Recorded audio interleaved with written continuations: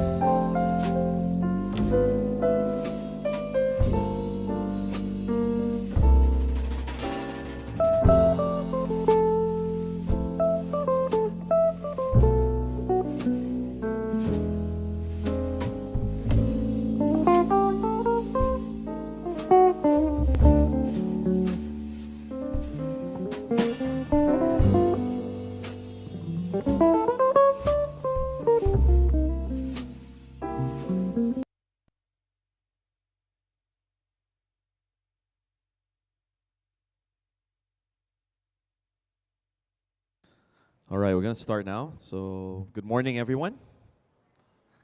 Good morning, everyone. Yes, that's better. It's a smaller group. As you know, all our sessions throughout the week are hybrid, meaning you can watch this online and also be here in person. So, welcome to Lambton College in Toronto. My name is Nicholas Reyes. I'm the project head for special programs. So I help out with orientation, convocation. You'll meet me more in the following months with our events. But anyway, really grateful to see people on campus. As you know, it's been a long time with COVID. Now we're slowly getting back. And just seeing students on campus just makes my heart very warm, you know. I know we're almost done with like all the restrictions, but countries are slowly like getting back as well. Anyway, so for today, we do have a jam-packed session. We do have Canadian culture, immigration, co-op and career services, / employment in Canada. So for people who are gonna look for jobs on campus or off campus, that's always a good session. Student services, and followed by a quick break. We do have some snacks for you guys at the cafeteria. So during the lunch hour, there's some light refreshments. Beside our building, there's a Tim Hortons. The one we have today is closed until next week, but the one behind our building is open. There's an entrance just right on this side of the building. There's a shortcut. You don't have to go around. And then at 12:45, you guys do have the Meet Your Program Coordinator. So all the program coordinators will be meeting the specific programs in the breakout room. So we will put the room number on the screens during the break so you know where to go. And then in the afternoon, we have Student Success, Tutoring and Mentoring Center, Academic Integrity, Guard Me, and we have Keeping Students Safe and Housing and Accommodation Tips, but that one is an online one. We will just play it here. The presenters will be doing the presentation virtually, okay? And other than that, let's jumpstart our session. So for the first one, we have Canadian culture. And we have a special guest from the Academic Quality Manager who will be presenting with her team. Let's welcome Ms. Shauna Sheldon. Thank you, Nicholas. Good morning, everyone. Welcome to Canada, welcome to Toronto, and welcome to Lambton College in Toronto. I'm so happy that we're back on campus. It's great. Our classes are going to be running on campus. There's a couple little adjustments going into this term, but you all would have received an email on that. We have had a tough 2.5 years, so we're really happy to be back on campus. We have lots on the schedule, but first I'd like to start with a land acknowledgement. Today we begin our coming together with a statement for us to reflect on the unique connections and relationships that Indigenous persons and their ancestors have had with this land for thousands of years. The land we are standing on today, or sitting on, is the traditional territory of many nations, including the Mississaugas of the Credit, the Anishinaabe, the Chippewa, the Haudenosaunee, and the Wendat peoples, and is now home to many diverse nations, Inuit and Métis people. We also acknowledge that Toronto is covered by Treaty 13, signed with the Mississaugas of the Credit, and the Williams Treaties, signed with multiple Mississaugas and Chippewa bands. Come on in. At this time, we would also like to recognize and support the United Nations Declaration on the Rights of Indigenous Peoples and the Truth and Reconciliation Calls to Action, and continue our commitment to support the process of reconciliation. I will now turn things over to my colleague, Mark Gonzalez. He's our Academic Integrity Officer and part of the Quality Assurance team. He will be delivering the first session of the day, Canadian Culture.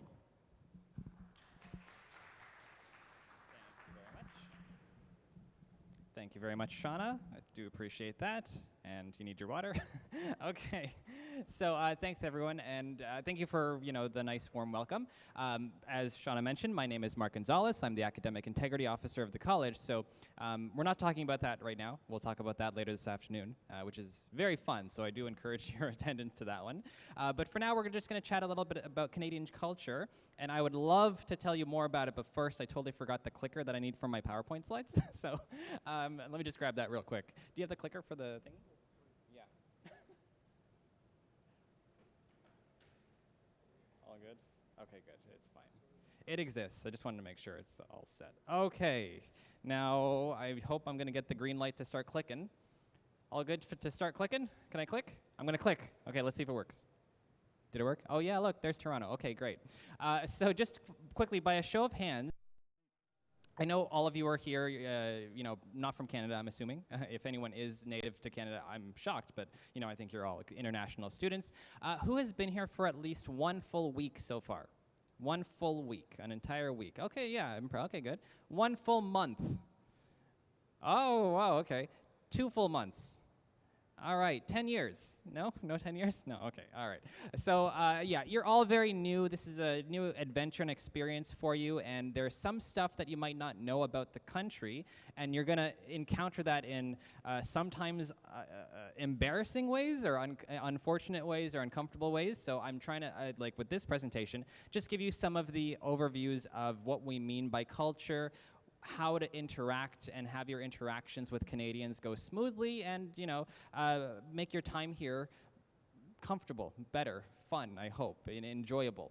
That's the bottom line there. So when we're talking about culture, we're talking about the way that we behave with each other, the things that we say and do with each other to make the experiences here in Canada different than other countries. And if you don't know the things that make Canadians Canadians, you might feel weird or awkward around us, and that can cause some issues. So we're going to go through basic things like body language, etiquette, stuff that could happen in your real situations, like scenarios that could happen in real life, and common things that you might know about Canada and getting rid of those things. For instance, here's a bunch of stuff that you might know about Canadians. And maybe you've seen these pictures before. Those of you that maybe have come here as a tourist for only a few days or so, and you pick up a souvenir, one of your souvenirs will probably have one of these items on it. Either a picture of our flag, something about Toronto or Montreal, maybe like a beaver, the one with the funny looking tail at the very top there.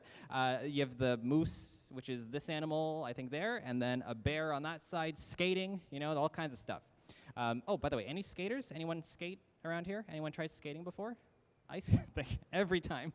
The only person is one of our volunteers at Gosh that says, yes, I skate all the time. It's fun. It's just, you know, on ice. You're going to need something to do in the wintertime, so I encourage you to try out perhaps some skating. It is quite enjoyable. But it doesn't help you on a day-to-day basis. Because you know what a moose is, doesn't mean that you know how to talk to a person. We're already going to talk about a moose, not so much. You know, oh, I know what a moose is, but no one cares. So we're going to try to break through some of these stereotypes, you know, bust through them.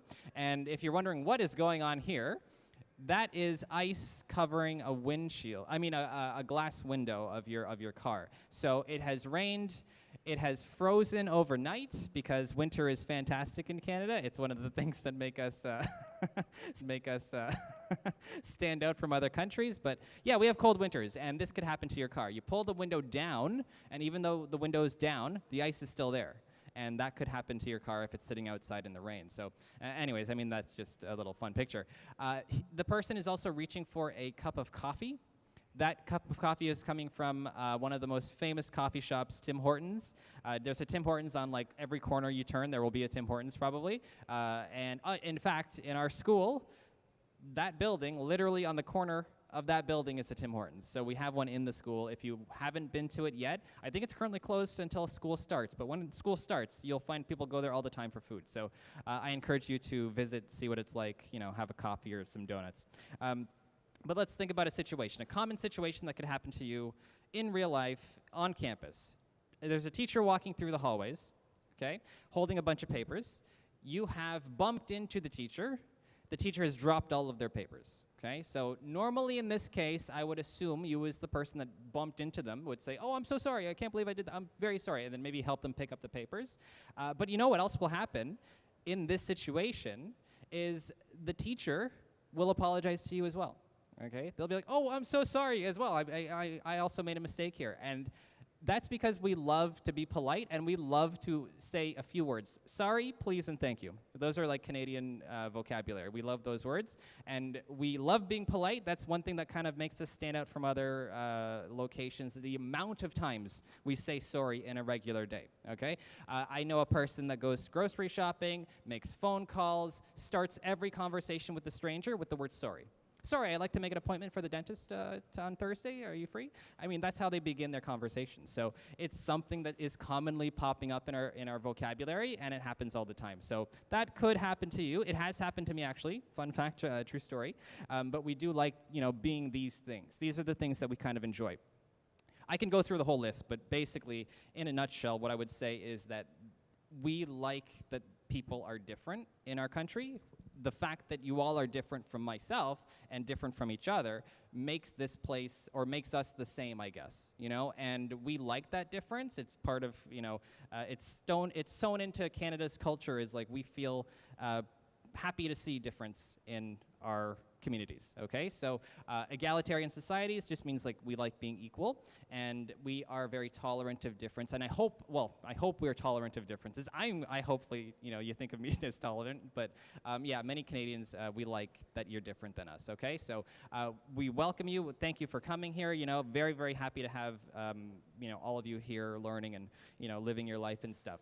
But how do you make sure that you're tolerant of a person? It comes through the things that you say and the things that you do with your body. Very much just standing right here, and the way that I'm standing and talking to you is, you know, I hope not so off-putting to many of you. So you'll have to do a few things to keep in mind. You know, body language is very, very important. There are some things that you should watch out for.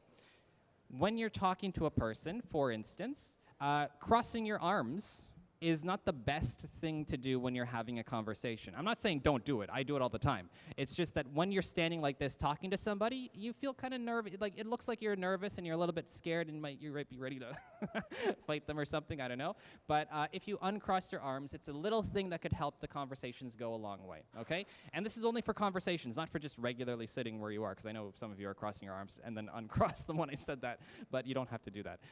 Eye contact is important too. but it's kind of like, what kind of eye contact are you using? Because if I'm, having a presentation and I'm looking at you, very different than if I were looking, I don't know, over here or over here. And I'm afraid of you, so I know Sahil, so I'm just going to talk to Sahil for the entire presentation. I wouldn't do that. But also, if I'm looking at you having a conversation, I should be blinking. So for instance, I'm going to bother you now, sir, but I'm just going to watch you for this entire conversation and then just stare at you and just start, having my presentation looking only at you, forgetting everyone else, not blinking. I'm not blinking anymore. This is very weird, right? I would assume. So be engaged, show that you're engaged, but remember that you're not a robot, and try to close and open your eyes whenever you can, okay? So blinking is good, eye contact, and also one thing that my mother says to me all the time, even to this day, and my mother's great and all, but I still do it, and she catches my bad habits, is keeping your hands out of your pockets during conversations. So when your hands are in your pockets, it is considered rude, and you're not really taking it seriously, whatever is happening. This conversation is not so important to me. I'm cooler than you, whatever, And before I would ever have a conversation with my mom, if I had my hands in my pockets, she would literally say, I'm not going to talk to you until, I have to take my hands out of my pockets. So she would look at me weird. She would look at me strange. She would stop talking completely, and then I would realize my problem, and I'd be like, and then pull them out, and then I can continue the conversation. So these are things to keep in mind. Body language, quite important with how you have your interactions with Canadians, and also personal space. So what does that mean? It means that we don't like being very close to a person. It's not that we are afraid of, well, it's not that we're afraid of, but we just become uncomfortable if you're too close. So it's not an offensive thing to, have someone step back from you, just naturally step back, just by accident. I do it all the time. There's a student talking to me, and it's totally fine. Conversation is good. I want to have more conversation, but I will just do one of these and then just walk back, not knowing that I'm walking back, because we like a little bit of space. I would describe the space as, if you can comfortably hug the person without falling over completely, you're probably too close, right? So if you fall over trying to hug them, you're at a perfect space for the conversation, right? So a few things to keep in mind there.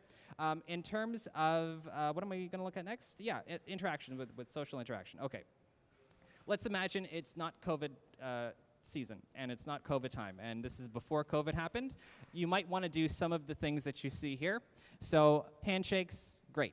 We love handshakes, they're totally fine, but of course COVID kind of, ruined that for many people. So we've replaced it with bumping fists, waving hello. What else is there? The tapping the elbows to each other, that's something that people do as well. So use whatever you prefer. There are many options for you. If you don't feel like handshaking, that's totally fine. Eye contact, like I mentioned, but don't go crazy with the eye contact. Smiling is good. It's never not good to smile unless you're smiling really weird as well, and very often, and you're not really doing anything but smiling. It's very odd to do, so watch out for that. Addressing by first names. Your instructors, in many cases, it's unlikely that they will ask you to call them Dr. So-and-so and their last name. My name is Mark Gonzalez, for example. You can call me Mark, right? You would never call me Mr. Gonzalez. That's very awkward and weird for me. And I've always, in the past when I had teaching, 100% always, and one of my students is here. He was Sahil is one of my old students. Yeah, Mark is how you would refer to me, right? Mark is the name. So Mr. Gonzalez is my dad, and he's not here right now, so that's fine. And anyways, moving on. After the handshake, you're done with touching the person. No more pats on the shoulder and hey man, and shaking and rubbing their hair for good luck. None of that stuff. Don't do that. And also, you want to watch out for the personal space. In terms of COVID times, there are a few things to keep in mind just in general, like, fun facts. I'm sure all of you are vaccinated here because you have probably been on a plane of some kind. So, masks, vaccines, very important. Physical distance, still important. So those of you that are wearing a mask, a good job. I wear a mask all the time, just not right now because I'm, talking to you. So if you are wearing a mask, that's great. And what are we doing next? Okay, so another scenario that could happen to you in your real life. Now, I promise you this is a safe situation that we're talking about for now. You're not going to be harmed in this situation, okay? So let's say you're driving a car. You're driving a car, and you get to a red light. The road is empty of all other cars. Nothing bad will happen to you if you go through the red light. It's totally okay. There's not going to be a crash of any kind, okay? So raise your hand if you would go through that light if it's red. Raise your hand. If you would, again, you're not going to be harmed. You'll be totally fine. Anyone want to go through the red light? Red light? No one? No? Are you sure? Maybe? Maybe? No? No? Okay. Okay. Just want to make sure that's right because, you want to wait for the green light. You want to wait for that green light and then proceed, even if there's no one watching, because it's the safest thing to do. And also, it's the rule of the road. And as far as Canadians are concerned, although not all of us follow the rules of the road, it is important to consider that, we like rules. Rules are important for us. Rules are a thing that we enjoy. I guess. Yeah, I mean, technically, it's my job. That's what my job is. I'm the academic integrity officer. So yeah, I love rules. And you want to be sure that you follow all the rules that you know of, and it's good to be aware of what the rules are. So if you know the rules, that's great. You probably won't break them. And there are rules from the instructors, rules from from the school itself, and just rules of etiquette. There's all kinds of rules. So we love those things.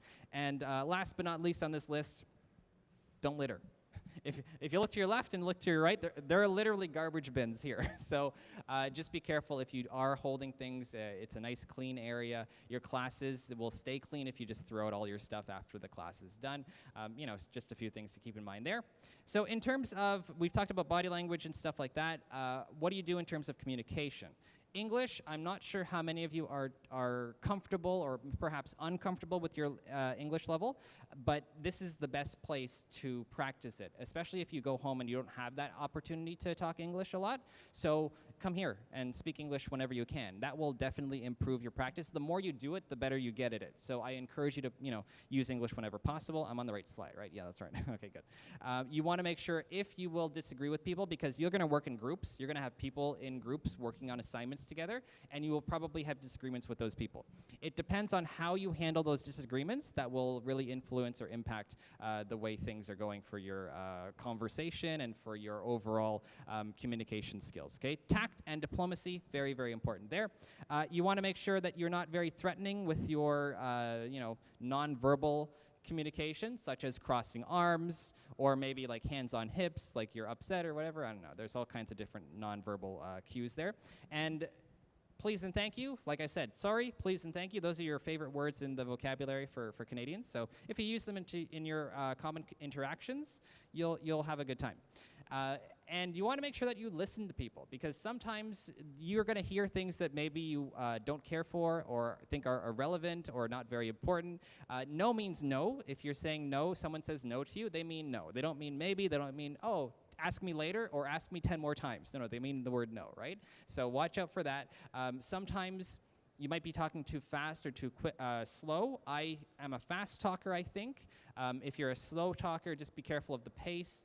I have to consider my pace as well, and sometimes I will slow down, but sometimes I forget, right? And also I have 30 minutes, so I'm trying to get through as much as I can in 30 minutes. And also, be sure to ask questions. Ask questions, because there are some times where I think many students come from places where questions of teachers are not very useful or used very often. It's just not a thing that people do very often. But in these classes that you're in here in Canada, I promise you, your teachers love questions. Your teachers want you to ask questions. They want to answer questions. They want to do it in front of the class so that all the class knows these things. So if you don't know something, there is a good chance someone else doesn't know the same thing. It doesn't make you feel, it doesn't make you look, stupid or awkward or whatever. They're good. It's good to ask questions, clarify things so that you're never, ever meeting me, the academic integrity officer, for, not so great things like cheating, right? So be careful with that stuff. Ask questions whenever you can. Very, very highly encouraged to do so. And yeah, I think that's it for the custom stuff. Now, let's say you've learned all of these things. You are an expert in Canadian communication. You've been here for a while now. We had a 2-monther, right? 2 months? 1 month. 1 month, yeah, okay, good. So you haven't gotten to that part yet, but I assure you, you are all gonna be part of something called culture shock. You're on an adventure right now. You have come to a new country. You have seen a lot of new things. That is great in small doses, in small quantities, okay? You see this place, oh, wow, it's so interesting. Okay, good, time to go back home, right? No, you're going to be here for longer than that. And so you're going to run into 3 specific stages. And what I wanted to point out to you with these stages is that they are normal, okay? It happens to everyone, and I just wanted to identify them. So when you see that you're feeling these things, everyone's going through them as well, happens all the time, okay? So you start off with stage 1, which is the honeymoon phase. Honeymoon period, I guess. And it's when everything is new, everything is great. everything is interesting and unique, and that's very exhausting. It's taxing on a person's like mind and body, and like you're doing all kinds of new stuff. Eventually, that feeling goes away, just like a regular marriage, I'm assuming, although I'm not married, but I think that's what happens there. And the next thing that happens to you is that you start to resist. You start to feel like, okay, this stuff is not like it was at back home. I can find things here that I have back home, but they're just a little bit different. Maybe they're more expensive. Maybe they're not, the same in some way. You're going to see these things happening more and more to you, and it's going to bother you more and more over time. So this is stage 2, and this is where depression can sink in. You might feel homesick. You might feel like, okay, I have to go back home. I can't deal with this right now. But if you stick to it, you will make it through to the next phase, which is acceptance, where that different stuff doesn't bother you as much as it did in the first 2 to 6 months of being here. After that, I hope, hopefully it does improve over time, but that's what you should consider. So these are 3 stages that happen. If you're trying to avoid them, or you're trying to make sure that they don't, you can't really avoid them, but if you want to make sure that they don't impact you so significantly that they are making you feel like you want to go back home, there are things that you can do. So if you start to explore stuff, you feel like you're going to do more exploration, that might be a good thing to consider. You want to make sure that you are trying new things. If you do try new things, you might expose yourself to things that you enjoy while you're here, and they might perhaps, replace those feelings of missing out or things that are not here from your home country. And you want to make sure that you are involved in things, and you want to be patient with this process. If you are struggling through this, consider that you have avenues of assistance. So different people can help you in these cases. We at the school definitely can, but consider friends and family, people around you, people back home. Keep those lines of communication open. Have those conversations. It's something that's okay to feel. So if you feel it, talk about it if you can, and if you can't find anyone in your circles to talk to, we would love to assist you in that. Student services is great for these types of things. They see it all the time. You can contact them via this email address right above my head here, studentservices@cestarcollege.com. Okay, so with all of that, I hope that I've told you a lot of things that you heard. I'm out of time. Thank you very much for listening to all this stuff. If you love this presentation, you're going to love academic integrity at 2 o'clock today, so that's going to be fun. But I will pass it over to Shauna, who's just going to chat a little bit about some of those student services that we offer on the Moodle page and stuff like that. How to find it, basically. Thanks. There you go. Thank you, Mark. Okay, so I'll be super quick, but I am going to be telling you something very important. We're going to talk a little bit about Moodle. How many of you have already been in Moodle? Some of you, not all of you. So Moodle is sort of the hub. That's where you're going to get access to everything you need to know about the college, all of your classes. It's really important that you put the Moodle link on your homepage or on your desktop so that you can get in there every day, get in there frequently, get in there regularly, because it's an information hub of everything that you need to know about the college. It looks like this is the home page. So you'll see at the top there are a number of different menu items. So you can see students, well, you probably can't see it very clearly, but student services, co-op and career, activities and events, center, administration, academics, and IT resources. So if you click on any of those links, you'll get access to those areas of the college. You're going to be hearing from most of these folks today anyway, but you're not going to remember everything that you heard today, so any questions that you have afterwards, you can go there first and see if you can find the information that you need. So Moodle, I mentioned that this is kind of the hub. So it is the college learning management system. That's what it's called. It's where you'll gain access to useful resources, as I mentioned, with those menu items across the top. How you can get in touch with key personnel. How many of you are in co-op? Probably most of you here are in co-op. You are in a program that offers co-op. So if you go on to the co-op and career section of Moodle, you'll see who your co-op and career advisor is. You're going to hear from co-op folks today, later on, I think this afternoon, later this morning.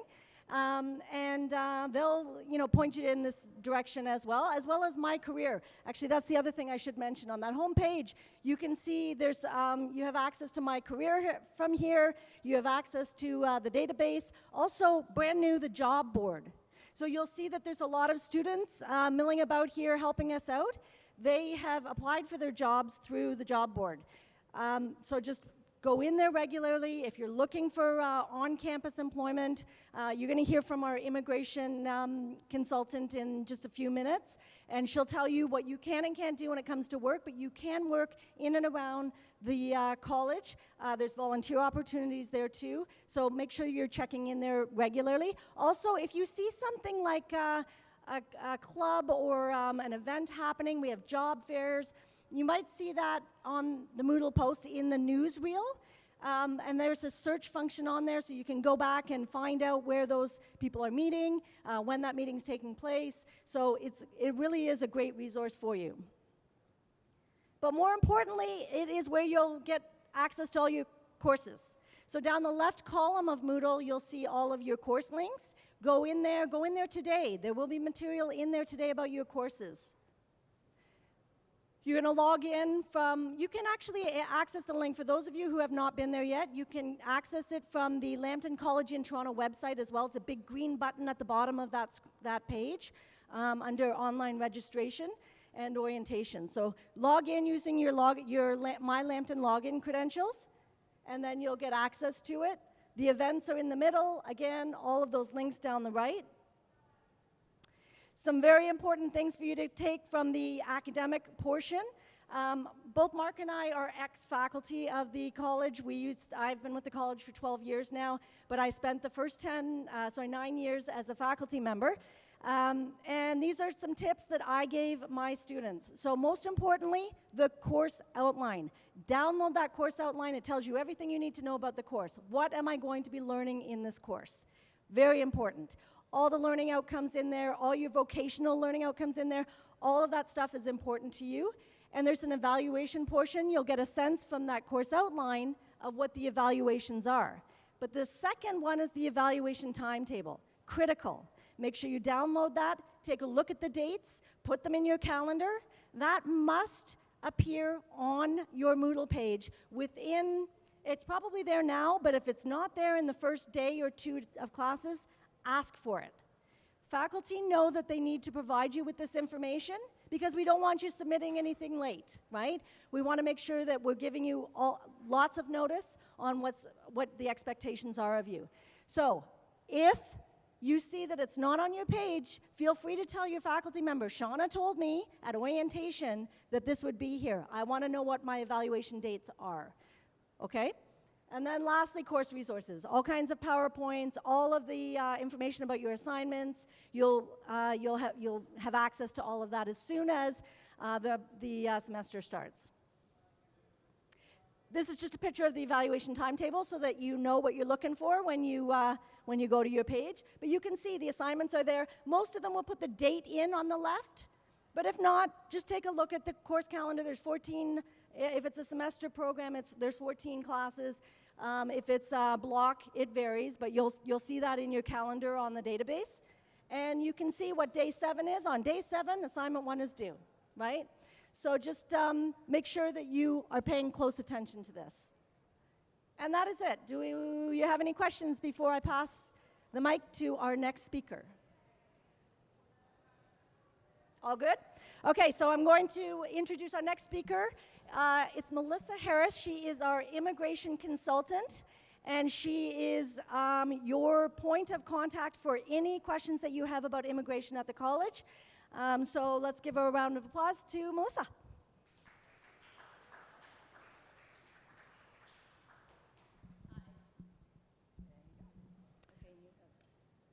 Oh, how do I click it? Okay, thanks. Hi, I'm Melissa Harris. I'm an RCIC, so Regulated Canadian Immigration Consultant. I sat on the ICC board for 2 years. So the information I'm going to start off with isn't on here, but I just really want you to listen to this because it's very, very important.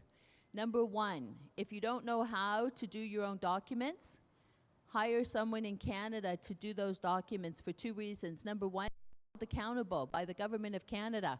If they make a mistake, you're not going to pay. They're going to be held responsible. You can also sue them. You can use a lawyer through the Law Society of Ontario to help you, or you can use a regulated Canadian immigration consultant. If you know how to do the paperwork yourself, I highly recommend that you do it yourself. But when you trust people to do it, the number one problems I found at the school is people's applications were done incomplete and they were refused an extension. So when you've already paid to go to school for a year and your extension's refused, you could be removed from Canada.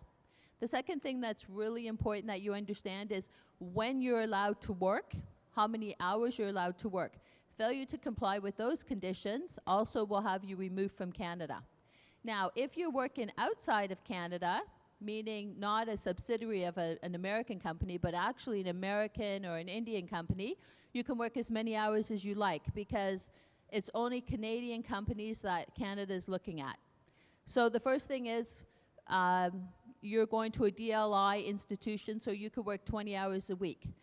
A very important thing that I find that the students don't understand is when you're on your break, like for an example between first semester and second semester, you're not allowed to work full time. It's only 20 hours. Each DLI has their own rules with the Canadian government. And this institution feels that you guys need that break so that you can be ready for your next semester and not get burnt out. When you have reading week or when you have winter break, which I think is December 25th till January 1st, you're allowed to work full time. It's really important that you follow these policies because failure to follow the policies could have you removed from Canada. So I'm online Monday and Tuesday nights from 11:30 to 1:30 in the morning, Indian time, or Sri Lankan time, or Nepal time is like 15 minutes difference. And then Wednesday, Thursday, Friday, you can reach me online from 11 till 1. And then on Wednesdays, I'm always on the campus. And if you have a problem, if you don't understand, don't listen to a friend. You know what? The school is providing the service to help you. Okay? So that's what I wanted to start off with. And we're just going to go through this. I have to stand here, sorry. Okay, permits. So you have a TRV. That's a temporary entry visa, study permits, co-op work permits, postgraduate work permits after you graduate from Lambton College. So what we're going to go through, when you come in, for an example, you come to Canada and you know you're going to need a co-op, ask for it at the airport. You could also do something that's called flagpoling, if necessary, to get it on flagpole in times. And that's when you cross over to the US, you come back and the Canadian immigration will give you your documents if you need them, and that's only if it's last minute. And then we have your postgraduate open work permit. And so when you apply for that, you apply for a work permit, but you pay the $100 to have it open. Once you finish school and you have your official transcripts, you can apply for your postgraduate open work permit. When you do that, within 24 hours, you're going to get an email from Immigration, Refugee, Citizenship Canada that says you can start working full-time until a decision is made. Sometimes they have two, until a decision is made, and sometimes they have a date, like, say, example, August 25th. If August 25th comes around and you don't have your postgraduate open work permit, you can't work past that day. So it's always important to, and the school is now doing this, to track your documents. You should apply for any extensions at least 30 days before it expires. But I'm just going to let you know, if you apply even the last day online, then you still have status. And that's called implied status. And implied status says you can still continue school. Okay. So the temporary resident visa, this is a student visa placed in the student's passport that allows entry into Canada as well as departures and re-entries. Granted by the embassy that processes a study permit, usually expires the same time as the study permit. So your TRV is different from your study permit. That allows you to leave Canada and come back. So what you want to do is you want to look in your passport and make sure it says multiple, not one-time entry only. If it does, you're going to send it in and ask for an amendment because you're a student. And if you want to leave Canada and come back, you need to have a multiple entry. And if this one is expiring, your TRV, recommend it to apply 90 days before it expires. Okay, study permits. Okay. An immigration visa that allows students to live, study, and work in Canada temporarily. Most important document that an international student receives. Gives temporary status and is required to obtain a student card, social insurance number, and a work permit. So your social insurance number you can usually do at the kiosk at the airport. If you don't do it there, you can go into any Service Canada Centre for your social insurance number. Or maybe it's Service, I think it's Service Ontario. Okay. Must be valid for the duration of the program of study and stay of the students in Canada. So the one thing that you should know is that your study permit should be good for 90 days after you finish school. If you finish school early, your study permit is null and void after 90 days. And that 90 days is for you to apply for your postgraduate open work permit. Do you have any questions so far? No? Okay. Please check the expiry date to be sure to renew within the timelines if necessary. A lot of students are not renewing in time. And what happens if you don't renew it? You lose status. Once you lose status, you have 90 days to apply for restoration. Failure to do that, you're removed from Canada. Okay, and when we mean removed, we mean deported. Canada government will deport you. So it's most important that you always check your status dates and know. Yesterday, some students wanted to know, is there any way to apply for a study permit without paying the government? I'm telling you now, no. If the government doesn't receive the money, you don't receive the status. Okay, co-op work permit. Okay, so your co-op work permit says co-op right on it. And if it expires before you do your co-op, same for an example, you had an emergency, you had to go home, or you had an illness, or you failed some semesters, you apply to renew it. There's no fee to apply for your co-op, but you do need a letter from the school to upload to say that you are doing co-op and the dates. Okay? And co-op would be like any other semester. The first day of semester, sometimes, depending on what's going on with the school, you may be able to start a week early, but the school sends you a letter. And the last day of your class is the last day of co-op. And when you're doing co-op, for an example, say I have a paid co-op. Woohoo! Someone's paying me to go to school. I can still work my 20 hours a week, okay? Because co-op is considered part of school.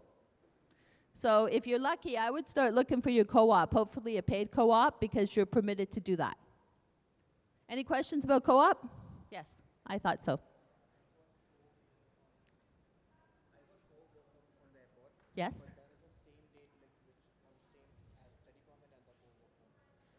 Yeah, yeah, it's okay. Does it allow you to do your co-op in the time you're in school? Yeah, yeah. Well, sometimes it's not. If you didn't get so sometimes when you apply for your co-op study permit and your co-op work permit and everything will be the same dates. But if you didn't get one, the dates will be different. But as long as it doesn't expire before your co-op is finished.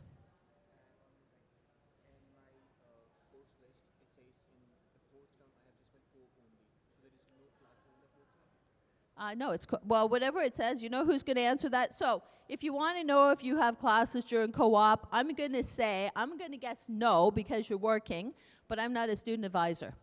So the only stuff I could tell you about is immigration. If you need any other information, always know who your student advisor is, your co-op advisor, and I think Shauna said it's in your Moodle, right? You could track down.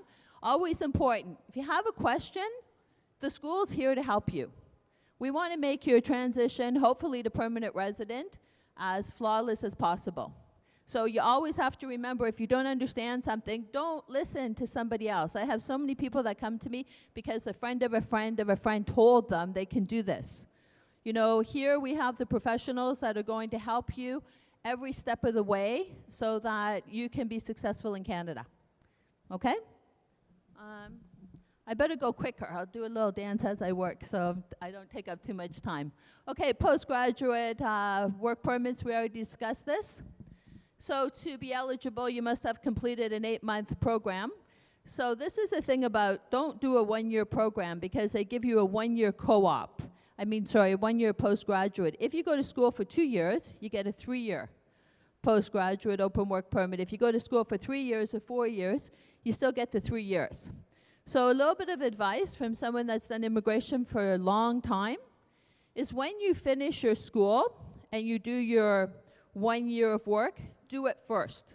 Take the English test and apply for permanent residence.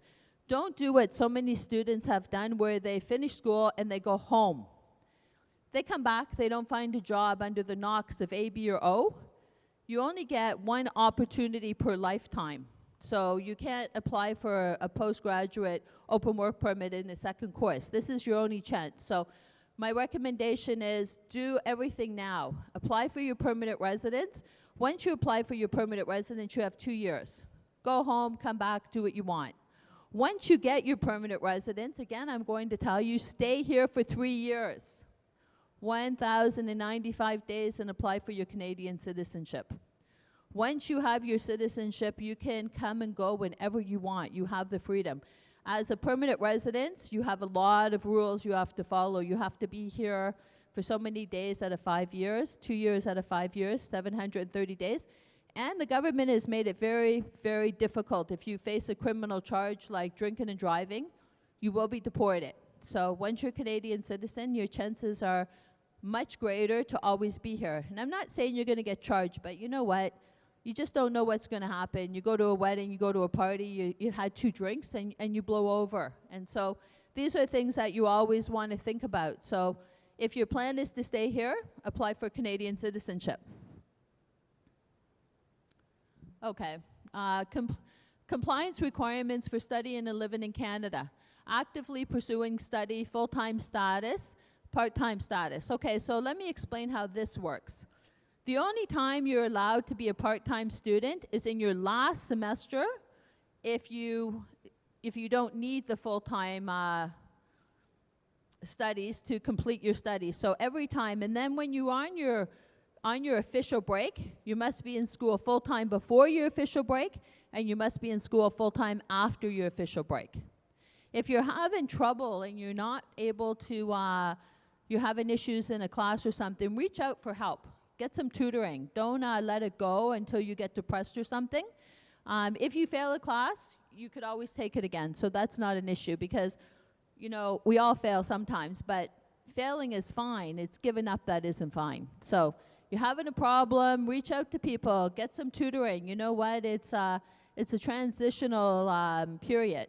And I know this personally because both my children attended school in Europe, in Germany and France, and they didn't even speak the language, and they managed. So it's difficult, but you know, it's definitely worth the experience, even if your plan is not to remain in Canada. Okay, so then we go in working on campus, working off campus, schedule breaks, taking a term off on schedule break. Whenever you take a term off on schedule break, try to get something from the college because that does affect your postgraduate open work permit. But if you need to take a semester off, the one thing you have to realize is you're not permitted to work at all, okay? If you work and you take a non-scheduled break, same for an example, a family member sick or something, you know, don't work because working on an unscheduled break, you will not get a postgraduate open work permit. Okay, suspension. I'm not sure why you can get suspended from the school. I'm really not aware of that. But if you're facing a suspension, take it very seriously because maybe that would affect you remaining in Canada. Extensions, restoration of status. So 30 days before your study permits expire, you must renew.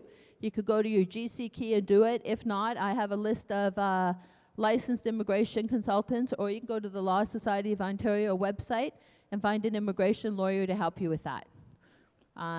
You know, because if you do something wrong and you don't know what you're doing, you could be refused.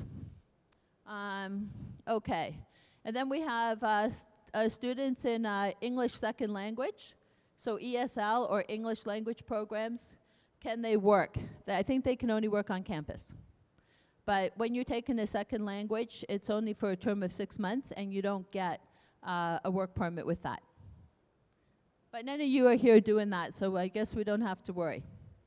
Okay, actively pursuing studies. International students that hold a study permit are required to actively pursue studies, remain enrolled, and make reasonable and timely progress towards completing their program. To be considered actively pursuing studies as required by Immigration, Refugee, Citizen Canada, a student must be enrolled in full-time or occasional part-time credits load last semester only. We discussed this, right? So full-time, last semester, if you only have 2 classes, then the government says fine. Full-time status, okay. Full-time enrollment is one of the requirements to work in on or off campus.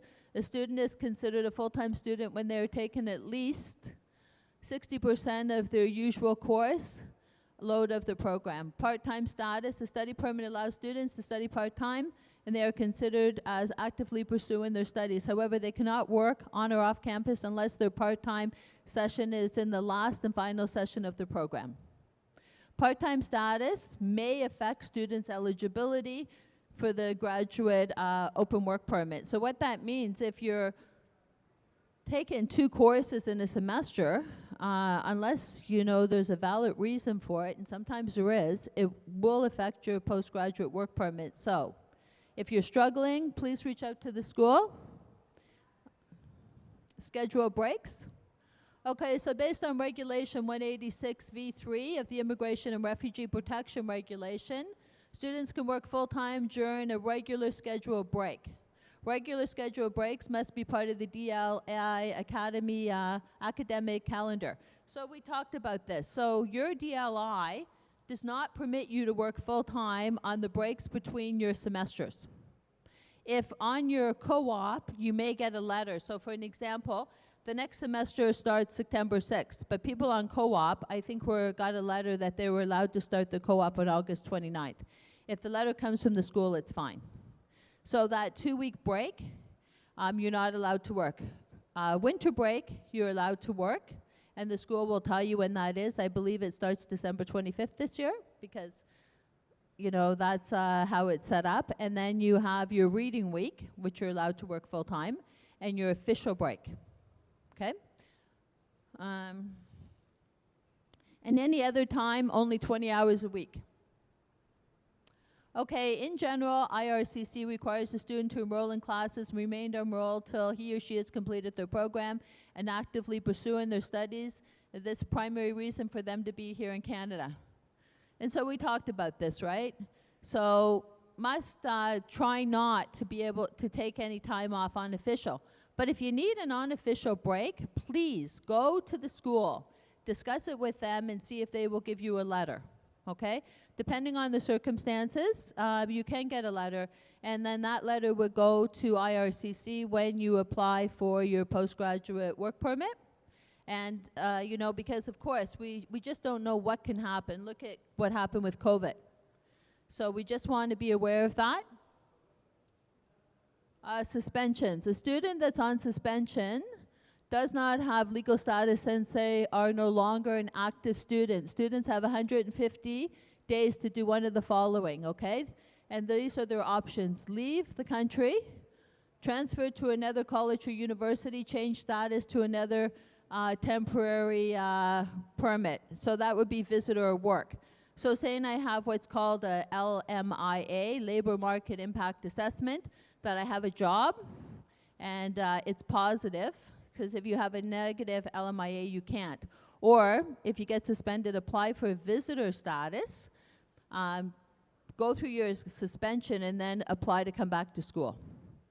Okay, but if you don't do one of those, you will be removed from Canada.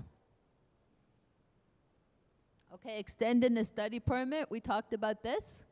So 30 days before your study permit expires, please renew it, okay? You can go to your GC key, you can go to a lawyer through the Law Society of Ontario, or you can go to a regulated immigration Canadian consultant through CICC, okay? And that's on my bag, College of Immigration and Citizenship Canada. Restoration of status, okay. This is very important, and this sometimes happens, and it's not that the student plans this, but you know what? They mix up J for June or July, August, April, A. They're in a new country, they don't realize, and they look at it's now June, or it's now July, and their status ran out in June. So what's going to happen at that point? You don't go to school, you don't work, and you don't leave Canada. You apply for restoration of your status and a new study permit, and while that's in process, you cannot work and go to school. If you comply with them, you will, but the problem with restoration right now, they've been taking 4 or 5 months to go through. That's 4 or 5 months that you can't go to school. And so that's something that you want to look at. So that's why it's so important to maintain your status. If 90 days passes and you haven't done restoration of your status, most likely you're being removed from Canada. Now, we've had a few exceptions in the past due to COVID, there was a period of 8 months that you didn't have to apply, but the government's very strict. Immigration, refugee, citizen Canada doesn't have a bleeding heart, okay? They take a look at your documents. If you have an issue with your documents, I'm going to tell you, don't do them online. Do paper-based, because paper-based, a person's going to read them online, it's out of the computer. So if you have extenuating circumstances, apply on paper. So here it says, submit an application within 90 days of losing their status, keep meeting the requirements for their stay, have met all the conditions listed on their permits, and pay the restoration fee. Remain in Canada. Cannot work or continue school until status is restored. Failure to comply may result in the right to remain in Canada. So if you find that it has expired, please follow those rules, do restoration, and apply for a new study permit from within Canada. Once you leave Canada, you can't do restoration. Okay? Okay, errors on immigration documents. Okay. IRCC will correct temporary residence documents if Canadian immigration officials have made an error in recording the information. So for an example, as long as the status is valid, they will do a correction. And I'm going to tell you, in the last month, I have seen so many mistakes from Immigration Canada. Almira was Alvira. They have one daughter's first name and the other daughter's last name from Pakistan. They're only sending one medical report. I don't know if it's because Immigration Canada has hired a lot of new people, but if they make the mistake, they will fix the document. You can have it amended at no cost to you, okay? So if your birthday is wrong, if anything's wrong, while you still have status on that document, you have it amended. You go through your GC key, you upload your documents, and you upload the documents, and they'll amend it. Okay, I'll go to the next one. Okay, can students who are studying non-English work in Canada? So let's see, that stands for International Language Academy something students will not be eligible for a work permit. So sometimes when you come to Canada, you don't speak enough English, you will go to, I don't know if this school has English as a second language or another school, and it's usually 6 months. If you finish your program early, you're still not permitted to work. And then once you enroll in your actual, and this is something else I want to tell you. Do not recommend a private college to international students. If you're a domestic student, private college is fantastic. But private schools are not been allowed by the Canadian government to give postgraduate work permits. So if you're at a private college and you're an international student, you won't be able to work, okay, when you finish school. So very important to always remain in a public college for international students. Okay, students' academic and personal challenges, right? So low GPA. So I think you have to reach a certain GPA while you're in your school. I wouldn't know what that is, but I'm sure they will. Failed courses. So if you have failed courses and you're on your official break, can I take a course that I failed while I'm on my official break? And the answer is yes. And still work full-time. And then personal issues, illness, and financial problems. Please, if you're having any of these issues or you have any of these issues, go to your student advisor. They're professionally trained to help you and to work out any issues so that you can continue your studies in Canada. Okay, COVID-19 updates. Okay, so this is just the Arrive Cam, and this is the first part. Now, they changed it again in January, which I'll go to the next one. So just, you have to be fully vaccinated to come to Canada. Some governments have changed that. Trudeau, our Prime Minister, has not changed that. So you must be fully vaccinated to come to Canada. So it's really the only condition now that we have. Like for an example, I'm a Canadian citizen. If I wasn't vaccinated, would I be allowed back in Canada? I would be, but I would have to quarantine for 14 days. But I'm fully vaccinated, okay? So, you know, I think to be in this campus, anyone working here must be fully vaccinated, or I don't think they're permitted to come in, at least last time I checked, so you don't have to worry. All right, so apply online study permits. So students applying for a study permit should apply online whether they're outside or inside of Canada or already. So you can apply online, but if you have an issue, remember to apply on paper. All right? Apply online is quicker, no cost for postage, and you can see your application is in process, submitting as many documents needed to complete application is possible. Include a letter of explanation for any documents that are missing due to COVID-19. If you can't apply online because of disability or because there's a problem with the online applications, you can apply on paper. If you've been refused, it's suggested you reapply on paper. And the reason we reapply on paper is because a human being is going to look at your application, okay? So something to think about if you have been ever refused or you have a friend refused. Okay, so online study, how is the postgraduate work permit eligibility is affected? New measures are now taken to assist international students to ensure their studies completed outside Canada will count towards a future postgraduate work permit, and by allowing international students to complete their entire program online and still be eligible for a postgraduate work permit. The measures apply to international students who are enrolled in a postgraduate work permit eligibility program and meet other all postgraduate work permits. Now, I think this is no longer standing. I think this was from 2020. So depending when you were in school to what you would be eligible for. Okay, apply for a study permit before starting program. Any time spent studying online from outside of Canada since spring 2020 counts towards the length of the postgraduate work permit. Before the only time spent studying online, after the approval if study is permit, sorry, hold on, approve of a study permit counted, okay? So what happened before is so many students, and I don't know if you're aware of this, were taking the courses online. And then when they applied to come to Canada, they were refused. And so that was a big issue with the Canadian government that we all took seriously, because how can you approve people to take a course, and then when they apply for their study permits, they were refused. So most times the colleges have been very decent at refunding the money to those students.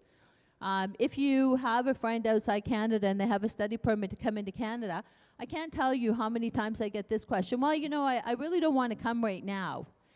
If you get the study permit, if you have a friend, tell them to come now, because it doesn't mean that study permit will exist forever, okay?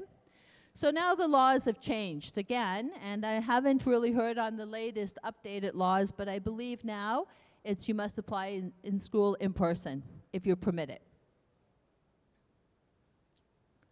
Okay, new requirements for travel. So as of January 15, 2022, at 11:59 p.m. Eastern Time, all travelers must qualify for to qualify as a fully vaccinated traveler to enter Canada.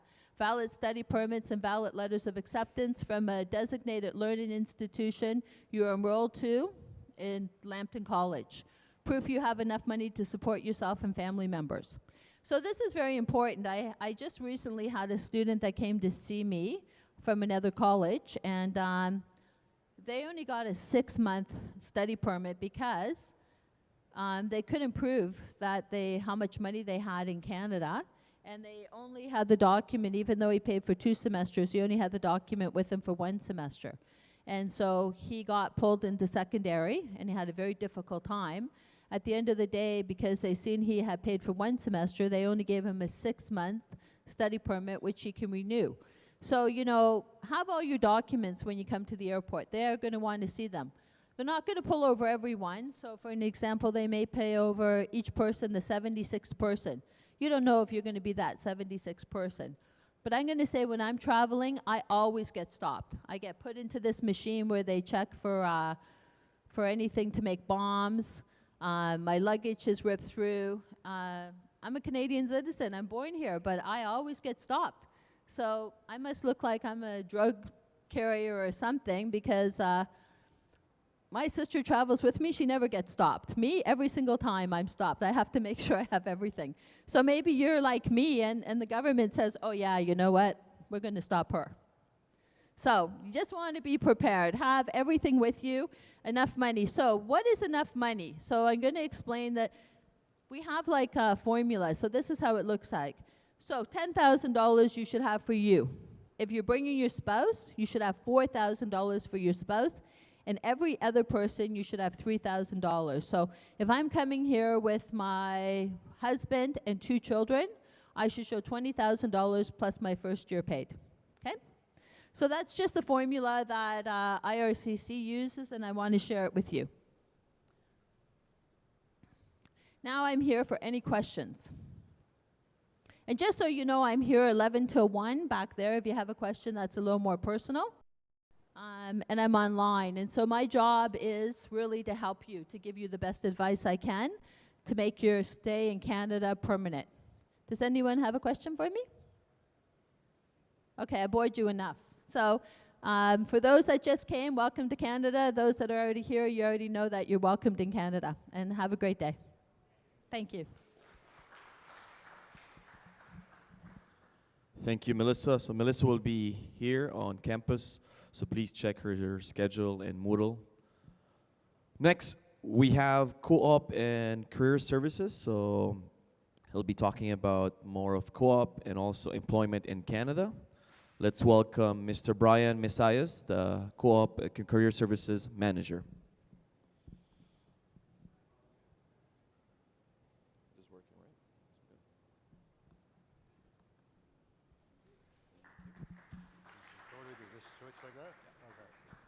Good morning, everybody. How's everybody today? Good? Waiting for this to finish so you can get back to your normal lives? Yeah? Okay. So I'll try to make this quick and painless. So I'll be, what I'll be doing is I'll be walking up and down so that way I can see the screen. So my name is Brian Messias. I'm the Co-op Career Advisor Manager here in the Toronto campus. So I am here to bring you through what we have to offer for you here on campus in regards to employment in Canada, and then when you get to your 4th term, your co-op term. All right, so if you have any questions, we'll save them till the end. Okay, so I just want to confirm, can you hear my voice okay? Yeah, okay, perfect. All right, so let's get started. Okay, so what you see on the screen there is all the co-op advisors that we have in our department. Okay, so each co-op advisor is assigned to a specific program. Okay, so you see my name there. I am not only a manager, but I also look after the CCBT program, the Supply Chain Management program, and the Food Quality Service program. All right, so if I am not your co-op advisor, then it could possibly be Diana McLennan with BMAC, Construction Project Management, Pamela Chan as MADT, MMDT, MMPT, PMIT, PMLT, Peter Tellis Langdon, BMHT, CSAT, Financial Wealth Planning Management, Andrea Spence, AMIT, OHST, and QAMT. So do you recognize who's your co-op advisor? All right. Okay, everybody knows who they are? Okay. So please remember who your co-op advisor is, okay? We always get the same thing from students. Oh, I don't know who my co-op advisor is. So we will update you on Moodle every once in a while to advise you who your co-op advisor is. Okay, we also have what we call drop-in hours. Okay, so between the hours of 8 a.m. to 5 p.m., you can drop by and use the queue list and meet with any one of the advisors that are on campus. Okay. Okay, so this is how some of the services that we offer to all the students, and it's very important that you utilize the services that we have here. Each of the co-op advisors here on campus have various types of backgrounds. Okay, so for example, my background, I come from human resources and recruiting. So I know what it's like to find people, okay? I know what it's like to look at resumes. I know what it's like to network with people, okay? We also have different backgrounds as well with the other advisors, right? They may have a specific industry targeted area. Oops. Okay, so some of the services that we offer here are one-on-one appointments. Okay, so if you have any questions in regards to job searching or specific questions about resumes or an industry that you might be interested in, yeah, feel free to book an appointment for that. Resume critiquing, okay? Resume is very, very important, okay? So my advice to you is start working on your resume right away, okay? Because that's going to be the key for you to find a co-op placement in your third term. Is always the resume. So we're there to critique it for you. Also, cover letter critiquing as well. Job search assistance, online presence feedback. Very important. We also do interview preparation. So if you have an interview, you can come to us and we can discuss what to expect in an interview. Okay. We also do mock interviews as well. So what is a mock interview? Well, we put ourselves as an interviewer and we ask you specific questions. So one of the questions that I always ask students for mock interviews is, where do you see yourself 5 years from now? Okay, where do you see yourself 5 years from now? Where do you see yourself 5 years from now? As a software developer, as a back-end developer. Okay, as a back-end developer? Okay, good, good. So just think about that question. Where are you going to be in 5 years from now? Okay, because they're going to ask you that question. For sure they will. Another tough question they ask is, what was the most difficult work-related situation you've been in?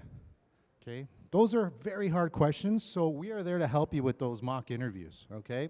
So we recommend that you make use of these valuable service provided to you. So we're here all the time. We're on campus. We're available via email, okay? Or even a specific phone call if you want to give us a call, that is fine, okay? So we're here to help you. Okay, so here are the advisors' role here on the campus. We provide career and employment development services. So some of the resources include assistance with resumes, cover letters, and other job searching documents, assistance with interview techniques for work term recruitment, assessment of suitability of work term employment opportunities, and monitor the co-op term. We also do ongoing development and delivery of the CPP 1001 program, otherwise known as the co-op preparation program. So you will be doing this program in term 2, okay? So we're going to get a little bit into details about that course. We also conduct classroom visits for term 3. So when you get to term 3, that is when you're going to start looking for your co-op, and we're going to do a term 3 class visit where we're going to explain to you all the co-op policies, procedures, and what to expect for your upcoming co-op term. Okay, so we will be doing that. Career services, we also help you with marketing materials, job searches, and one-on-one appointments can be booked through the My Career system. Okay, appointments with your co-op advisors, there are 2 ways. One is through the My Career Center, so check the availability. Every co-op advisor has a schedule set. So if you go into your My Career profile, you can look at their schedule, you can book the appointment that's there. So for example, with me, I don't have my appointment schedule set up because I'm also the manager, so I also deal with the managerial duties. So if you want to see me, just send me an email and we can accommodate a date and time, okay? Also, if there are no appointments available, just send us an email with your name, student number, and your program name. Reasons for wanting to meet, because some questions can be answered very specifically via email. Okay, so this is where you're going to go into your My Career profile and book your appointment. You're going to log into your My Career profile. You're going to click on co-op and then go all the way to the bottom to appointments.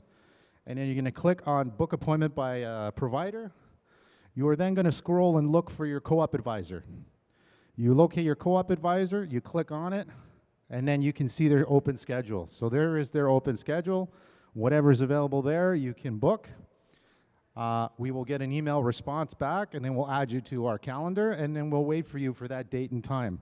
Now, it's very important, if you do book an appointment and you cannot make it, please contact us, so that way we can delete the appointment and we can attend to another student. All right, your MyLambton email. So everybody's got their MyLambton email? Okay, your MyLambton email you need to get very familiar with, okay? You're going to be using that a lot when contacting us, okay? So this is how we communicate with the students.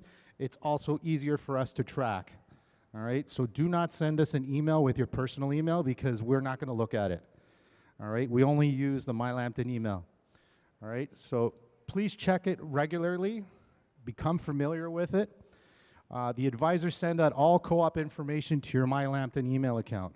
Okay, so for example, right now, it is co-op term right now for a lot of students going on right now. So we always have new jobs that pop up. So we send mass emails to all the students. So that's why it's very important that you look at your My Lambton email regularly. Okay, so set up your email for success. So create a proper email signature.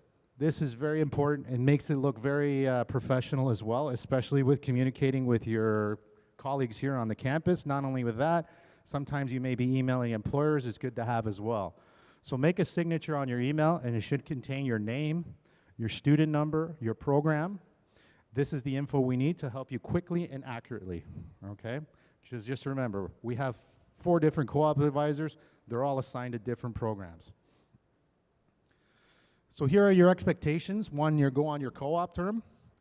Okay, your credit requirements is you need to complete your co-op contract, which is your start and end date. Okay, so let's just say your co-op, our co-op term started this week, started on Monday, and it ends on December 17th. So you cannot end earlier. It has to honor that contract, okay? There's also the completion of your hours. So the minimum required hours to get your co-op passing grade is 420 hours. That's minimum. There is no max, and you must work a minimum of 30 to 40 hours per week. You also have some online modules to do as well, so you need to complete those, and then your submission of your final work term report is required to get that passing grade. All right, you guys are just starting, but once you get to that point, you just want it to end, right? So yeah, we try to get everything done as quickly as we can. Okay, so next is in term 2, you're going to be taking a course called the Co-op Preparation Program, which is otherwise known as CPP 1001. It is a graded course, so there is a GPA, and it is a very important course. Some students don't take it serious because it's not associated with their curriculum, but guess what? This course is the most important course because this is going to prepare you for your co-op job search. All right, when we have students struggling, it's because they never took this course seriously, okay? So it is a graded course. It covers important topics such as your co-op approvals, policies, co-op resources, marketing materials such as your resume, cover letter, okay, online profiles, interviewing techniques, networking skills, market research, job strategies, and also health and safety. Okay, every employer takes health and safety very serious in the workplace, so we cover that as well. So since you guys come from different countries, obviously the employment is different compared to here in Canada, so you need to be very well aware. That's why this course is very important. Okay, it's only 10 weeks. Trust me, if you do well in this course, you'll be able to secure your co-op very easily. Okay? All right, next is your My Career website. So everybody has access to your My Career. All right, so there you can book your appointments. You can also check for part-time postings under career services. So if there are some postings that you're interested in working here on the campus, for example, being a student ambassador, there's some positions on there that you can visit. So you just need to go to your Moodle, click on part-time postings under career services, you'll be able to access. Also, there'll also be some events such as job fairs, okay? Now that everything's slowly getting back to normal, people are getting back together, everybody's coming back on campus, that eventually the job fairs are gonna come back. And the job fairs are very important because that's where you're gonna network with prospective employers. All right, so my advice that I tell all students, especially first-term students like you guys, is to research the industry that you're in. Okay, look for 5 companies that might interest you, that you wanna work for. Look into that company, find out their story, how did it get started? What are their hiring processes, okay? What are the benefits, okay? So that's what I tell students all the time. Research those companies because believe it or not, you're gonna get to your 3rd term like that. Time flies quick, so you wanna be prepared. Okay, there's also the co-op job postings. So when you get to your 3rd term, you will have access to the My Career Job Board. Okay, so we have hundreds of employers there that use our students regularly for every co-op term, and we post it there. So you'll have access to that during the 3rd term. Okay, so when you log into your My Career, you'll go into a page like this, click on Login, type in your student ID number, your password. It's the same as your My Lambton email password and not the same as Moodle, okay? So here it is. So you look at your My Career Services, you click on Career Services, you can see the job postings. Okay, you have job postings, appointments, so you have all that area there. Okay, also, here are the My Career events. Okay, so everything's slowly getting back to normal, as I mentioned. So eventually, employers are going to come do some little mini job fairs here. Also, outside of college, there's a lot of organizations out there that organizes massive job fairs.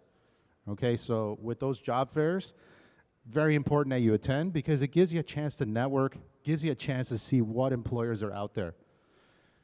Okay. Okay, so now we're going to look at the job market. So you got advertised and hidden job market. Okay, so what you see on the screen there is an iceberg. All right, so an iceberg is a big piece of sheet of ice in the middle of the ocean. Believe it or not, only 20% of its body is above water. Okay, so companies don't like to spend money on advertising, okay, because it costs money.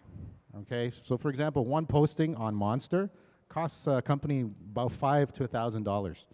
So companies don't want to get into their bottom line and spend money unnecessary. So there aren't a lot of jobs advertised out there. Where are the real jobs? Well, it's in the hidden job market. So in the iceberg, the rest of its body is below water. That's the hidden job market. What is the hidden job market? It's called networking. Okay, it's called talking to people. Believe it or not, people know people. Somebody knows somebody. Somebody knows somebody who might be looking for an employee. Okay, so my advice as well is get to know your instructors. Your instructors have worked in the industry that you're in. Okay, so they may be able to help you to get into that hidden job market. Okay, so basic job searches, okay? Everybody goes on online job boards, Google job postings, social media, advertisements, or even agencies that are out there. All right, you also have different types of job search sites, such as Indeed, Yulita, Job Bank, and LinkedIn. Okay, the place to look for a job right now is through LinkedIn. Okay, so how many of you guys have a LinkedIn profile? Good, good, good. All right, familiarize yourself with LinkedIn, okay, because that's going to be the key to networking. That's how you're going to find your hidden job market. Okay, networking is the best way to assess the hidden job market. So networking is meeting new people, you're making connections, building and maintaining relationships, keeping contact on an ongoing process, reciprocating help, okay? And networking, for example, is not shaking as many hands as possible, asking for a job, okay, a scripted process, or the same for every job seeker or an immediate process. That's not networking. So networking is basically interacting with your peers, all right? Also, here on the campus, they do a LinkedIn learning session. So my advice is whenever you see it available in this atrium, to attend it. Okay, just like any other program, it evolves, so there are some new cool tools that come around, so you want to familiarize yourself with that. Okay, so here are some resources for you students. So networking, so here are some organizations that you can join in networking, such as Young Professionals Networks of Ontario, the HipHOS, meetup.com, or 10,000 Coffees. Those are the websites there. Okay, job searches. You've got tons of websites to go to for job searches. Obviously, everybody knows Indeed, Yulita, LinkedIn, but there are other ones such as Talent Egg, Canada Expo Jobs, Prefer New Jobs. Okay. Also, bigger companies advertise within their own websites as well. Okay, so for example, if you want to work for Rogers or Bell or any of the big banks, all the jobs will be posted there as well. Okay, next is email etiquette. All right. This is very important, all right? Email etiquette is very important because it's about your professional image, okay? So it is important to send professional emails as part of your job application. That is your first impression they have of you. So before they look at it, they look at your resume. So with your resume, you want to use spell check or use Grammarly. Use Grammarly, you have access to it. Okay, to perfect your spelling and grammar, thank you emails are also good practice when following up with employers and ensuring you have a positive, lasting impression. So when emailing anybody, ensure you are referring to the individual in the appropriate manner, such as sir, madam, or Mr. or Miss. And you can only use a person's first name if you have met them and have been given permission to use their first name. It's not that it's Mr. or Miss or Miss.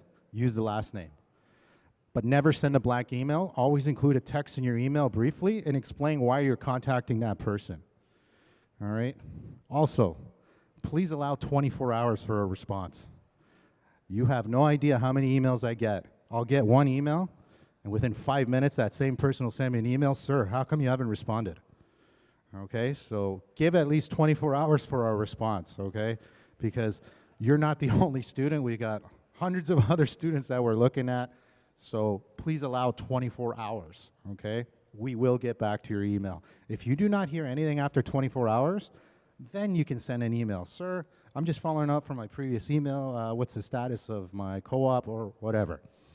Okay, so just allow that. Also, cover letters. Okay, so what is the purpose of a cover letter? A cover letter is a prelude to entice a recruiter to look at your resume. So it's like a preview. Okay, it's almost like when you go to the movies, you see a preview for a new movie coming out. It's something like that. So you introduce yourself, you inspire employers to want to meet you, and you want a chance to demonstrate what communications skills you have. So here are some tips. It cannot be more than 1 page. Always standard business letter format with your name and contact information at the top, and written in full sentences and complete paragraph. Nobody buys what you do, they buy what you do it. So show your why. Okay, so just remember, if you're having any struggles with cover letters, resumes, please come see us here at the Career Center. We can help you out, okay? Okay, most important one, your resume. Okay, your resume is gonna consistently evolve. One of the biggest struggles that students do use is they use one resume to apply to hundreds of positions. That's the biggest mistake students make. You must have at least 5 different versions of your resume. And what do I mean versions? Well, it depends on what type of job you're applying to. Okay, every job is different. Every job has a different job description and a unique skill standard set.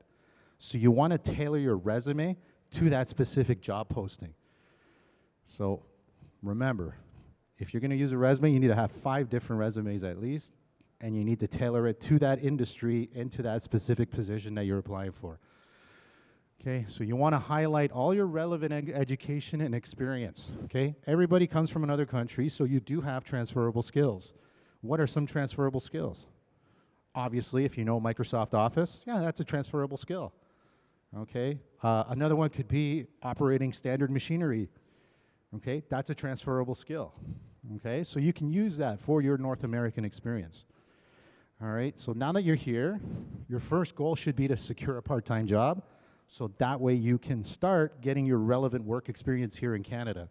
So that way you can build your resume, so that way you can build it towards your co-op term. Okay, so you want to highlight any additional relevant qualifications and skills that you have.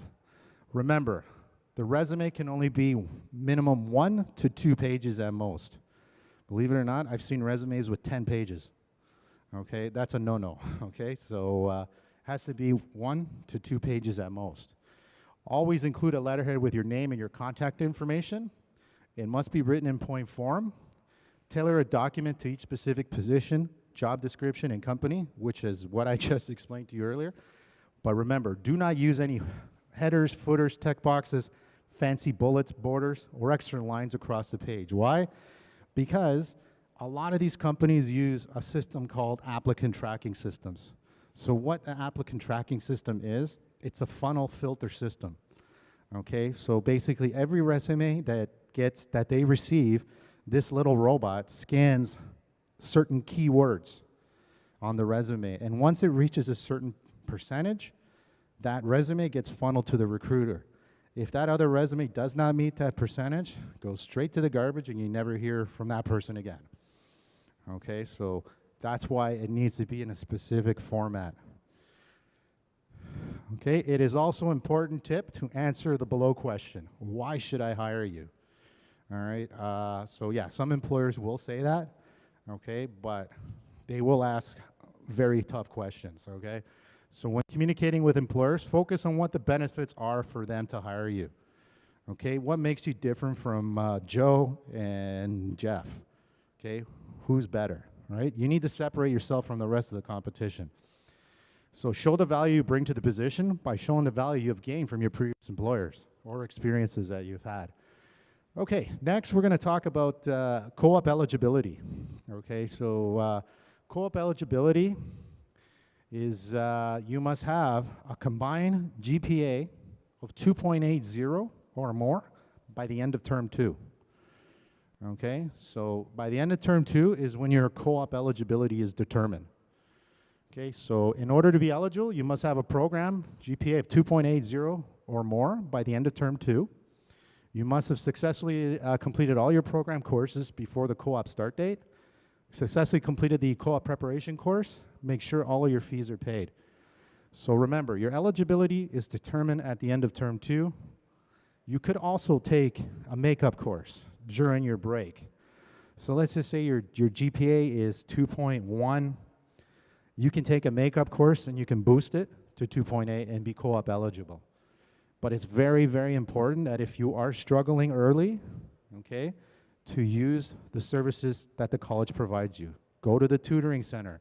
They can help you boost your marks, get you working faster, so that way you can become co-op eligible. Okay, because it is very important that you do co-op. It's in your best interest. Okay. Okay, so here are the co-op preparation timelines. So what do I need? How much work? How much can I work? So you have your study permit. Okay, you can still work part-time. You can only work part-time up to 20 hours a week.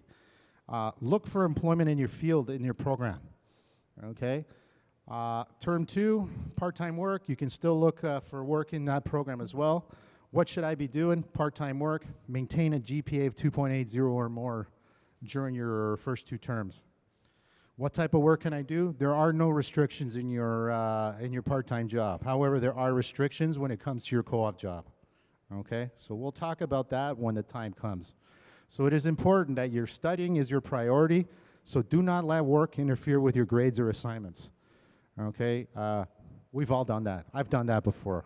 I used to do 2 full-time jobs, and I was a full-time student.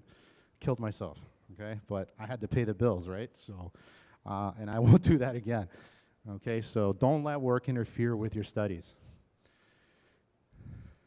So how much can you work, part-time or full-time? During your break, you can work full-time. Once your break ends, you can go back to part-time.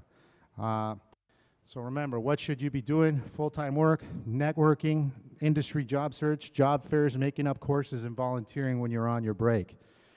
It is important to work and finalize your co-op marketing materials. Start considering future co-op positions. Meet with your co-op advisor for assistance. And have a list of companies prepared, which I have already told you to do, is to research 5 companies. Okay, so now we're in term 4. Term 4 is your co-op term. So how much can I work? Well, during your co-op term, you can work full-time. You can also work your part-time job on top of the full-time hours during co-op. What should you be doing? Full-time work in your field. What type of work can I do? Must be related to the program of study that you're in. So you can't just do any job for your co-op. It has to be associated with your program. So you're going to work with your co-op advisor about that. So if you found a co-op position and you're not sure, contact your co-op advisor. Okay, it is important that you must meet the co-op eligibility requirements. You must be approved by your co-op advisor before accepting, and positions must be found and approved before the co-op term begins. Okay, so here is what happens. So everybody's co-op eligible will be enrolled and have successfully completed all their course, have a GPA of 2.80 or more, successfully completed all their term, and paid all your fees on time. Now, if you're not co-op eligible, your 4th term would be called WIL, which is Work Integrated Learning. Okay, so the people that are eligible for this do not meet the eligibility requirements for co-op. You'll be automatically registered for that program. Okay. Work permits. Everybody should have their work permits right now. If you don't, start working on it right now. Okay, so we expect everybody to have it by then. So if you have any questions or concerns regarding your work permit needed for a co-op term or any other employment permit questions, please meet with our immigration consultant, which you just met earlier. Okay, that is Melissa. She may be contacted by email, as you see it there. Or for assistance with visas or permits, please send your request to the immigration@cestarcollege.com email, and one of our representatives will return your message for that. On campus, multiple times a week, first come, first served basis. So yeah, so we do have open drop-in hours that you can visit anytime, Monday through Fridays. And monthly schedules can be found on Moodle or on the front desk at the main reception in the main campus. Okay. And that is it. Does anybody have any questions? Nobody has questions? Seriously? All right. That makes my job easier. Okay, guys, so good luck. Okay, welcome to Canada. You know, how many of you guys are ready for winter? Well, it's going to be very cold. It's going to be very cold, especially January, February. So be prepared, okay? Enjoy the nice weather that it is right now. Okay, so once again, it's my pleasure. Come see us in the Career Services Center, and we're here to help you. Okay, thank you. Thank you, Brian. So we'll take a quick break for 15, 20 minutes so you guys can visit the booth. But we'll come back here by 10:55, okay? Quick break. We'll see you in 20 minutes. Thank you so much.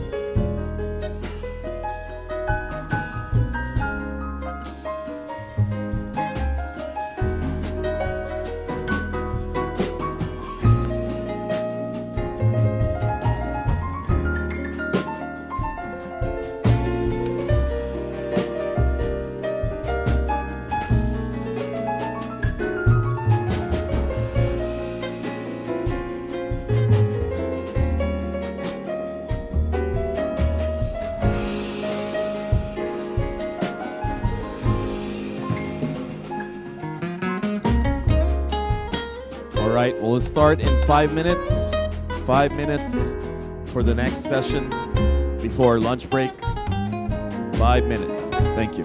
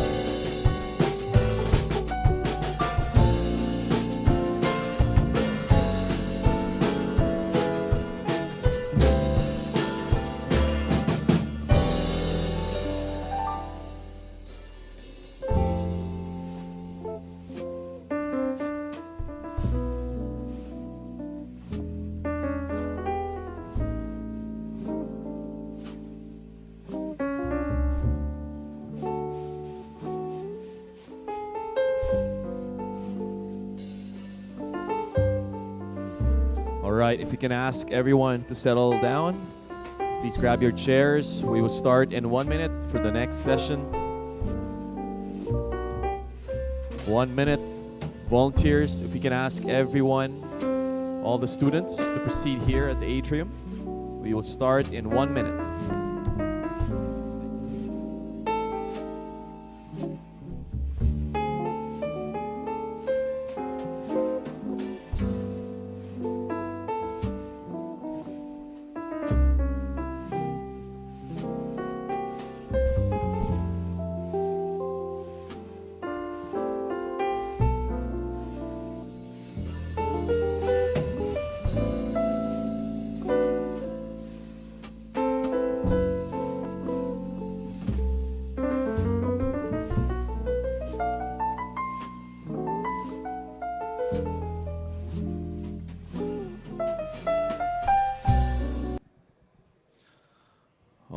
We're going to start now. So this is our last session for the morning. Our morning last session is about student services and student portals, okay? But before that, we have our director of Lambton College in Toronto, Mr. Michael Varakis, to say a few words to welcome you. Let's give a round of applause for Michael. Thank you, Nicholas. Hi, students. How are you? Good morning. Morning. Where are you from?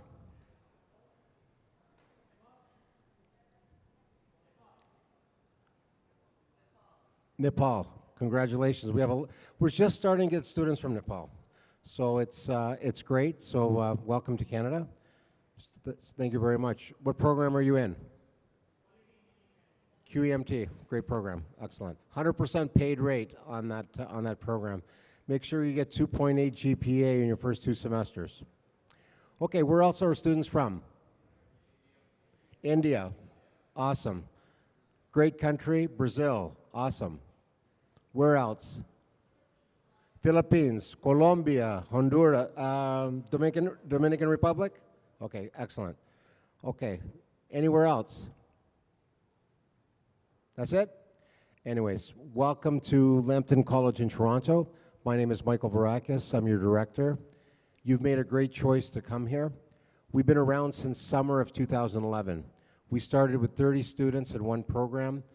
Now we currently have over 6,000 students in 21 different programs in business, health, and technology. So since summer of 2011, we've had over 18,600 graduates. So there's a lot of students, graduates, lots of lives that have been changed because of this college. We hope to be able to change your life too, okay? You've made a great choice. Now, what are international students here for? All our students are international. They're here for 3 different reasons. Number 1, they want to get their 2-year credential to get a 3-year postgraduate work permit. Number 2, they want to get a job related to their program of studies. Number 3, they want to get their permanent residency. Who's on that plan? Just 3 people? Who's on that plan? I don't see everyone's hand. Who's on that plan? That's what it's all about. And we're here to help you. We have my talented colleagues in student services, co-op and career, tutoring center, corporate relations, in the library. We work with over 5,000 employers. We do a lot to help our students succeed. We're one of the top LinkedIn learning institutions in North America. Actually, we are the top. So we offer over 15,000 courses on LinkedIn Learning to our students and staff. Please sign up. You'll get links and all these things. It's very, very important that you access this because you'll have access to it until you graduate. Also, Grammarly Premium. If you want to get a great job, you've got to get an interview. If you want an interview, you've got to get your resume and cover letter to be in good shape because you never have a second chance to create a first impression. Grammarly Premium is an expensive package. We have it for all our students. Please take advantage of it. And the third thing I want to leave you with is the power of networking. You heard Brian Messias a few minutes ago. He talked to you about co-op. Get on LinkedIn. Get a profile on LinkedIn. Who has a LinkedIn profile? Okay? If you have a LinkedIn profile, you invite me as your director of Lambton College in Toronto, I will accept you. You're going to see over 10,000 students, graduates, employers, instructors, educators that are on my site. And I want you to reach out to them and ask, how's Canada? How's Lambton College in Toronto? How's this industry? What did you learn? You can learn from people's successes and failures. I strongly suggest that you do that, okay? The power of networking is so, so important. The network helps you get the great job. We're all here to support you. We're all here to help you. Of course, we can't do your homework. You have to do that, but we're here to listen to you. Awesome staff and student services, co-op and career. You know, there's so many people here, over 250 colleagues that work hard each and every day to make sure that our students have what they need to succeed. You've spent a lot of money to come to Canada.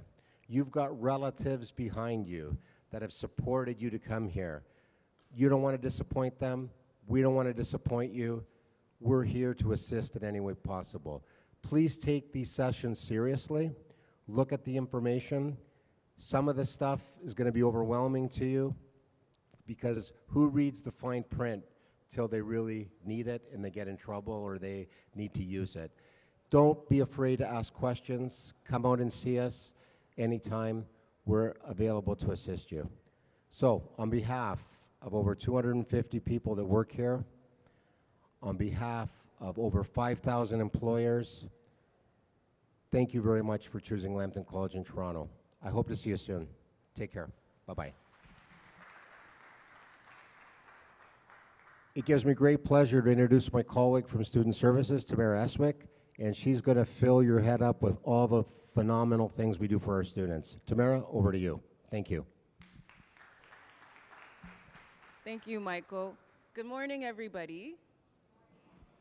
Welcome to Toronto, welcome to Ontario, and welcome to Canada. It's great to see you all here today. It gives me pleasure to present to you Student Services and what we do at Student Services. I am one of the Student Services advisors here. Am I audible? Can you hear me? Closer, right? Is this better? Yeah? Okay, great. I'm just going to give you some information about Student Services, what we do, and the role that we play in your success, academically and personally. So what does Student Services do? Anytime a student has a query, they tend to email Student Services, even if it's not a Student Services query. So we're an information hub. So students come to us to get questions answered. So what do? We provide help. What kind of help? It could be any kind of help. Because we look at the student holistically, not only academically, but holistically. What do I mean by holistically? You may have issues that you're dealing with in your personal lives that affects your academic performance. We help to adjust those things. Those things don't work individually. They work as a collective. So your success personally breeds into your success academically. So we provide you with that kind of support and help. Tips, we give you tips on how you can be successful. So Michael talked about networking. Networking, getting into contact with people in the field that you would like to find employment in. That is super important. Now in Canada, as you go through the education process, you'll also learn about the workplace and how a lot of people get jobs based on who they know, not necessarily what they know. So networking is super important. So we'll give you tips. Help and assistance, same thing, different words. Guidance, we help guide you through the process of academics as well as guiding you through the process of life in Canada. There's an adjustment. You're gonna have to learn different things. You may need to relearn different things. The way that things happen in Toronto may be different than how they happen in Mississauga or Brampton or Peel or different parts of Peel region or York region, etc. We're here to help you adapt because the more you know, the more successful you will be. And we provide you with advice. So advice can be taken or not taken. But based on our experience, the advice that we give you will ensure you to be successful. However, you make the ultimate decision based on the advice that's given or not given. So this presentation will discuss how to contact student services, areas of advisements and services that we offer, and student systems and portals that you will be using on a daily basis. Now, the information that you will receive today is overwhelming.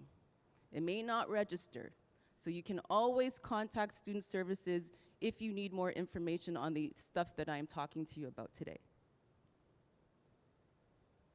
So, how do you contact this? You guys can take out your phones and take a picture of your email address, or you may get a package that has all this information.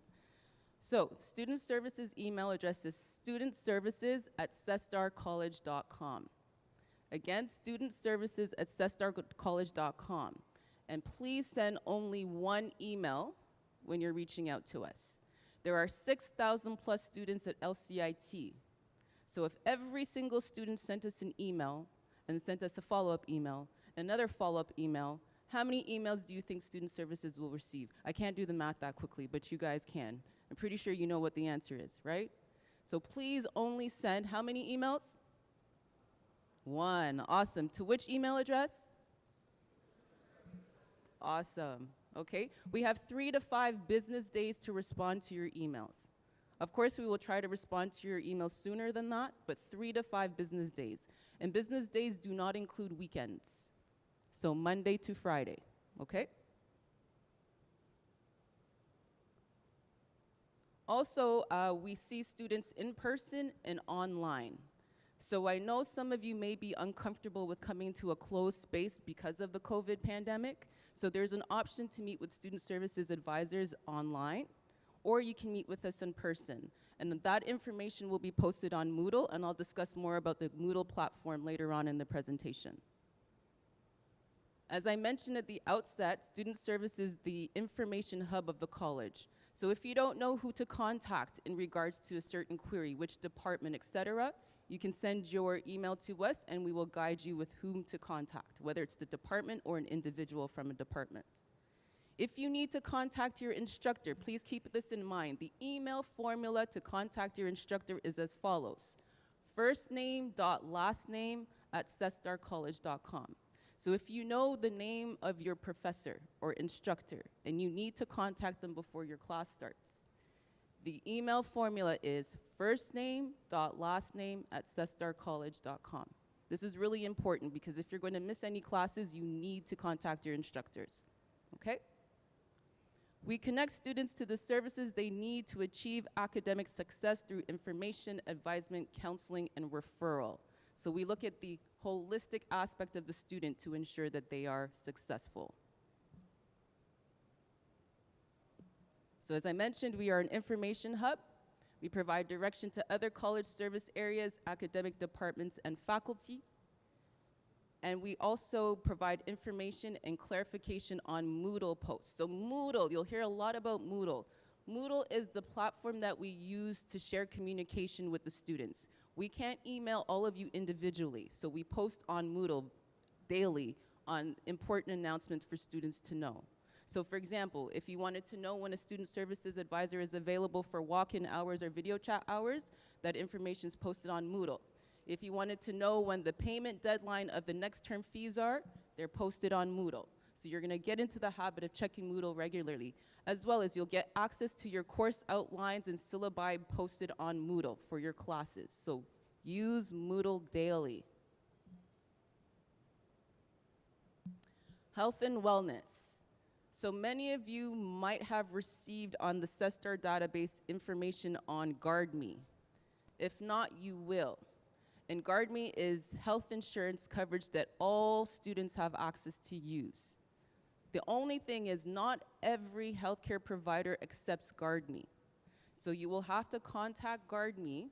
You'll have a card and there will be, I think, 3 phone numbers on there that you can contact them to ask them which providers, healthcare providers, use GuardMe insurance or process GuardMe insurance claims, as well as where you can go to relative to where you live to get access to healthcare services.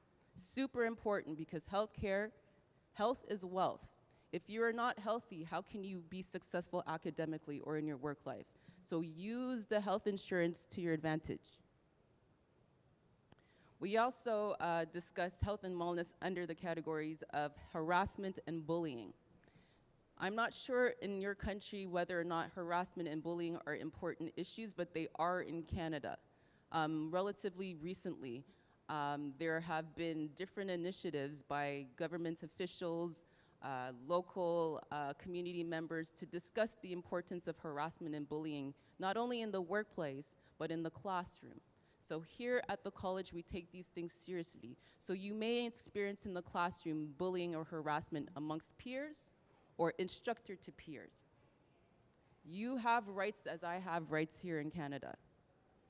So if you feel that you're being intimidated or treated unfairly, you reach out to student services for assistance. You have a right to a safe environment to learn, and if you feel that is being impeded, ensure that you use your voice to reach out to us to help you, okay? Because you may experience these things in the classroom, as well as in the workplace. Community services, resources, and referrals. One of the awesome things about living in the Greater Toronto region, particularly in Toronto, is there's a lot of funding for social services, community services. And they're usually, and a lot of them are geared to cultural sensitivities. So depending on where you're from around the world and the language that you speak, there are a lot of service providers that offer social services to you. So if there is something that you're going through and you don't feel comfortable with speaking to someone at student services, we can provide you with a referral or information on an organization based on where you're from and the language that you speak that can provide these services to you. Because sometimes you as a student may feel more comfortable speaking in your language with someone who is part of your culture who understands who you are. So we can provide that referral services to you based on where you live. So if you live in Brampton, we can provide you with resources.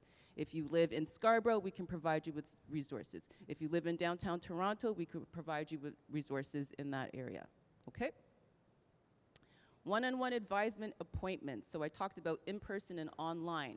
So you can make an appointment with student services if you want to chat online, but we have walk-in hours for individual one-on-one consulting in our offices. Okay, and that information is posted on Moodle as well. Academic support, so we move on from health and wellness to academic supports. So college policies, I'm not sure that if you guys are going to receive a package that has some college policies, but some of the policies that you need to know are student rights and responsibilities, as well as the policy on missed tests and missed classes. These are super important because they can be connected to your study permit. What does that mean? How does that look like? So for example, let's say you miss a week of classes, right? And you get a notification through your GC key or IRCC account from IRCC requesting attendance and requesting an enrollment letter.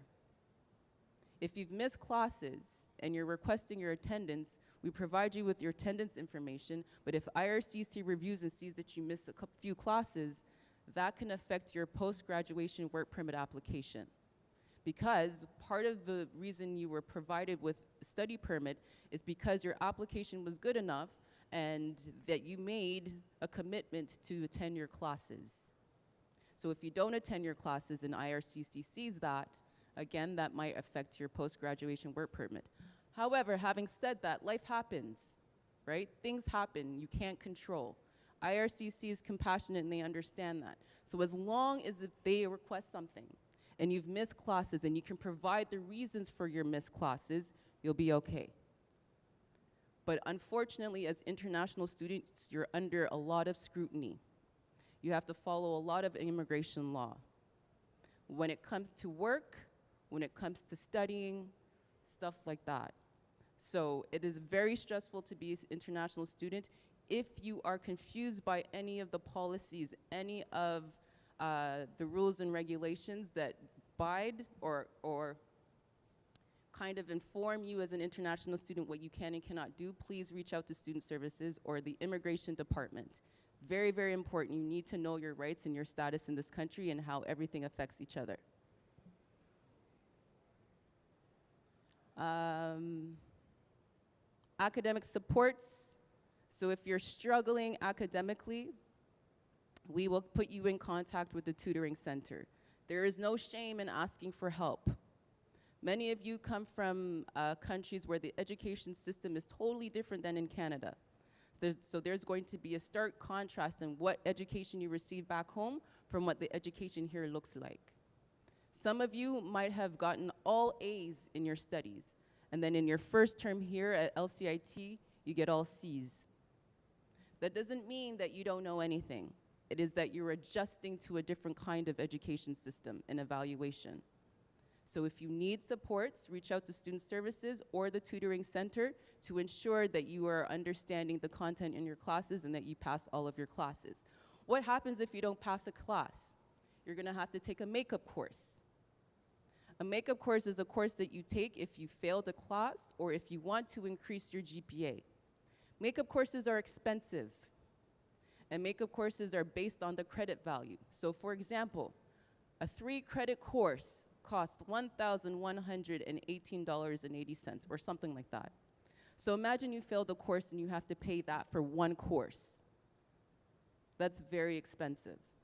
So you want to utilize all the supports that are offered at this college to ensure that you do not have to pay thousands of dollars to take a makeup course, okay? And if you would like to take a picture of the screen, to copy this website, it's very important, the policies that are there, or you might receive a package that has the same website. I encourage you all to read it. Very important. Registration and finance. Any of you familiar with the My Lambton account? Have you used My Lambton account as yet? So on your My Lambton account, you will see your fees for each term.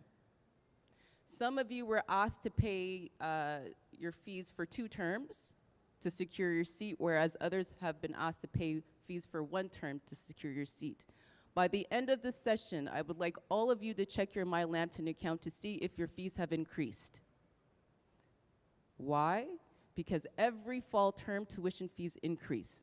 So just because you paid your fees to secure your spot for 1 term, your fees for the fall term might have increased.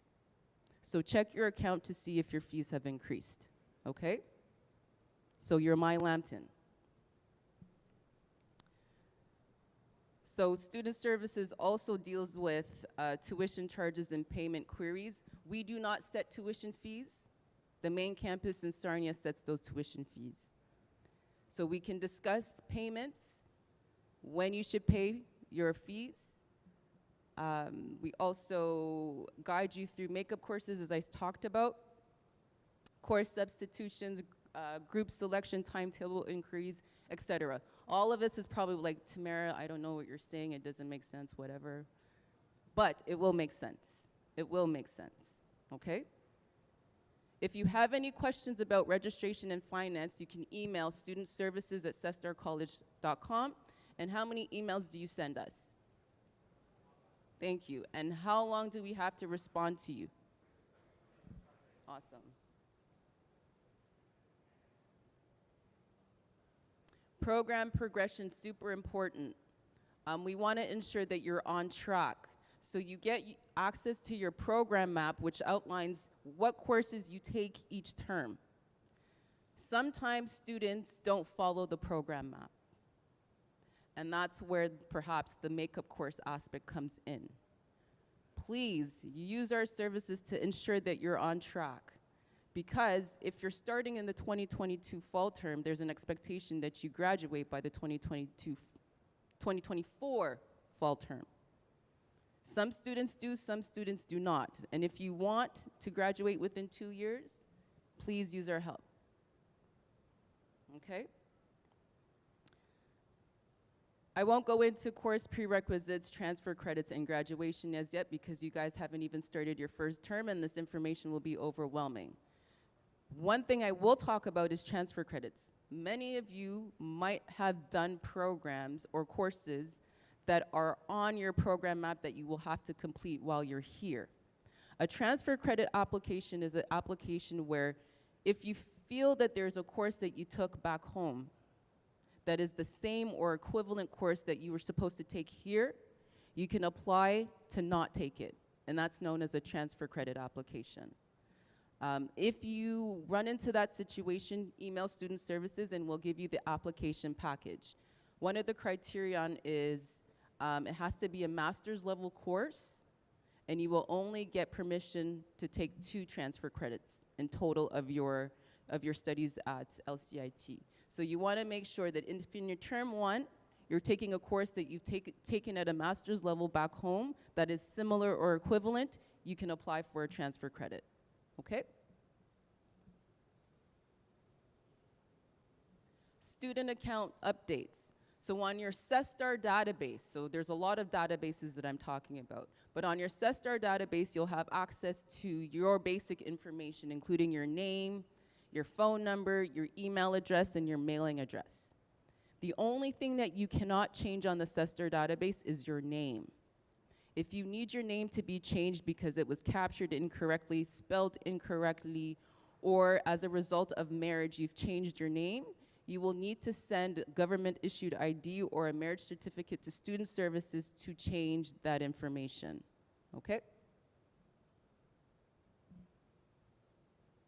And in order for us to change the information, again, you would need to issue a government-issued ID, so a driver's license, passport, or a marriage certificate. Conduct and complaints. So student conduct, super important. There's an expectation that when you're in the classroom, you behave a certain way. If you are found to contravene the ways in which you're supposed to conduct yourself in the classroom according to the policies in place, you may be issued a behavioral contract which stays on your file permanently. If you continue to contravene and misconduct is taken in place, that is grounds for suspension and dismissal from the college. Okay, so you want to ensure that you're conducting yourselves professionally in the classroom. If you have any complaints about an instructor or the way that something is taking place in the class, you have every right to complain as a student. The first step in the complaint is to reach out to your instructor. Let them know what your concerns are and see if those concerns will be addressed. If they are not addressed, the second step is to reach out to Student Services, and we will guide you on the process on how you can conduct your complaint officially. Any questions before I continue? Does all of this information make sense? Is it sticking, or is it overwhelming because you heard too many things all day and this is your first time on campus and you're just like, all of that, all the above, right? I get it, I was a student too, I went through that process too. Student council, how many of you would consider yourselves to be leaders? How many of you would consider yourselves to be followers? None of the above. Depends on the situation, are you a leader? Depends on the situation, are you a follower? All right, so if you want to hone your leadership skills, in November 2022, there will be a recruitment ad posted on Moodle, and we will be recruiting for student council members. Student council consists of leaders from each program that acts as the liaison between the executive management of the college and students. So what does that look like? So if I am, for example, a student council member from the PMLT program, I would be taking a lot of queries from my peers in that program, and I'd bring them to student council to discuss with other members and then bring it to the executive management. So for example, we would like to have a monthly movie night as a way to engage the student population. Executive management, do you agree with that? Sure, we do. What do we need? What are the funds? What are the miscellaneous things that you need to be covered to ensure that students come and are enjoying themselves? And then it's given. So these are the leadership skills that you can hone and work on and develop while you're at student council, and you get to learn about how the college system in Canada works as a result. So that information will be posted on November 2022 for the 2023 Student Council. Student Council is a 10-month commitment, so from January to October. So some of you may, I'm not interested, or some of you might be super interested. Okay, so just look out for the post in November. Okay, now the even boring part of this presentation, if you're not bored already, we're going to talk about the student portals, which is super important because you'll be using one or more on a daily basis, okay? So we'll discuss the Cestar database, My Lambton Web Advisor, and Moodle. I forgot to add Moodle to this slide. So the Cestar database, as I said, it's where you can access all of your personal information from your name, your email addresses, both your personal and My Lambton, your mailing address, etc. Also, you can select your courses or your groups. As first-term students, I believe you're assigned. I'm not sure if you got to select. I think they're assigned. I'm not sure for first-term students. But you would access your schedule on the Cestar database. Okay? You will also get the opportunity to view your unofficial grades on the Cestar database. And you're like, unofficial? What, there's an unofficial and official? Yeah.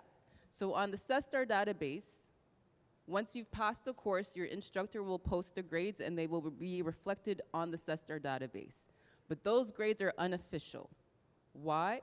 Because at the end of the term, something is sent to the main campus in Sarnia and they audit your grades to ensure that they're accurate. Once they audit the grades to ensure they're accurate, they're posted on your Web Advisor account, which we'll talk about. And when they're posted on Web Advisor, it makes it official. So when Sarnia, the main campus, gives their stamp of approval to your grades, that's official, okay? So there's a screenshot on the left-hand side of the screen of the Cestar database. So when you log in with your student ID minus the C0. So all of you will have a student ID that begins with C0. When you log into the Cestar database, it's minus the C0, and then the password, which has been issued to you, it's usually your last name. Once you've logged in, make sure you change your password, because if I know your student ID, then I'll know your password, and then I can log in and get access to your information. You don't want that. So make sure you change your passwords. And this is a screenshot of how your unofficial grades look on the Cestar database. So this student was an awesome student. So this is going to be everyone in this room too, with all those grades after their first term, right? Okay, My Lambton. So we talk about Cestar database, now we're going to My Lambton. All these databases are confusing, but once you start using them, they'll make sense. So My Lambton, you would have received a My Lambton access letter. If you have not, please talk to those in charge of the orientation. Okay? So you will log into your My Lambton using your full student ID, so including the C0. On Cestar database, exclude C0, My Lambton C0, followed by the 6 digits. Then your My Lambton access letter would provide you with your password. Once you've logged in, please change your password. On your My Lambton, you have access to your program map, which you can download from the Cestar database as well.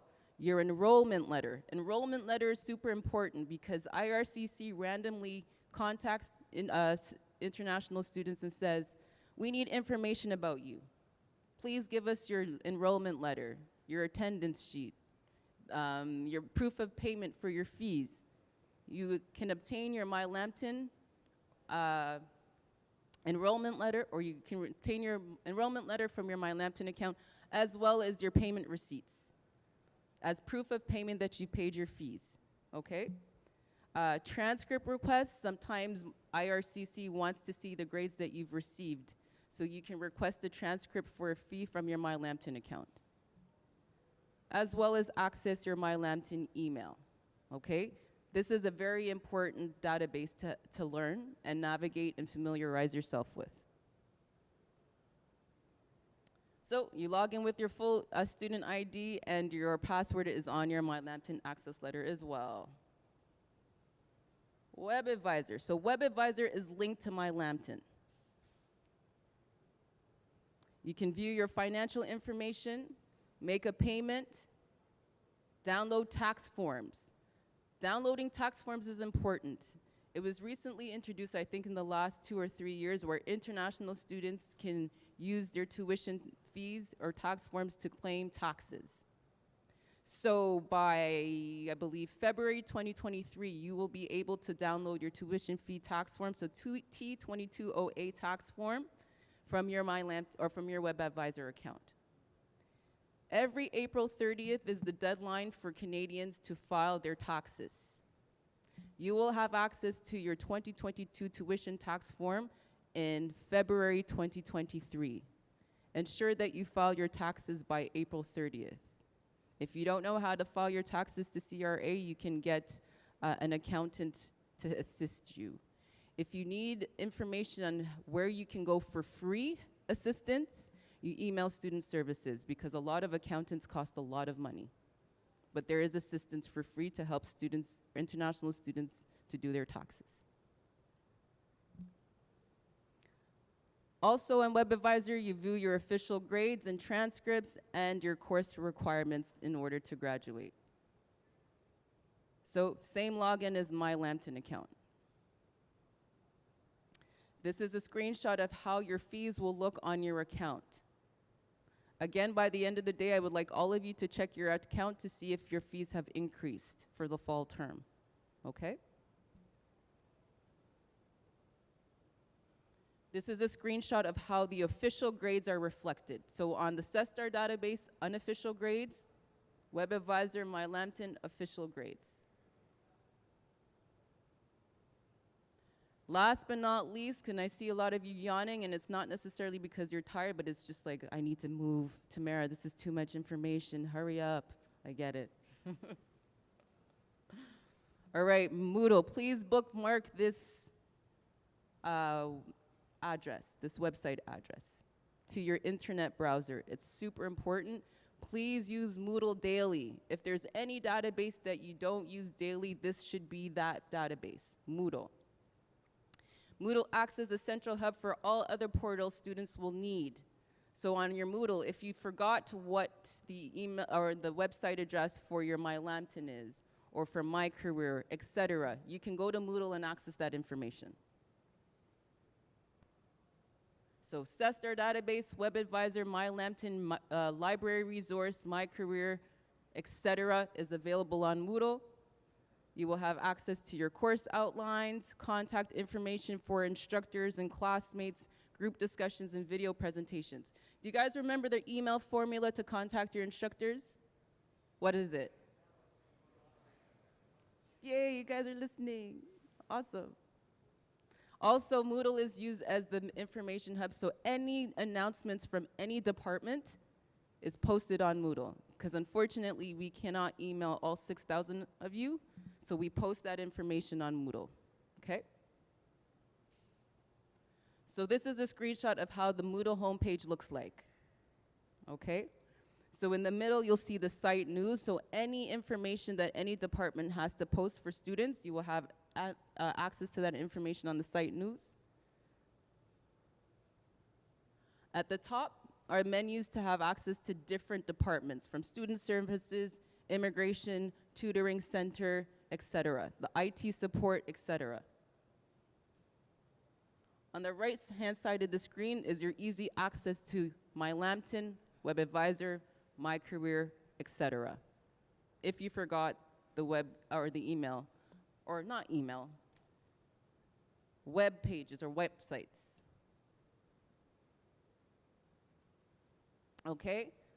I encourage you to take a picture of this screen and this particular URL.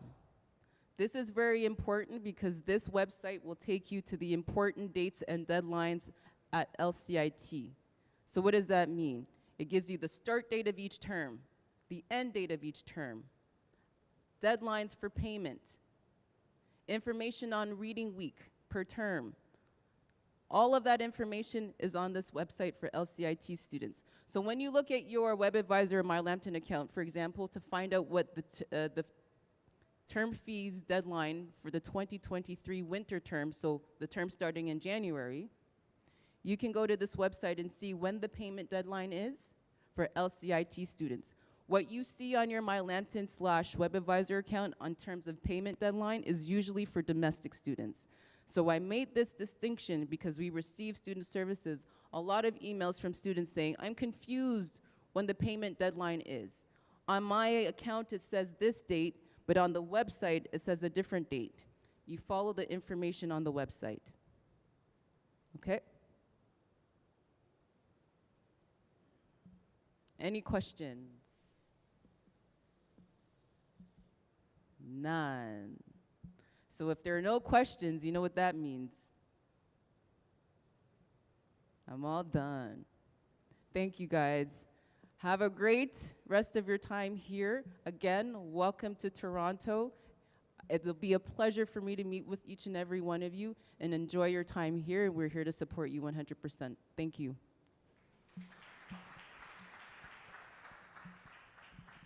Thank you. So now we're going to have our lunch break. The room in the cafeteria is now open, so there's some light refreshments for you guys. And we'll gather at 12:45 to meet your program coordinators. Thank you so much. Have a great day.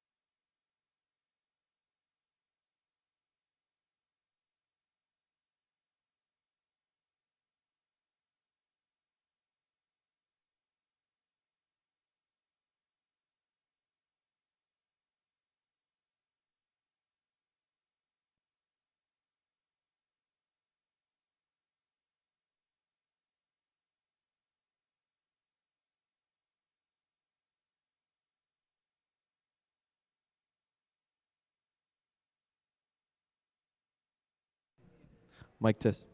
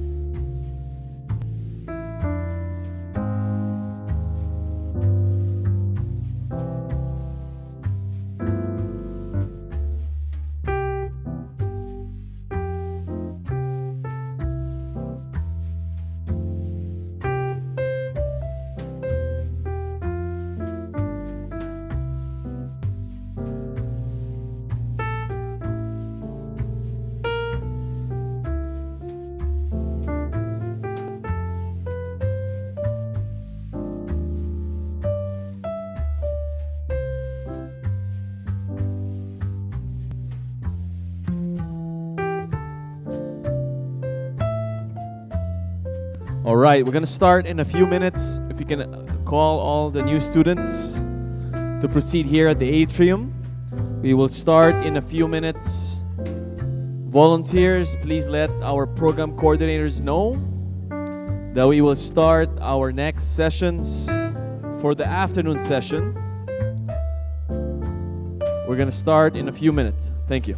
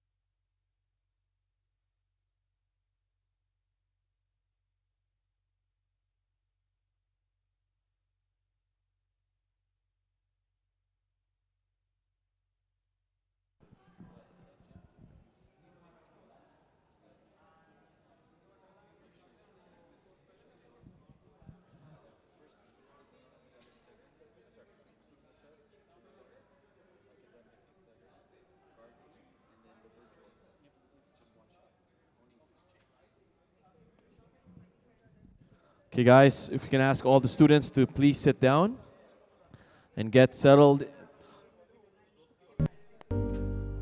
We will start in 4 minutes. Please sit down. We have our afternoon sessions coming up. Please sit down in the atrium area. Let's get settled. Thank you.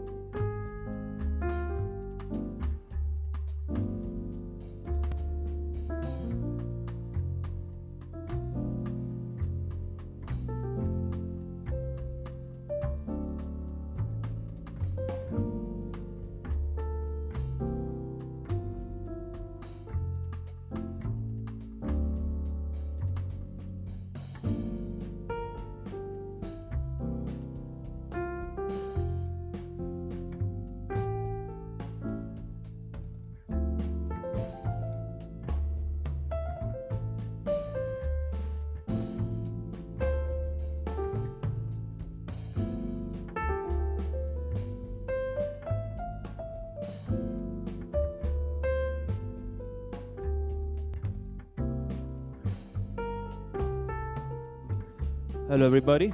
Hello volunteers. Please go to the classrooms and bring all the students in the atrium. We're gonna have the next session, which is Student Success Support Programs. Starting in 2 minutes, and time starts, forgot the watch, now. Please go, Tony, please go. Aruna, please go. Lubna. Mr. Singh, Ravindra Singh, please send your students in the atrium.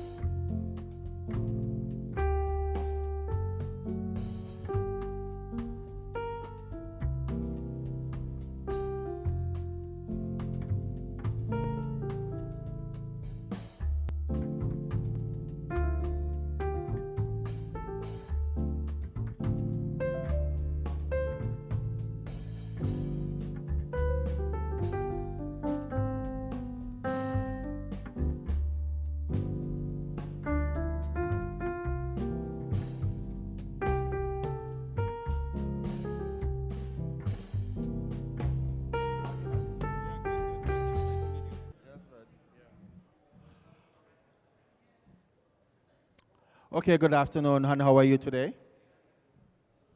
We're happy to have you for this session, and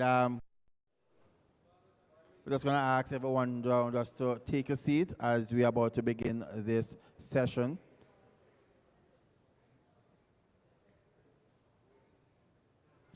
I know that you have been attending quite a number of sessions, and we hope that for this afternoon session, you'll be able to make some notes on all the things that are happening. For all who are just coming in, please come to the front. We have ample seats available. Would encourage everyone today to sit on the chairs and not on the area that is behind, not on the stand area. So today we have different areas that we are going to be talking about. And so we have today the team from the Tutoring Center. They will be talking about how you can access the Tutoring Center, and we're also going to talk about student success. So at this time, I'm just going to hand over to the Tutoring Center team. They will introduce themselves, and please make note. I've always said to our students,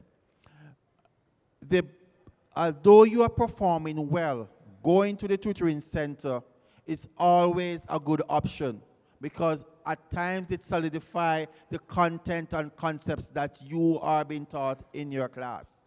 So sometimes for you to excel, go there. Don't wait until when you are in doubt that you're going to the Tutoring Center. It is always somewhere where you can come and learn. So I want everyone just to stay, because it is very important.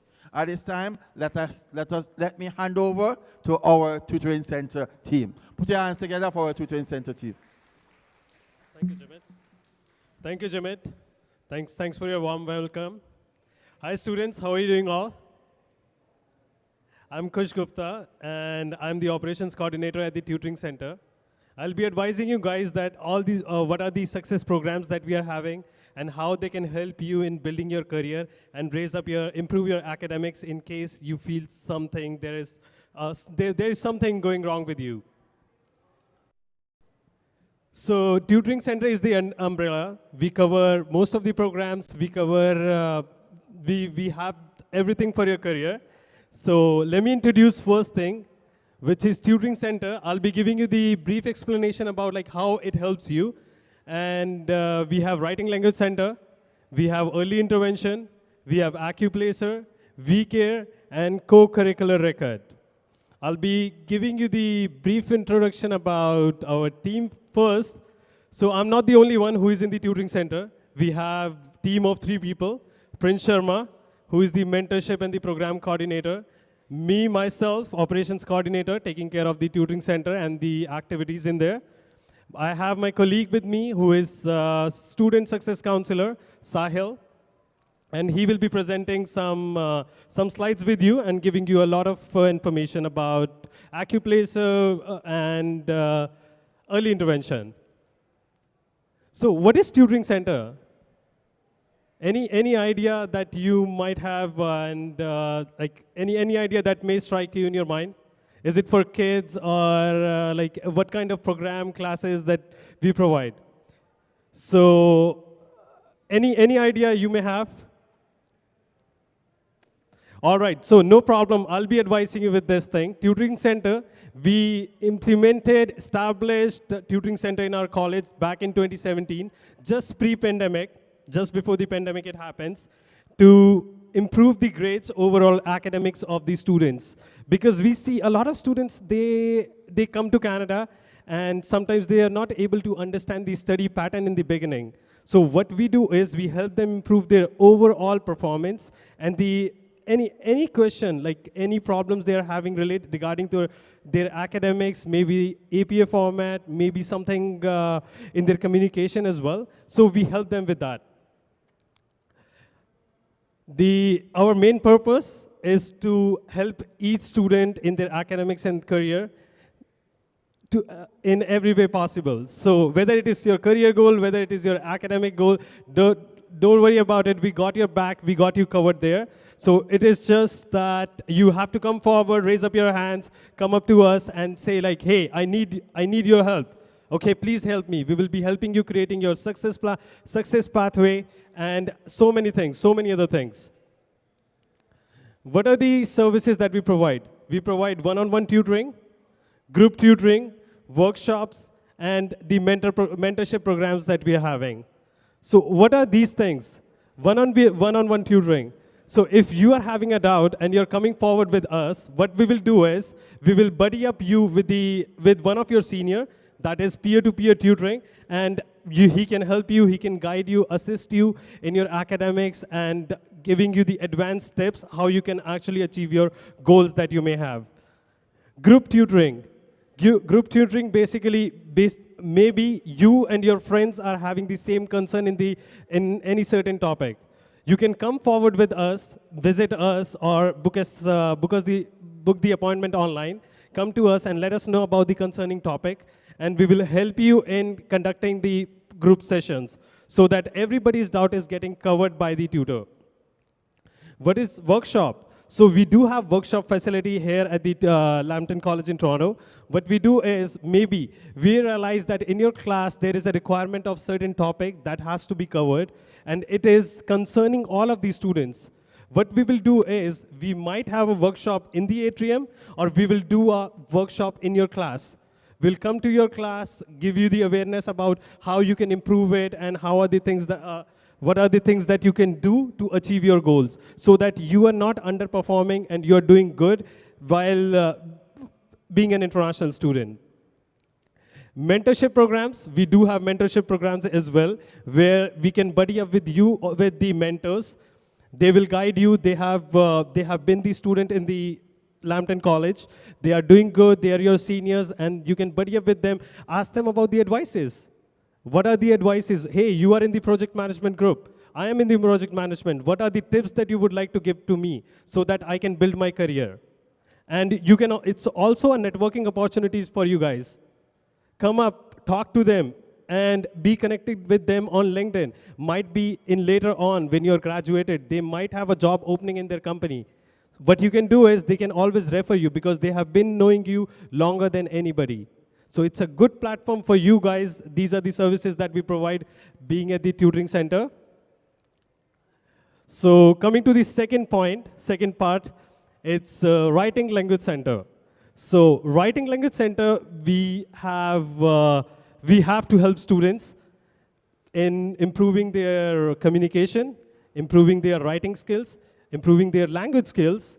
Maybe you make some common mistakes that everybody is making, but you want to improve it.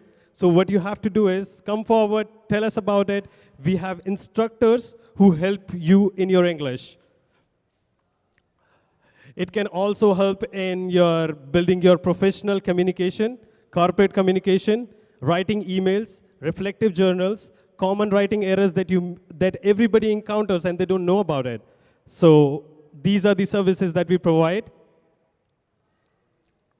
Now, one question, like we have the services, we have everything, but how to book an appointment, how you can actually avail these services and benefit yourself. The first thing you have to do is log in into your Moodle with your college ID, college credentials. So one note I would like to pass on here. Whenever you're communicating within the college, always use your college email ID. It's a transparency for the students. It's a transparency for the management as well. They know what is your background. They know what semester are you in, and all the other details which are very important for the college. So logging into your Moodle with your college credentials, click on the tutoring center on the top ribbon of the Moodle. How many of you have already logged in into Moodle? How many of you? Did you see something, tutoring center on the top? You see that? All right. So it's a fourth panel. If you go there on the Moodle top ribbon, fourth panel, tutoring center, when you go there, it's all, whatever I'm telling you right now, every information is there. And there is one more, there is one more critical information which is there is click here to book the appointment, which is very important for you guys because you will be booking the appointment in case you encounter any challenge. So click to book the appointment, choose your service, what kind of service you want. Maybe you are looking for some academic assistance. Maybe you're looking for some writing language center assistance, improving your communication skill, professional communication. You can do that from there. So interesting slide. We have a lot of several academic clubs, and we have been building a lot of academic clubs in the future as well. So I'll be introducing some of these here and asking you to take a note of it if you would like to join it, if you would like to be part of these clubs, because these are very helpful for you guys in being connecting to the campus, being connecting to the other services that we have other than the education that everybody is getting. Be part of it, have experience it. First club, we have LCIT PM Guild Club, which is the project management club. How many of these students are in project management today? Nobody? All right. So how many of you are in QEMT? All right. So you guys can be part of PM Guild Club. It will help you, and it will be telling you. It's kind of a education to the practical connectivity. So whatever you have been educating, getting the experience in the theoretical knowledge, you can implement that in those clubs. So very helpful for you, very helpful for the college and the upcoming students. We have Google Developer Student Club as well. So it's for the students who are coming from technical background, cloud computing, and other technical aptitude they have. We have LCIT Business Caucus, which is for BMHT student, BMAT students, FPWT students, financial planning. If you have any kind of business background and if you have the courses related to business, it will help you. It will help you in being aware about what's going on in the environment regarding the business, what's going on, what are the what are the things that you would like to contribute. So if you're being the part of business caucus, you can actually input your business skills, apply it, and help other people who are in the same background. We have LinkedIn Learning Hub. So you must be aware about the LinkedIn Learning, what we have. How many of you guys are on LinkedIn? Mostly students. All right, so how many of you have been experienced in LinkedIn Learning or did any course? Wonderful. So, like, apart from these students, like, I really appreciate that you have done that. But it must be paid for you, right? What we do here at Lambton College in Toronto is we provide LinkedIn Learning for free. So that, just apart from your education background, apart from what are the course outlines we have, you can always go on LinkedIn Learning, whatever the course you may be interested in learning some kind of codings, HTML, PHP, or you want to develop some kind of different skill other than your education, other than your program maps, you can always go there and avail the service. So it's a wonderful platform. We have ASQ chapters, which is coming very soon for the quality assurance programs.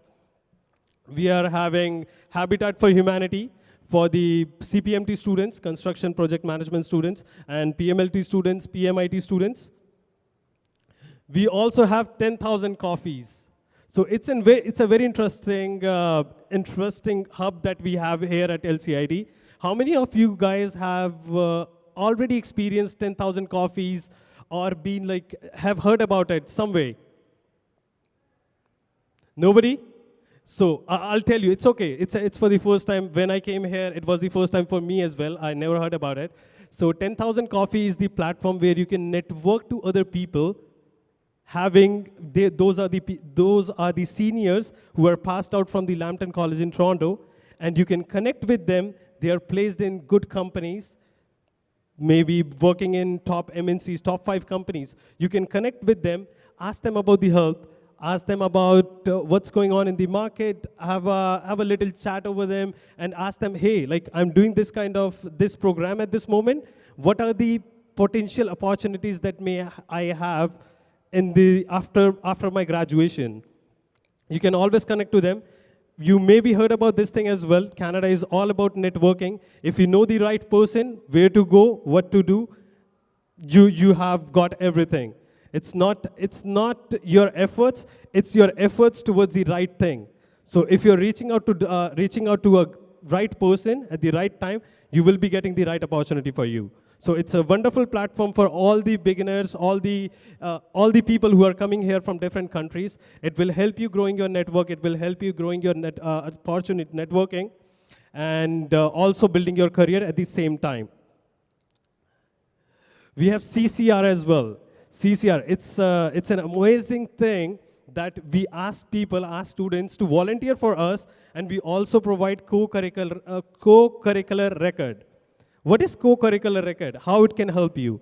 So it's basically the record which is widely known in Canada. If you are volunteering here at the campus, we will be giving the recognition to you. What you have to do is, when you're volunteering, come here, volunteer with us, gaining the experience, and also apply for your building your CCR. So it's your profile which is getting developed, is your personality which is getting developed as well, if you're volunteering with the campus. So again, like cherry on the cake, how does it look? So we have given a glimpse about how does the CCR certificate looks. So you can take a look, take a look, guys, here. All right, any question for me? All good? All good, guys? All right, all right. I would ask my colleague, Sahil, to come forward and tell you about the early intervention and some of the other interesting things that we have. Hi, Sahil. Thank you so much, Kush. Hello, everyone. How are you? My name is Sahil Vadhwa. I am Student Success Counselor at the Tutoring Center. I take care of early intervention and acuplacer. So, any ideas? What is early intervention? Any guesses? No? Okay.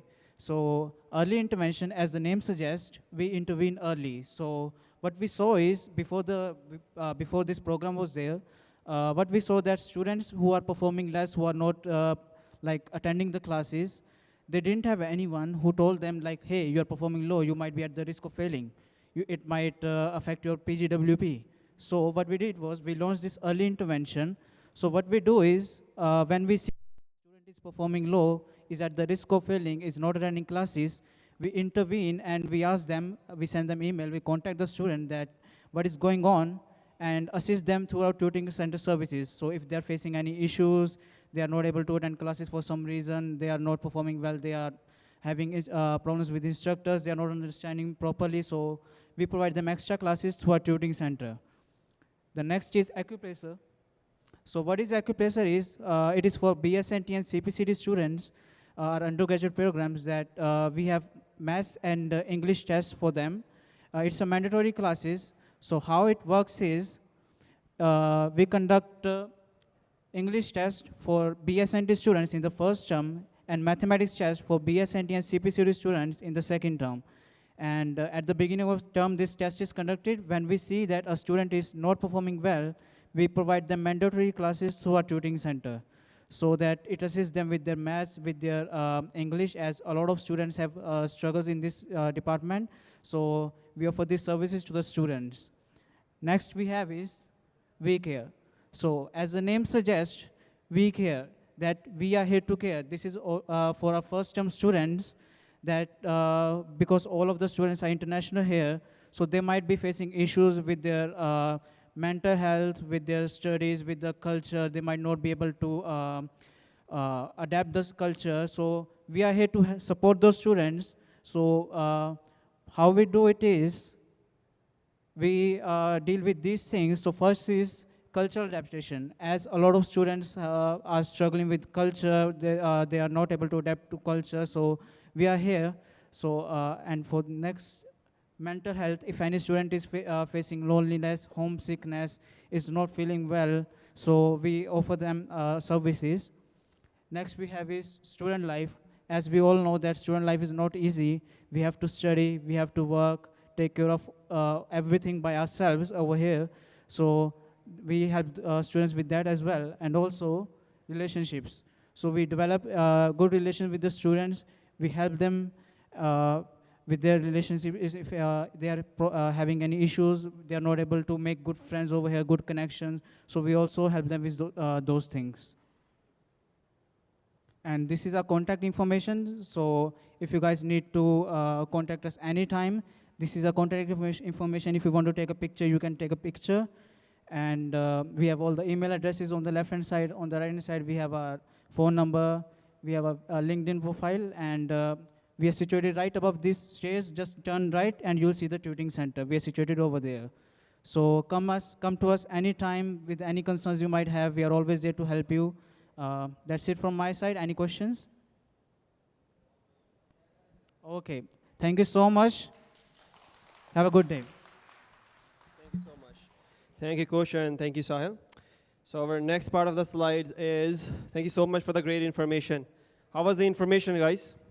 Was good? Productive? One of the best things that I like in this slide is LinkedIn Learning and the LinkedIn, which is very important. And all of the students are getting free of cost LinkedIn Learning.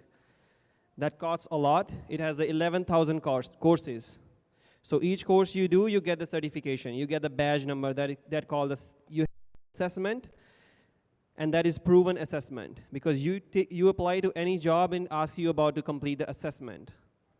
You already have the assessment. So make sure you're taking the LinkedIn Learning courses. And at any point, if you experience any challenges throughout these 2 years, come and see these guys. Come and see me. Come or any staff members. So what we're trying to build in here is a relationship.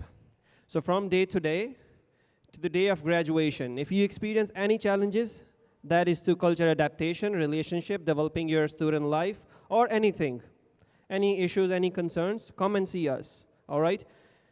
That's it. Our next slide is the academic integrity, which is one of the most important topic for the students. Do you guys know what is academic integrity? You have to follow that. You gotta be honest, fair, and I would not go further, and I would like to invite Mark Gonzalez for his slides. Please come on the stage and direct our students about the academic integrity. Thank you so much. Alrighty. I didn't realize this was a stage. It's more of a floor than it is a stage. But okay, yeah, thank you very much. Yeah, it works. So thanks, everyone. You might have recalled that I was here standing earlier this morning, and I see the same faces. So, I'm still the same person I was before, Mark Gonzalez. I'm the Academic Integrity Officer of the college, and I also have, I think the name's up there, Shauna Sheldon, who you also met earlier today. She told us about the... what did she tell us about? Some stuff and things? Oh, yeah, the Moodle page. That's what she was talking about. Anyways, we are both part of that, quality assurance thing.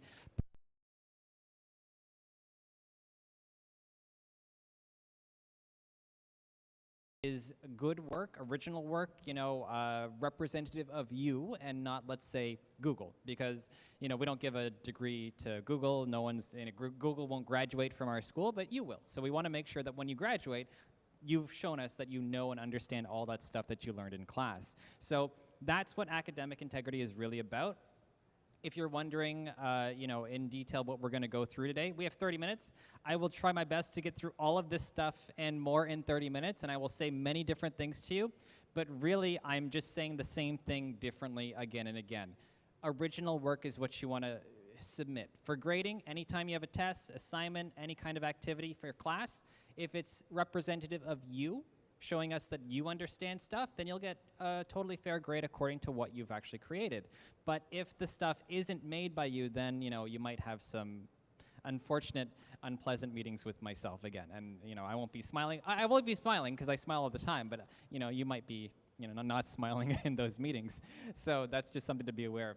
We're going to talk about academic integrity, academic honesty. We're going to talk about APA, what that even means, those of you that know APA. If not, well, we're going to talk a little bit about it today.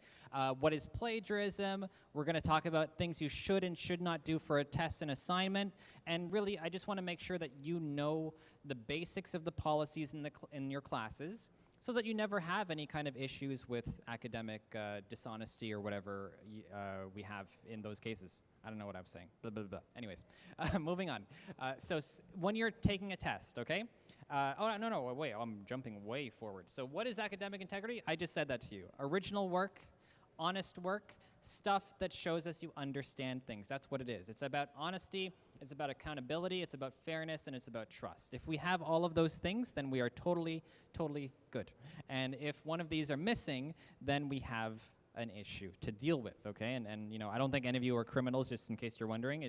Sometimes you might feel like that. It's not that. It's that maybe you don't know what the policy is, and that happens. So, we're going to talk about it today and what that means. Many different things to keep in mind here. And then how many bubbles do I have? Okay, let me put all the bubbles up now. There are policies, okay?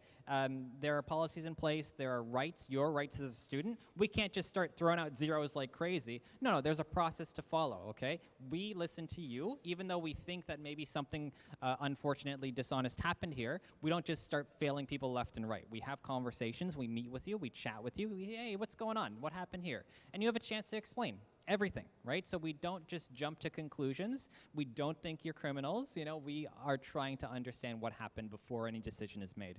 The more information you have and we have, the better for everybody. So that's what we consider when we're trying to determine what occurred with academic integrity.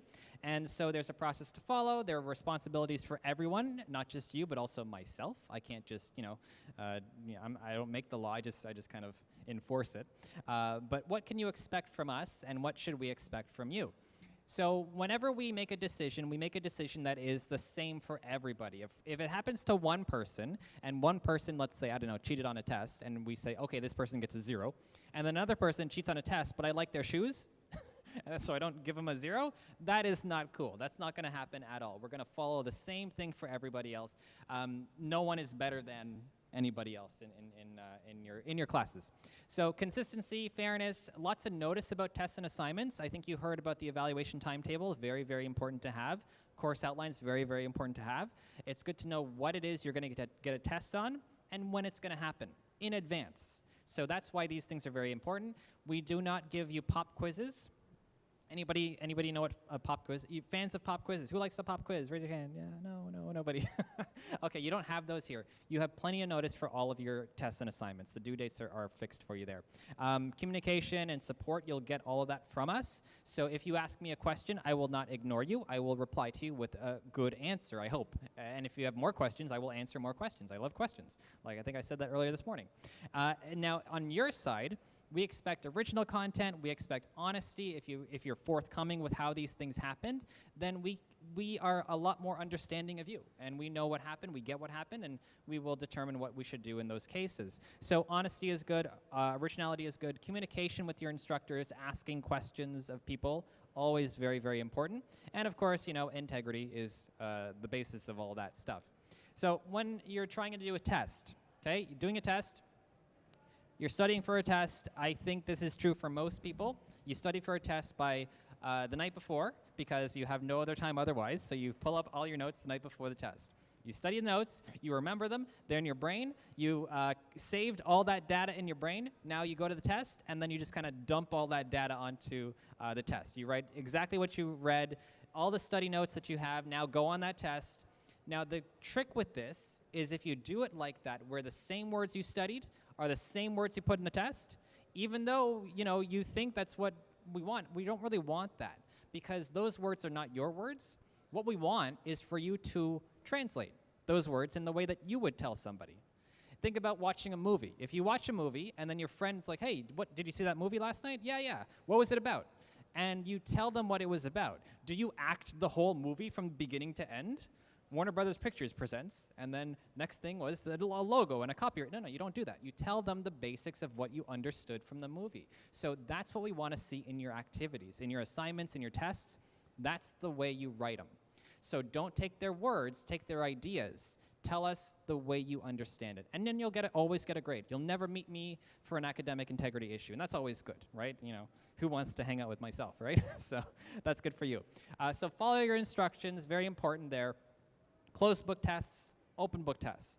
Anybody know what an open book test is? Show of hands. Open book tests. Yeah, maybe some? Okay, some. Okay. An open book test, those of you that don't know, is a test that is, well, the book is open, right? It's an open book test. So you get all your notes. You can use all your notes. You can use that during your test. A closed book test is one that you're comfortable with. Normally, closed book tests, you go into a room, no books, no notes, no nothing. Answer all the questions, leave, and that's it. By default, assume that all of your tests are closed book. Assume that they're all closed book unless your teacher says it's open book.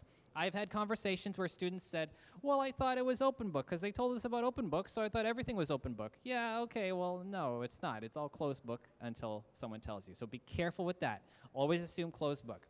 Don't memorize stuff. Read questions carefully. Yeah, that's good. And you might be asked to put a camera on if you are taking classes from home and you're taking a test. So sometimes the cameras need to be on for tests. So be aware of that. Have that technology ready and good to go.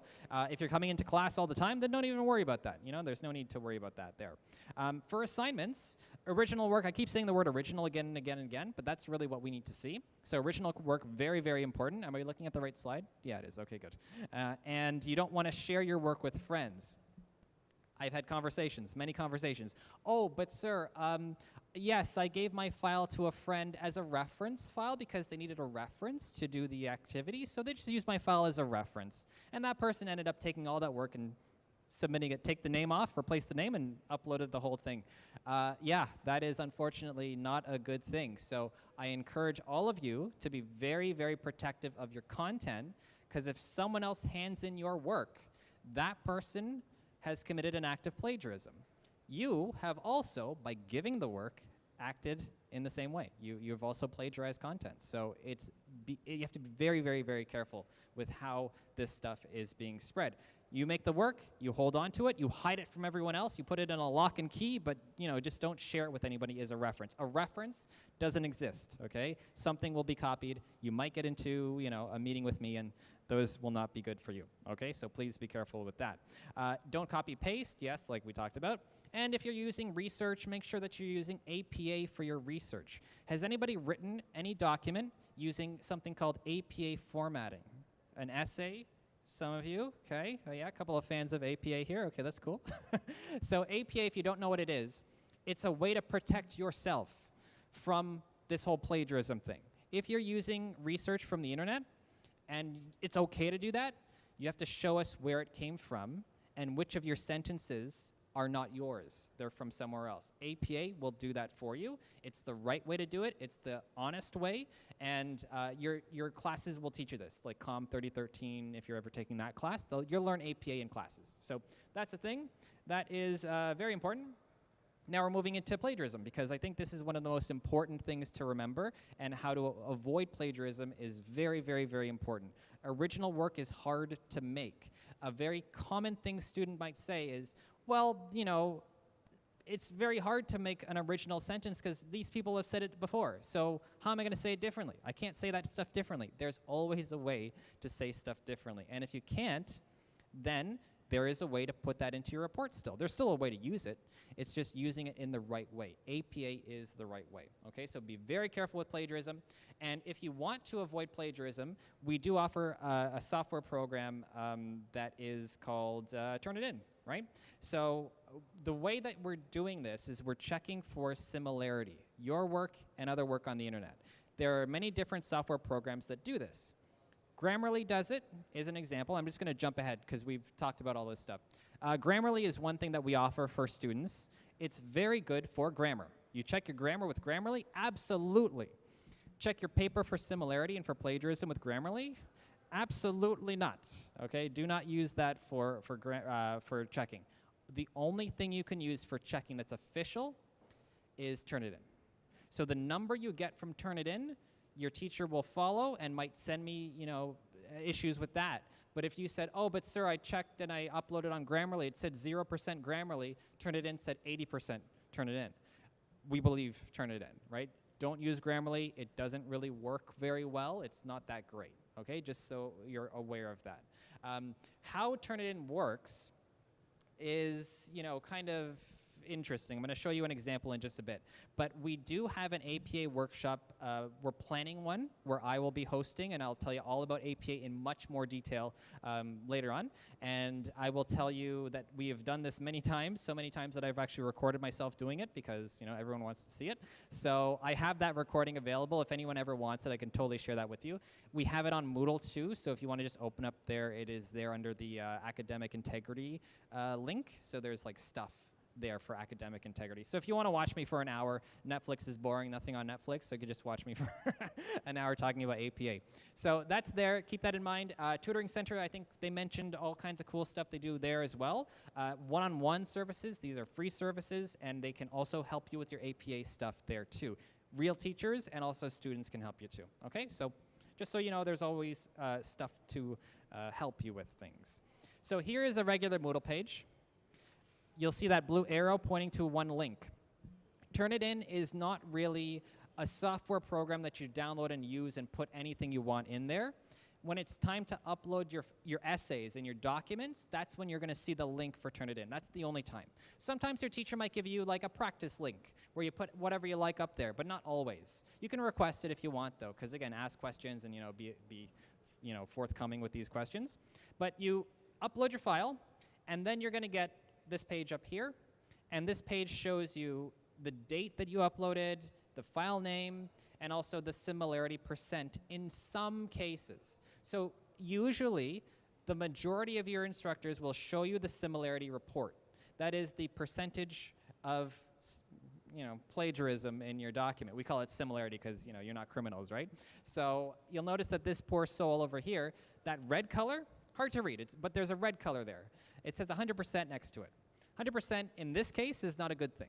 You want 0% in this case, which is a blue color. And 100% means that this person's document, 100% of it is somewhere else. It's found somewhere else. It may be another student's document or whatever it might be, but it's up there, okay?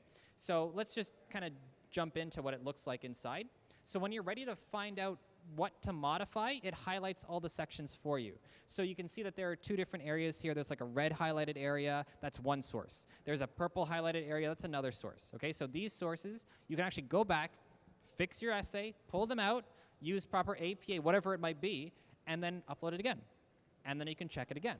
So some teachers will let you do this. Now, some teachers won't. It's up to the instructor to show this to you or to hide it from you. It's their choice. I cannot make them do that. If you're lucky, then yes, they'll show it to you and that'll help you out. But if not, if you have no access to this whatsoever, remember, Grammarly will not help you with this one. It's your job to cite and reference according to APA.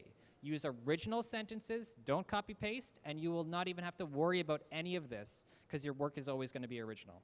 No one will bother you at all. We will never meet one-on-one, which is usually sometimes a good thing. So consider that when you're trying to make your own work. It's a tool, but it's not the judge. The judge is the teacher still. The teacher can still check, okay? So just so that you're aware, that's how the Turnitin report works. So here's some stuff you can do to meet me. If you feel like, oh, I can't wait to have a meeting with Mark, I'm excited to cheat, or something, do all of these. Do all of these things, okay, one by one. So we're considering, like, for example, if you're copying and pasting, if you're sharing work as a reference, that's a good time to meet with me, and we're going to have a chat about that, okay? If you want to copy paste, yes. If you don't follow APA, yes, I'll meet with you in that case as well. If you're not using APA sources, that means like academic level sources, then you might meet with me. You're writing an accounting report of some kind, and you use as a reference your friend that works in that office over there. That doesn't count. You can't use your friends as a source. Academic sources, strong, reliable sources are good, okay? And then if you don't have the right resources to take a test, don't have a camera on during your test, but you need a camera, you might meet with me about that, right? Like, that's the kind of basic stuff you need to be aware of to avoid, I guess, meeting with me. And, you know, read instructions. If you don't follow the test policies, you might have to meet with me as well. So let's see. Yeah, if you do the opposite of everything I just said, you'll be fine, okay? Just the opposite of all that stuff. So let's just move right on. The next thing I want to talk about is group work. Okay, so group work, you're probably wondering why I'm walking around so much. The sun is like hitting my face like all the time, so I'm trying to just avoid the sun. But anyways, let's see, group work. You're gonna have lots of groups, you're gonna work with a lot of groups, and you will not always see eye to eye with the groups. I understand that, but as far as academic integrity is concerned, this is a different thing. You wanna make sure that all the work is divided amongst the people in the group. If that's not happening, what do? Do you sit there and cry and just hope it changes and gets better? No. You would tell your instructor, let them know that there's a problem with your group, okay? And make sure that everything is nicely balanced.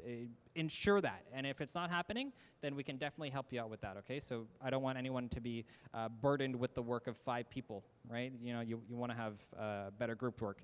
Follow your instructions, okay? And of course, 1 person uploads, not 5 people. You're going to upload an essay written by 5 people. All 5 people upload the essay. What happens? You all get plagiarized. Like, everyone's 100%, 100%, 100%.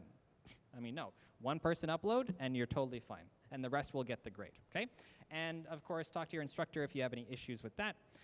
Important resources. Am I going at a good time? Yeah, good. We're kind of getting back on schedule. So, important resources. You have heard this before, and I think you had your program info sessions where they may have talked a bit about this. I don't know if they did or not. Actually, no, they didn't. Ignore what I just said. Delete that. Anyways, course outlines, very important. Evaluation timetable, very important.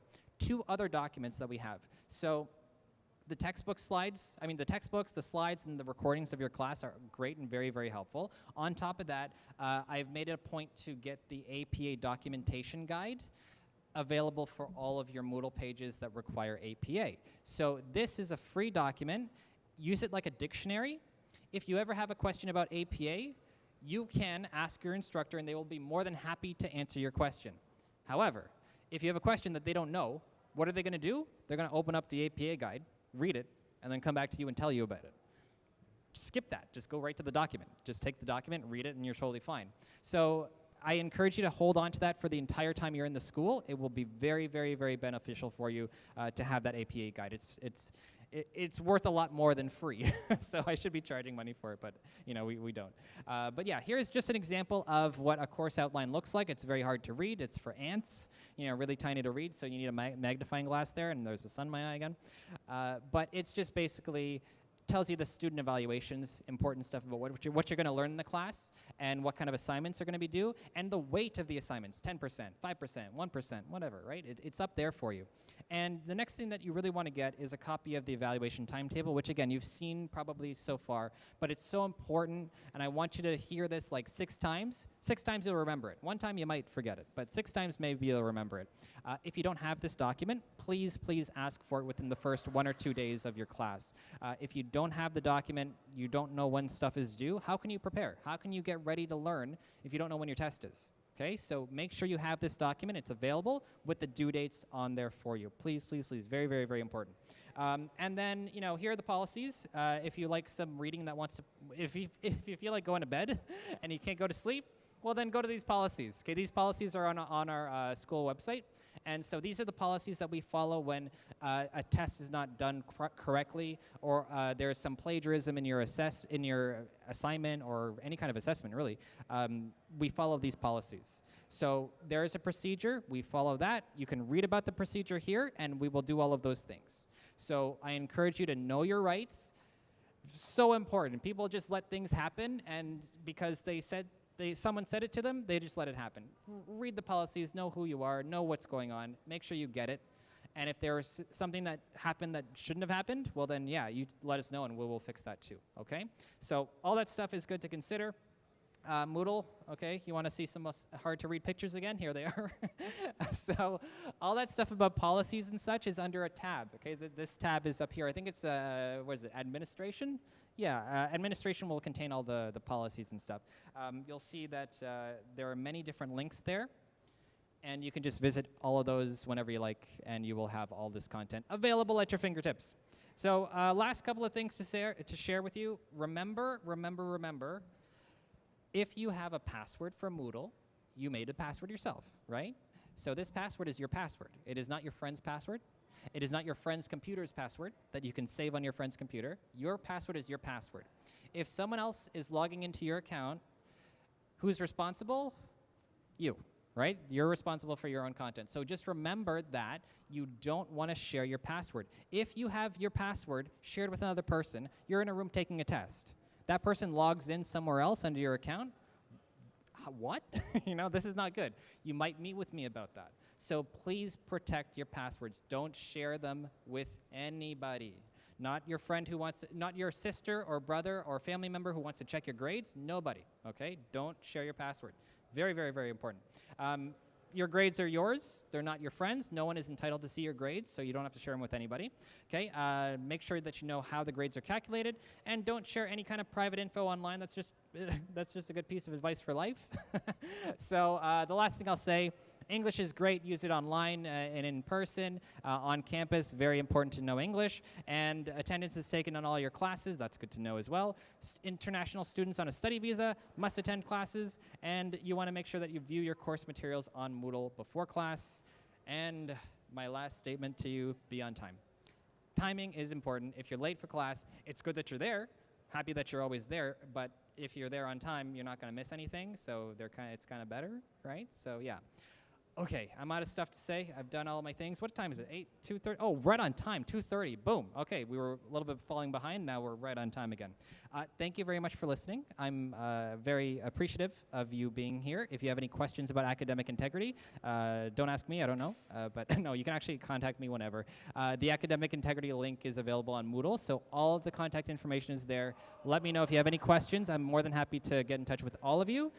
In a positive way, if you do have any academic integrity meetings in the future, they'll go as nicely as possible, but I hope that it won't happen. So thanks, everyone. I appreciate it. I'll pass it back to Kush. Yep, okay.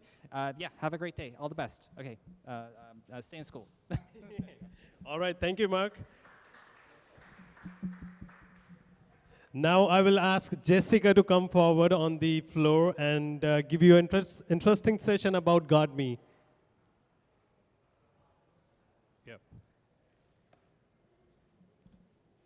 Jessica, are you ready? All right. No worries. Thank you.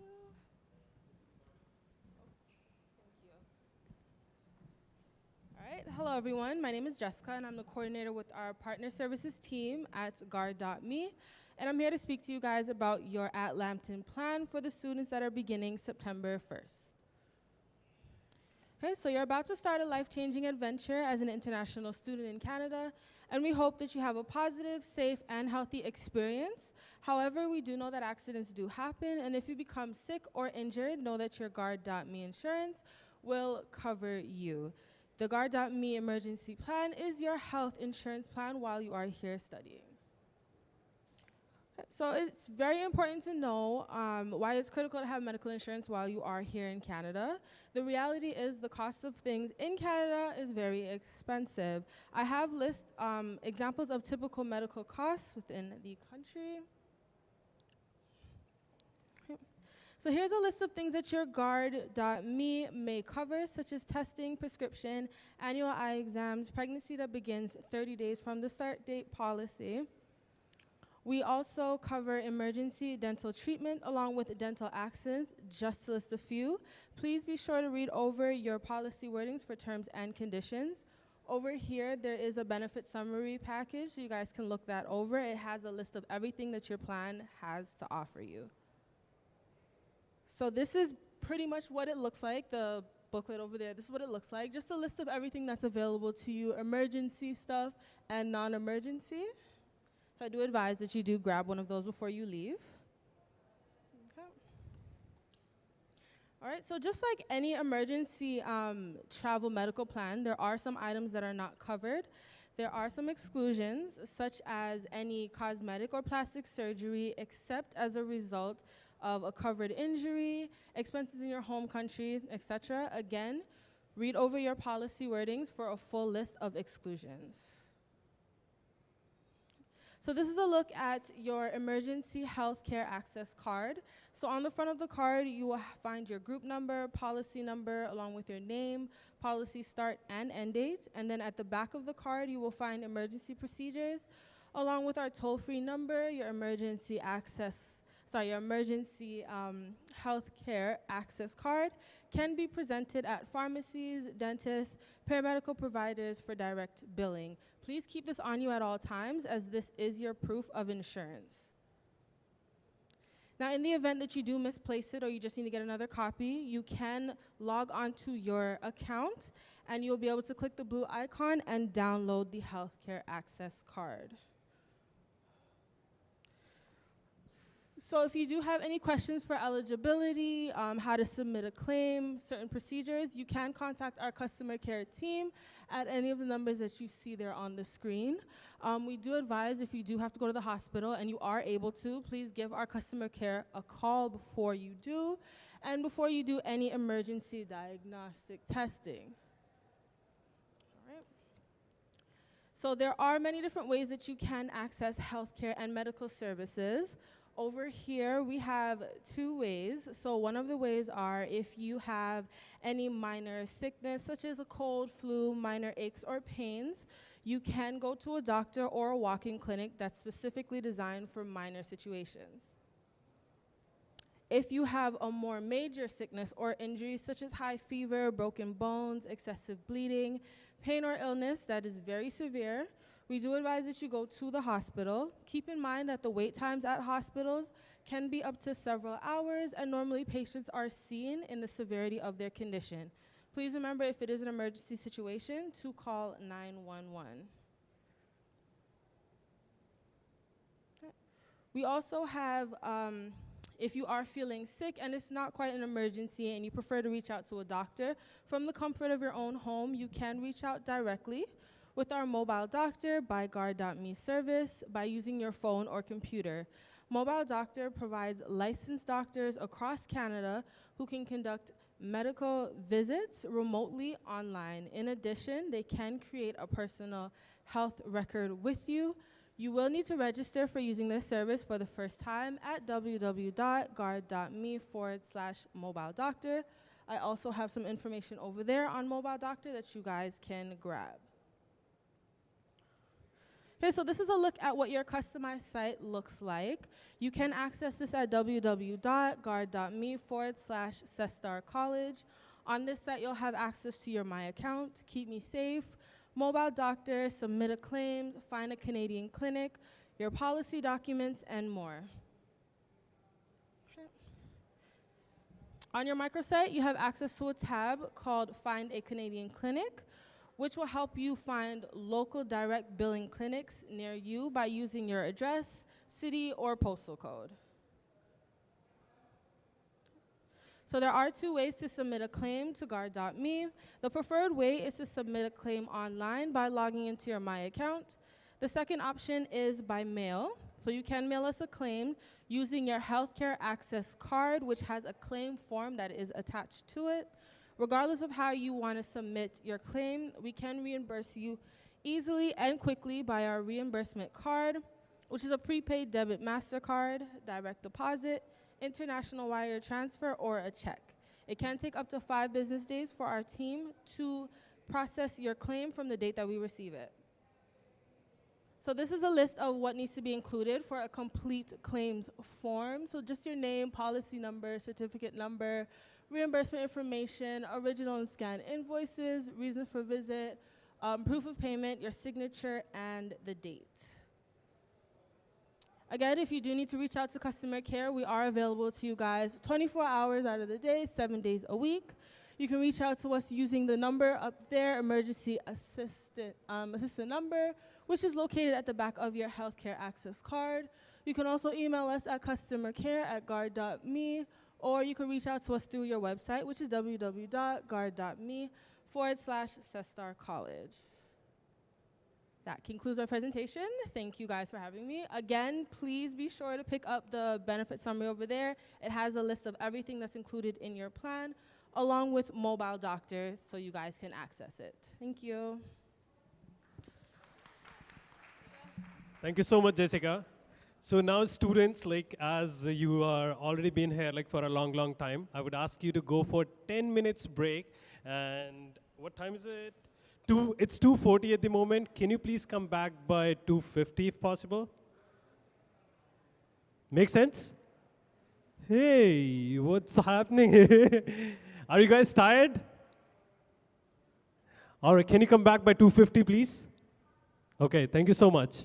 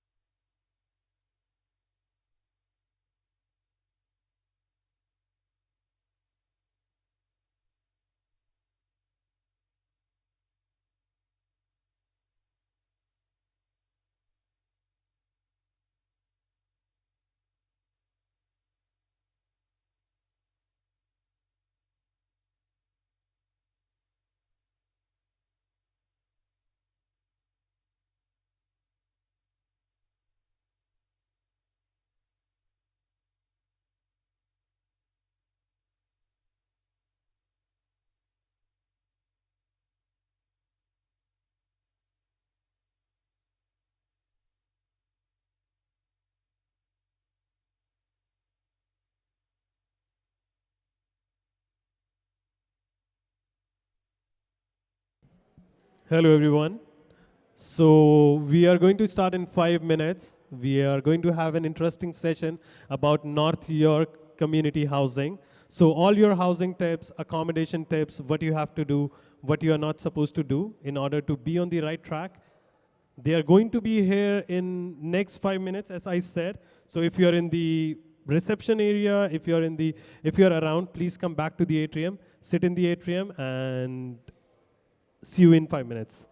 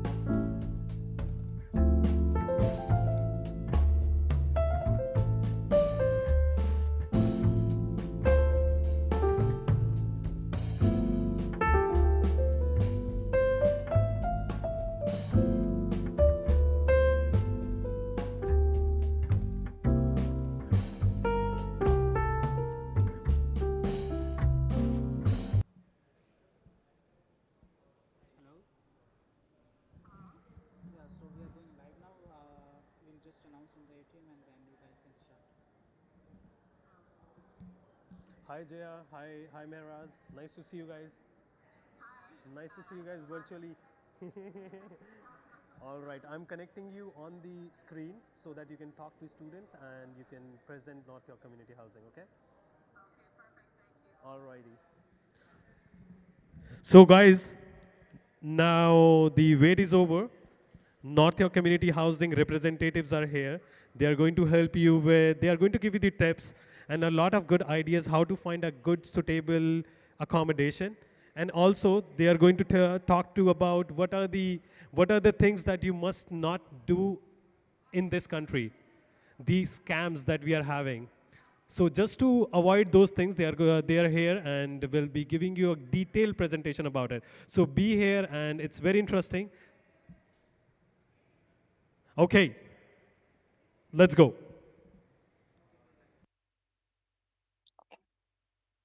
Okay, good. Hi, everyone. Good afternoon, and welcome to our virtual in-person ISC webinar today. Thank you all.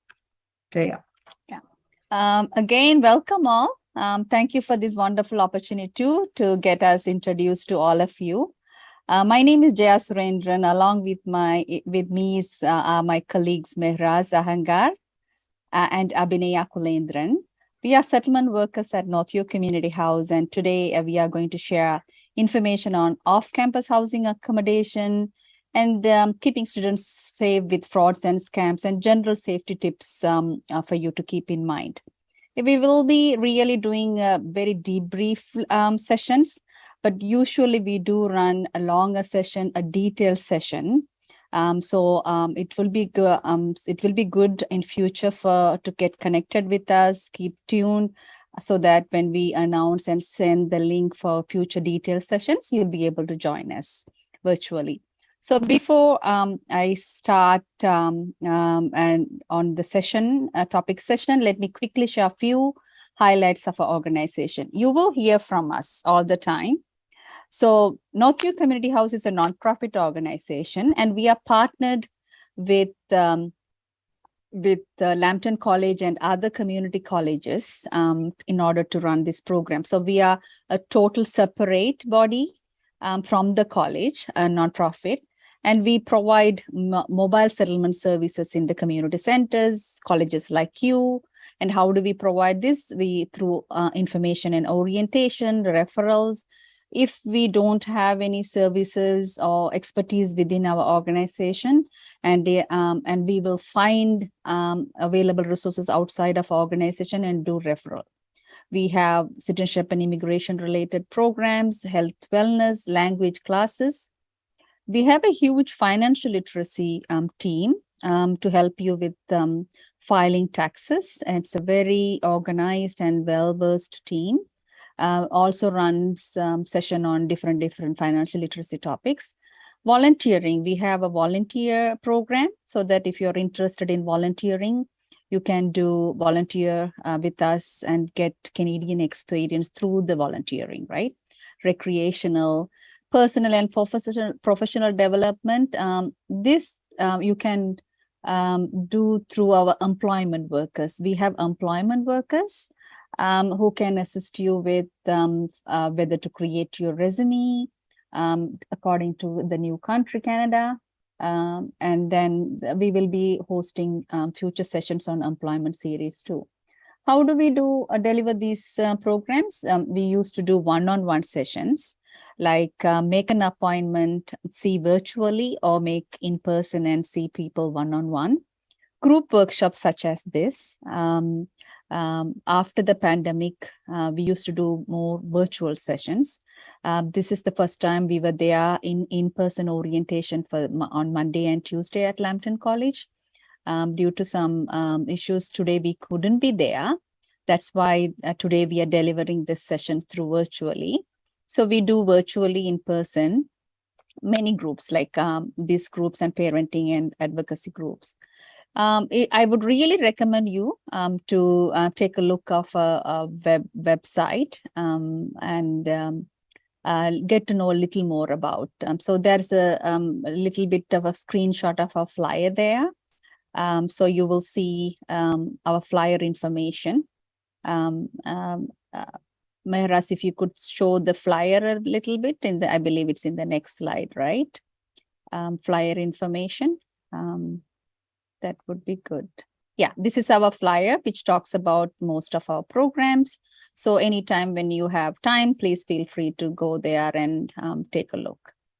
The next one is particularly about this project. Our project with Lambton College and other colleges are called Internet Student Connect, International Student Connect. So we have, International Student, this project was created to provide settlement support to you and your family. When I say you and your family, some of you would have come with your spouses and children. So we do help with your spouse and your children too. The project's goal is to help you integrate successfully if you decide to remain in Ontario after completing your studies. ISC, it's a partnership with colleges, universities, and service delivery agencies such as us. This program is really funded by Ontario Ministry of Citizenship and Immigration, and it's free. Any consultation, one-on-one, any group sessions you are connected with us, we never charge. We don't charge for any of these services. I also recommend you to go and take a look of the website called www.internationalstudentconnect.org website, so that you get to know a little bit of, and it's good thing that they really created QR codes. Yeah, you can show the QR codes, Mehras. Yeah. So that you can take a QR code screen and take a picture, and then at your convenience you can go and take a look of the services that are available for internationals. This particular QR code is really to help the international students. Yeah, and then we can jump into the agenda, Mehras. So today's agenda, our agenda today will cover living off campus and what are the housing accommodations in Toronto, rights and responsibilities as a tenant, and what are the available resources for you to consider. Next slide. We added this slide because some college universities have a campus accommodation. However, Lambton does not have this facility. We are focusing more on off-campus choices. Okay. And then, so what are some benefits, what are some benefits of living off campus? Yeah, 1 second, sir. Some benefits of living off campus. So it can be cheaper than the university housing. Usually when there is the housing added to the university, it's a little more costlier. You have more freedom and independence, privacy, that you having your own space. It's a very good chance for you to meet and network with non-residents. When anything is connected, you'll just stay with your own gatherings. But when you go outside, you have a chance to go more networking and quieter from distraction as well. And then once you have decided,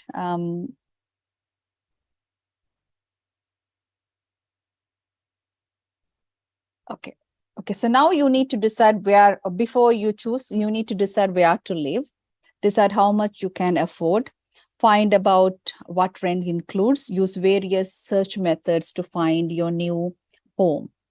Always, before you go in, always take a inspect. When I say inspect, because all the virtual way they set up will look more fancier than going in person. It may look a little larger, but when you go in person and check it, it will be much smaller. So I always recommend for you to go in person and inspect the apartment before you're committing. Next slide, Mehras. Okay. This is what you will hear. This is what you will hear when you are really choosing off-campus housing. Some of the terms that you will hear is rooms in houses, room and board, bachelor, studio, flat, apartment style, and whether you are going to live with an roommate in an apartment. So these are some of the terms that you will hear when you're really choosing for an housing option in Canada. Next slide. So when you choose where to live, it doesn't matter, even it's off campus, you really need to think about some of the challenges too. For again, in your case, there's no other choice. It is off campus, so you really need to choose an place where to live away from the campus or close to the campus. You need to consider commuting and transportation. How far the bus, how much I have to pay. I have to pay double fare or triple fare, or just one fare is enough, all those things. And bill payment, which is included with the rent, right? What are the other bill payment? Is the utility included? Or those additional cost? We put missing school announcement, but it's not a big deal because nowadays everyone is connected with phone and Facebook, school related Facebook, and then social media. So it's really not a problem that you will miss in schools announcement, but keep in touch with the school related websites when you're away from the school so that you don't miss any announcement. You might have little more responsibilities when you live in your own places, which we will talk more to maybe in the next slide. Yeah. Next slide, Myras. So steps to follow when you are choosing a housing is, am I supposed to pass it from here to Myras usually? Yes, I can believe. continue. Yeah, Yes, yeah, Jaya, thank you so yeah. much. Okay, so the next steps after choosing the place to live. So I remember after you choose the place based on your budget, the neighborhood you decided about, and also the monthly cost. That's important as well, as mentioned by Jaya. It's not just rent amount. You have to consider bill average of the bills and also transportation. Those are all your monthly based fees that is connected to your to the place of renting. So consider all those options before choosing where to live. So the next step is agreements. So when everything is okay, when you talk with the landlord and they accepted all the documents and everything, there is an agreement process. So you need to go through a formal agreement normally.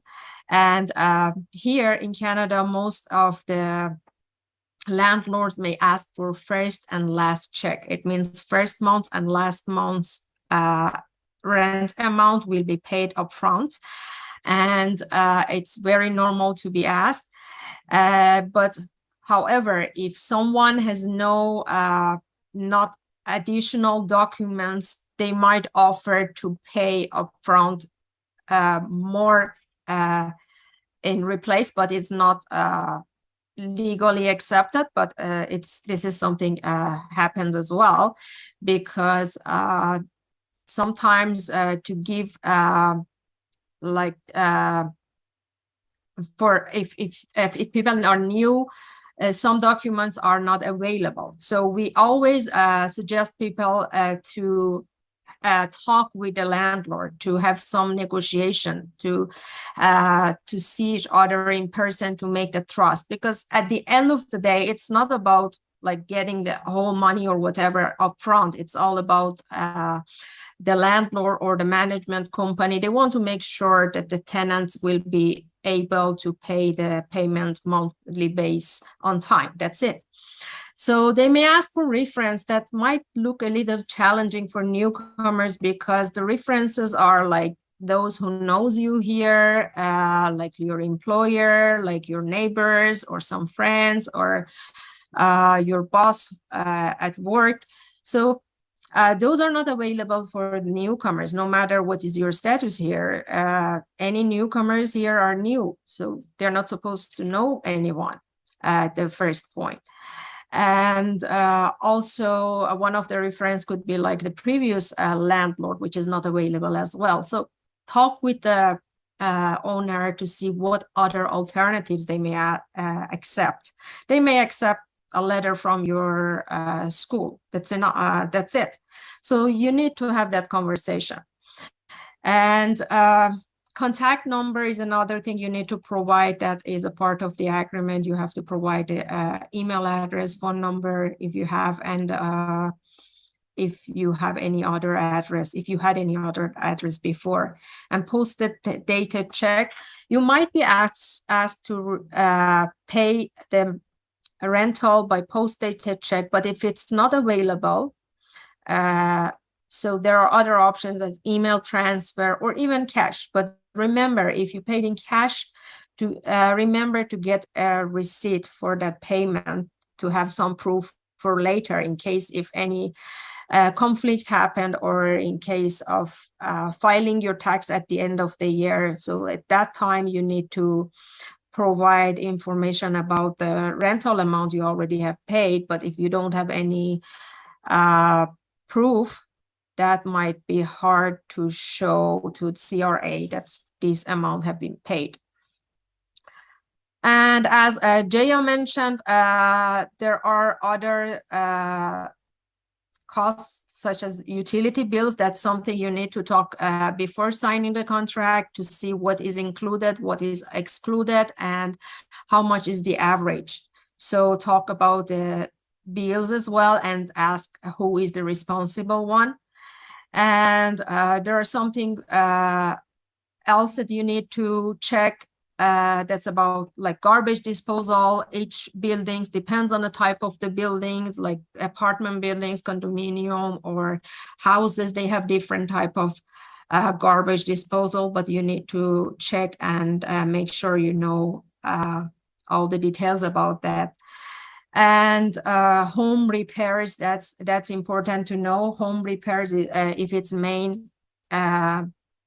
maintenance, or like fixing something like plumbing or utilities such as kitchen utilities or oven or whatever, which is connected to the house and has some issues, you need to call and contact the owner and landlord before touching anything.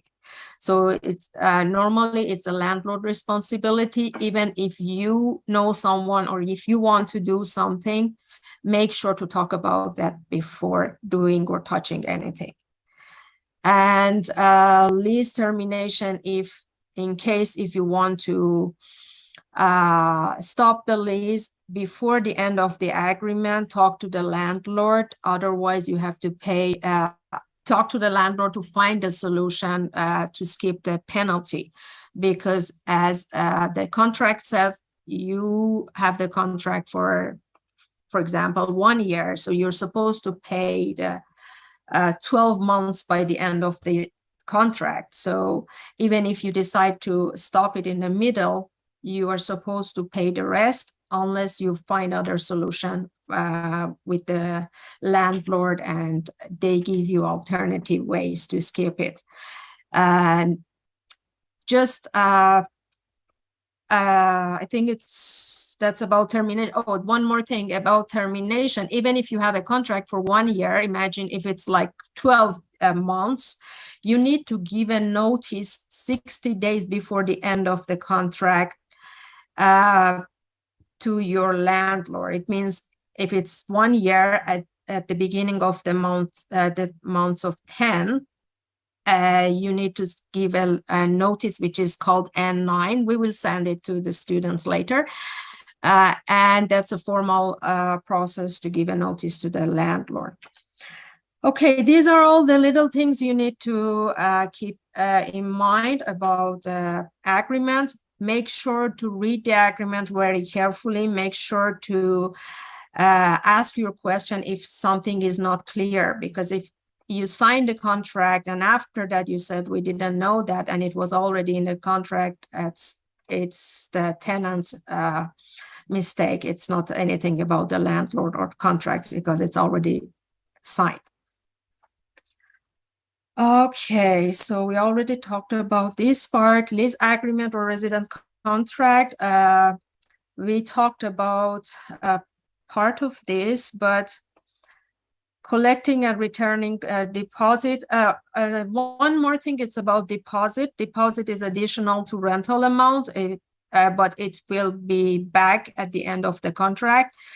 Sometimes if it's a furnished place, they might ask for deposit for the furniture, or some amounts for the key, like $200 or $300 as a key deposit will be asked, but at the end of the contract, this deposit will be back to the tenants. Rent increase is not allowed as long as you have the fixed amount on your contract. By the end of contract, the amount will be the same. But at the end of the contract, if you're going to continue with the same landlord, there's always a little amount which is getting announced by the government that could be added to the rent amount. But in the middle of the contract, it's not allowed to add any rent increase. Okay, entering the house or the place by the landlord, that's another thing. In case if the landlord needs to enter the house, they cannot just open the door or knock at the door and enter. They normally have to send you a notice before enter. It could be for fixing somewhere, or showing the place to the next tenant at the end of the tenancy. So that is the process. So they need to give a notice. They cannot come to the door and ask to enter or just open the door. That's not legal. Okay, so we already talked about reading the contract carefully, but if you need any more details about your rights as a tenant, or tenants and landlord related rights or legal matters options. So just a moment, I have some link I'm going to show you. If you need any more information, there is a link, Cleo, CLEO.on.ca. This link is an informative link to get general information about any legal matters in Ontario, including tenants and landlord rights. So if you're not sure about your rights at some point, go to the link and go through there. They have different brochures and different, so you find information there as well. Okay, so next step would be moving. After signing the contract, getting the key, moving is the next step. So there are, if this is the first time you have this experience of moving and renting a place, you need to manage something in advance. For example, have some cleaning supplies with you before moving your furniture or stuff, or have first aid kits, or make sure to have a plan for packing if you have lots of stuff. If you have furniture like big items, you may need to book with a moving company. If it's not that much big, you may need to hire a car and do it by yourself, or ask a friend to help you.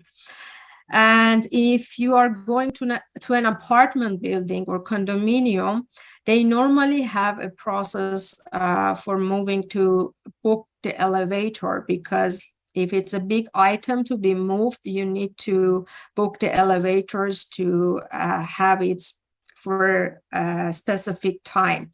So talk to the management of the building or talk to the landlord to see how the process is. Right and responsibility, we already talked about part of that, and we can go through something which is missed, like remember to pay full rent on time.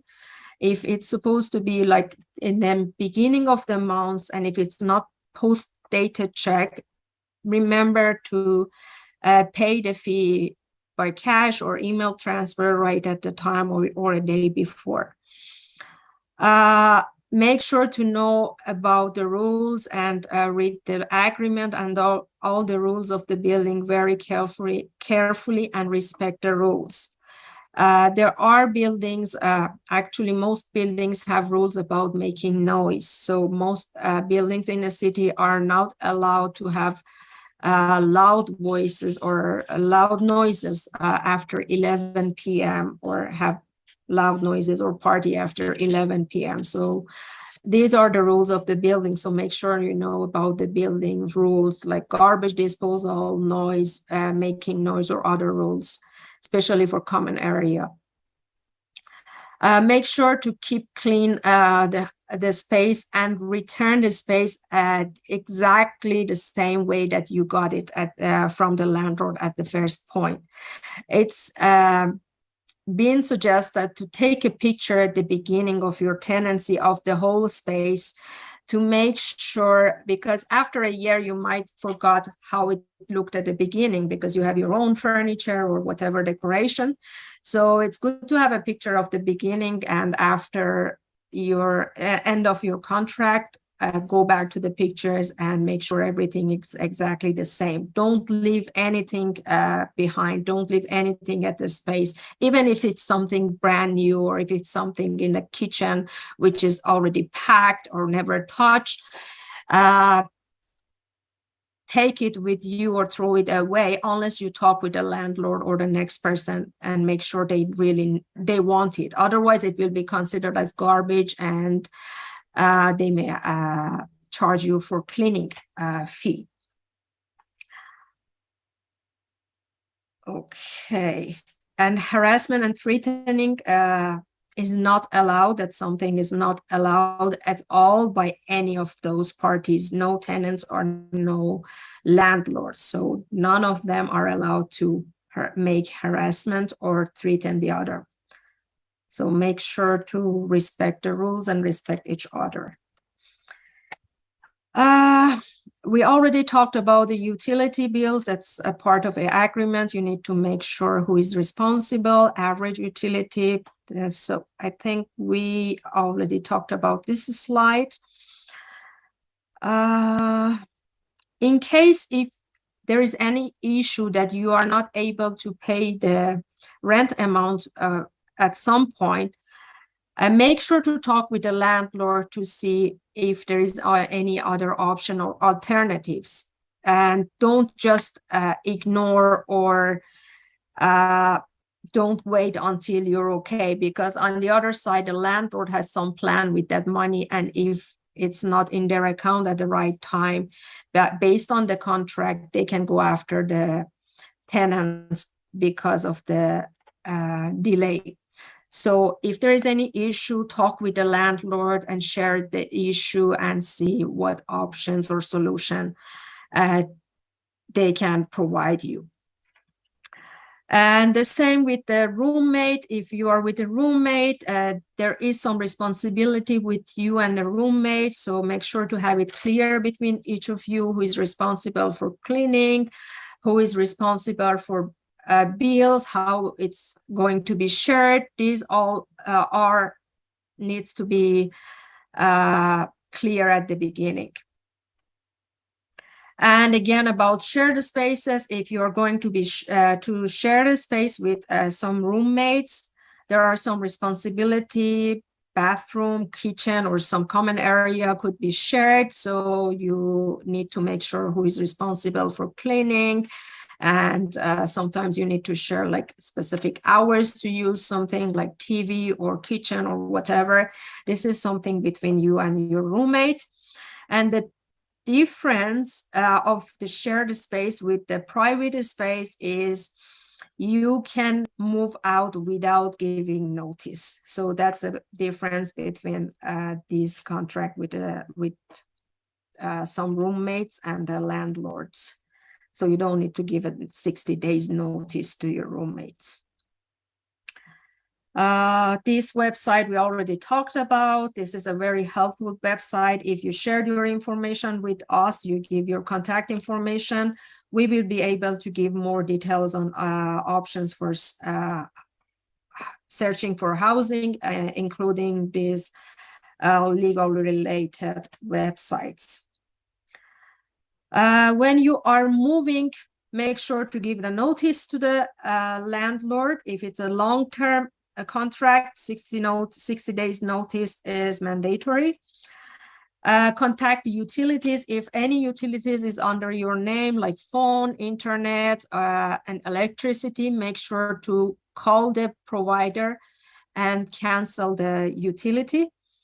And redirect your mails if your address is attached to any documents or any other location, like your school has your email address, or Immigration of Canada, or Service of Ontario, Service Canada, your driving license.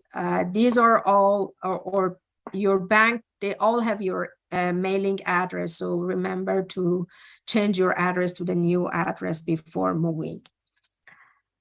Take all your belongings, as mentioned before, and clean the units the same way that you got it.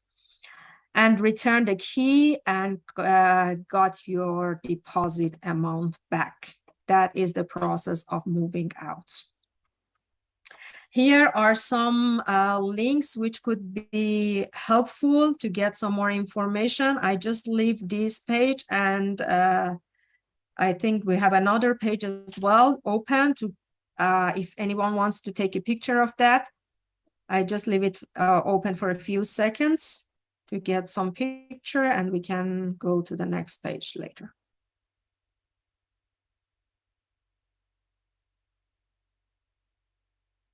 Okay, I'm going to the other one. I'm going back to this map.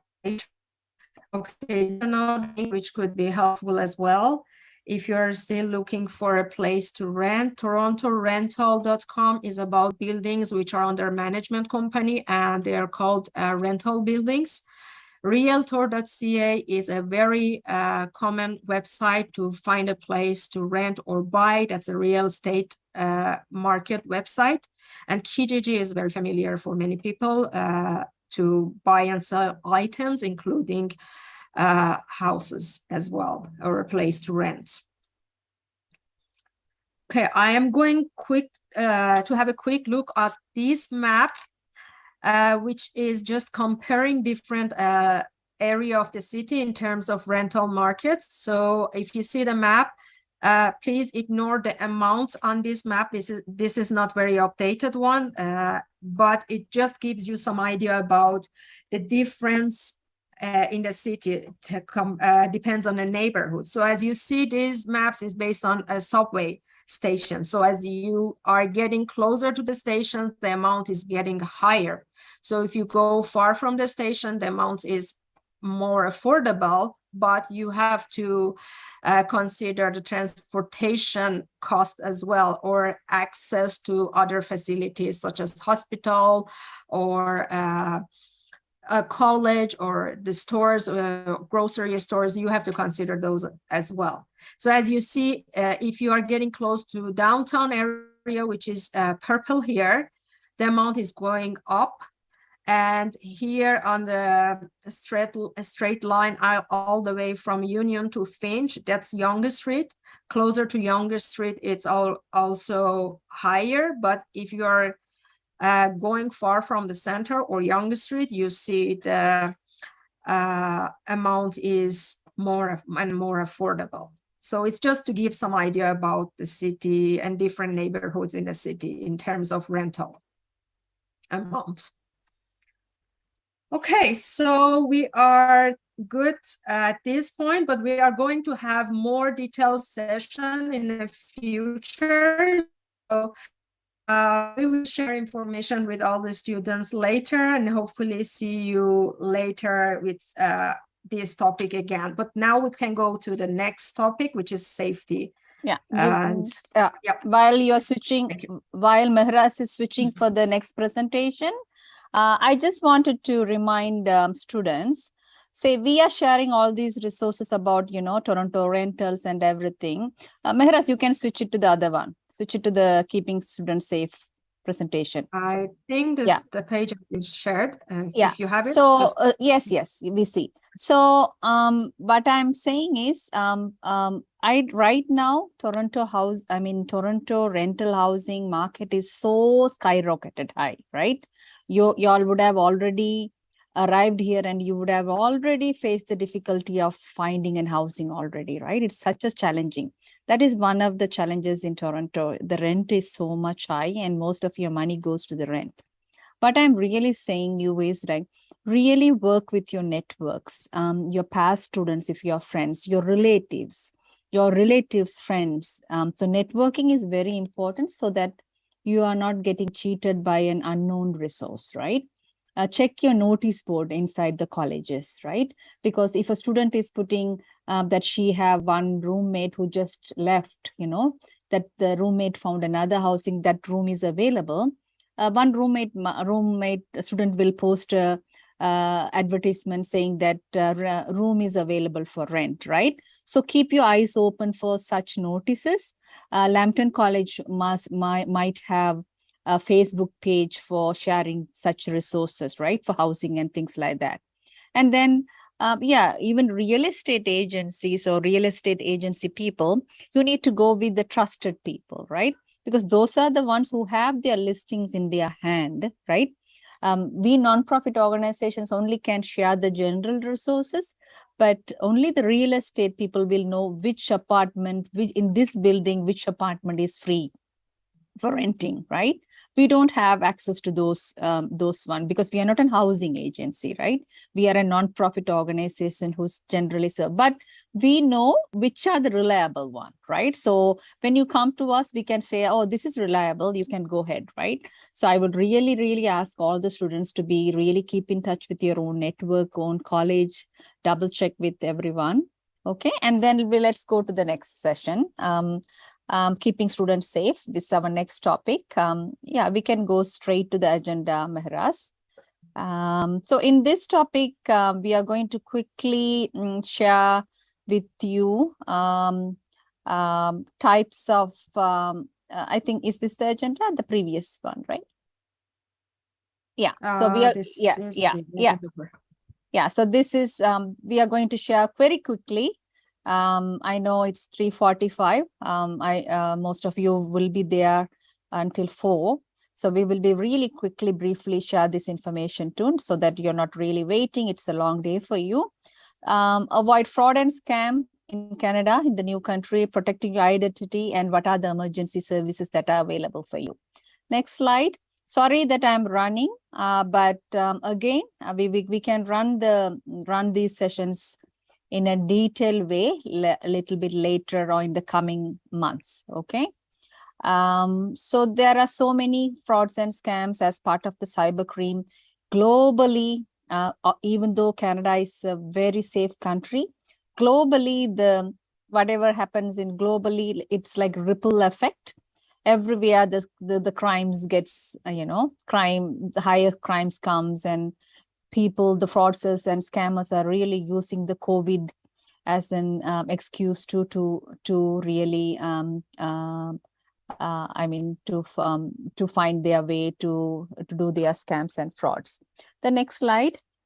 So there are so many types of scams, phishing scams. Phishing means they are just taking your data, right? And lottery scam, marketing scam. You will hear that this is free, that is free. You will hear a relative in trouble scam. You would have even heard from back home. Similar scams are happening. Debit and credit card scams. You really need to be careful because you would have your bank cards, credit cards in Canada now. So just to be careful with your password, make sure you have a very secured passwords, because it's very important to have those things safe so that you can focus on your studies, not to get into this trouble. Identity theft, people do steal your own identity information. So you need to be careful there. The final one, but I really wanted to illustrate a little more on this, is the CRA, Service Canada, and maybe IRCC scams too. So you might even receive an email or a phone call from CRA saying that, oh, you just didn't get your social insurance number yet, but you've been in Canada for so many, a few months, we are going to arrest you right now, right? Unless you come and pay this penalty right now or e-transfer the money. If you hear such scams, please do not believe in them. Just hang up the phone, right? Please do hang up the phone, because they do usually write to you. CRA will send you letter. IRCC will send you letter with a proper logo, with proper service, unless you communicated with them. So you need to start an initiative, and so that for them to reply to you. So don't fall into these scams. So just to be careful, and before you get into anything, check with and verify your things with another person who knows little more about it. The next slide. A little bit of a stats. There is so much. This is 2020, but then there was also latest 2021 stats also says there is a huge loss due to different fraud. Next slide, Mehras.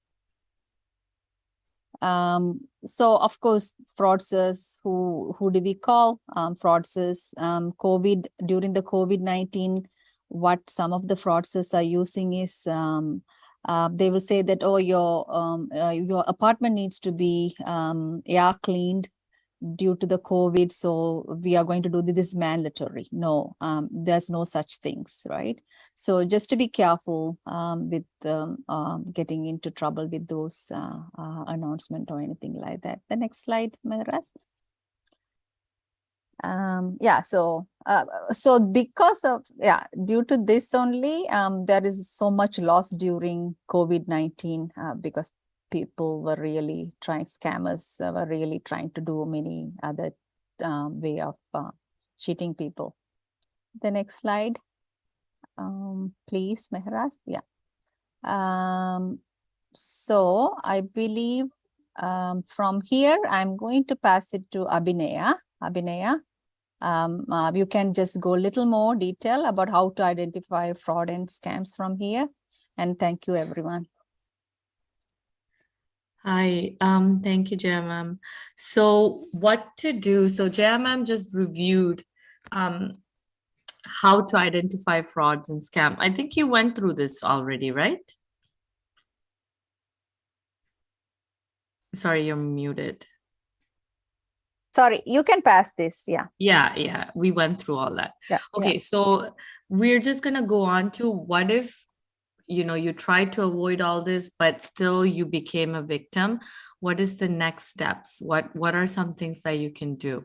So what you can do is gather all information about the fraud, like for example, the date, time, any details about the fraudster.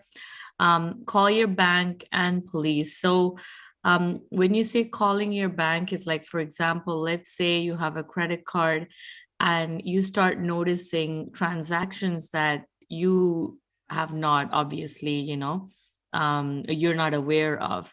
If you notice something, then you call the bank, you let them know right away, these transactions does not look like something that I had made. So please,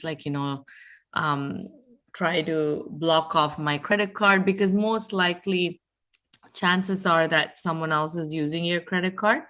It happens to everyone. So the first thing to always do is call the bank and let them know.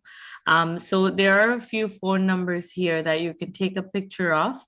For example, the Toronto Police Financial Crimes and the non-emergency line, which I'll be talking more on. Another point is you had to call your credit bureaus. So in Canada, there's two main credit bureaus. One is Equifax and the other is TransUnion. So Equifax and TransUnion is where you would have information, all your credit history, how many credit cards you have, and any loans that you have, your employment history, your profile. So this includes your name, your contact information, your most updated address. These can be, you can get a hold of them for free.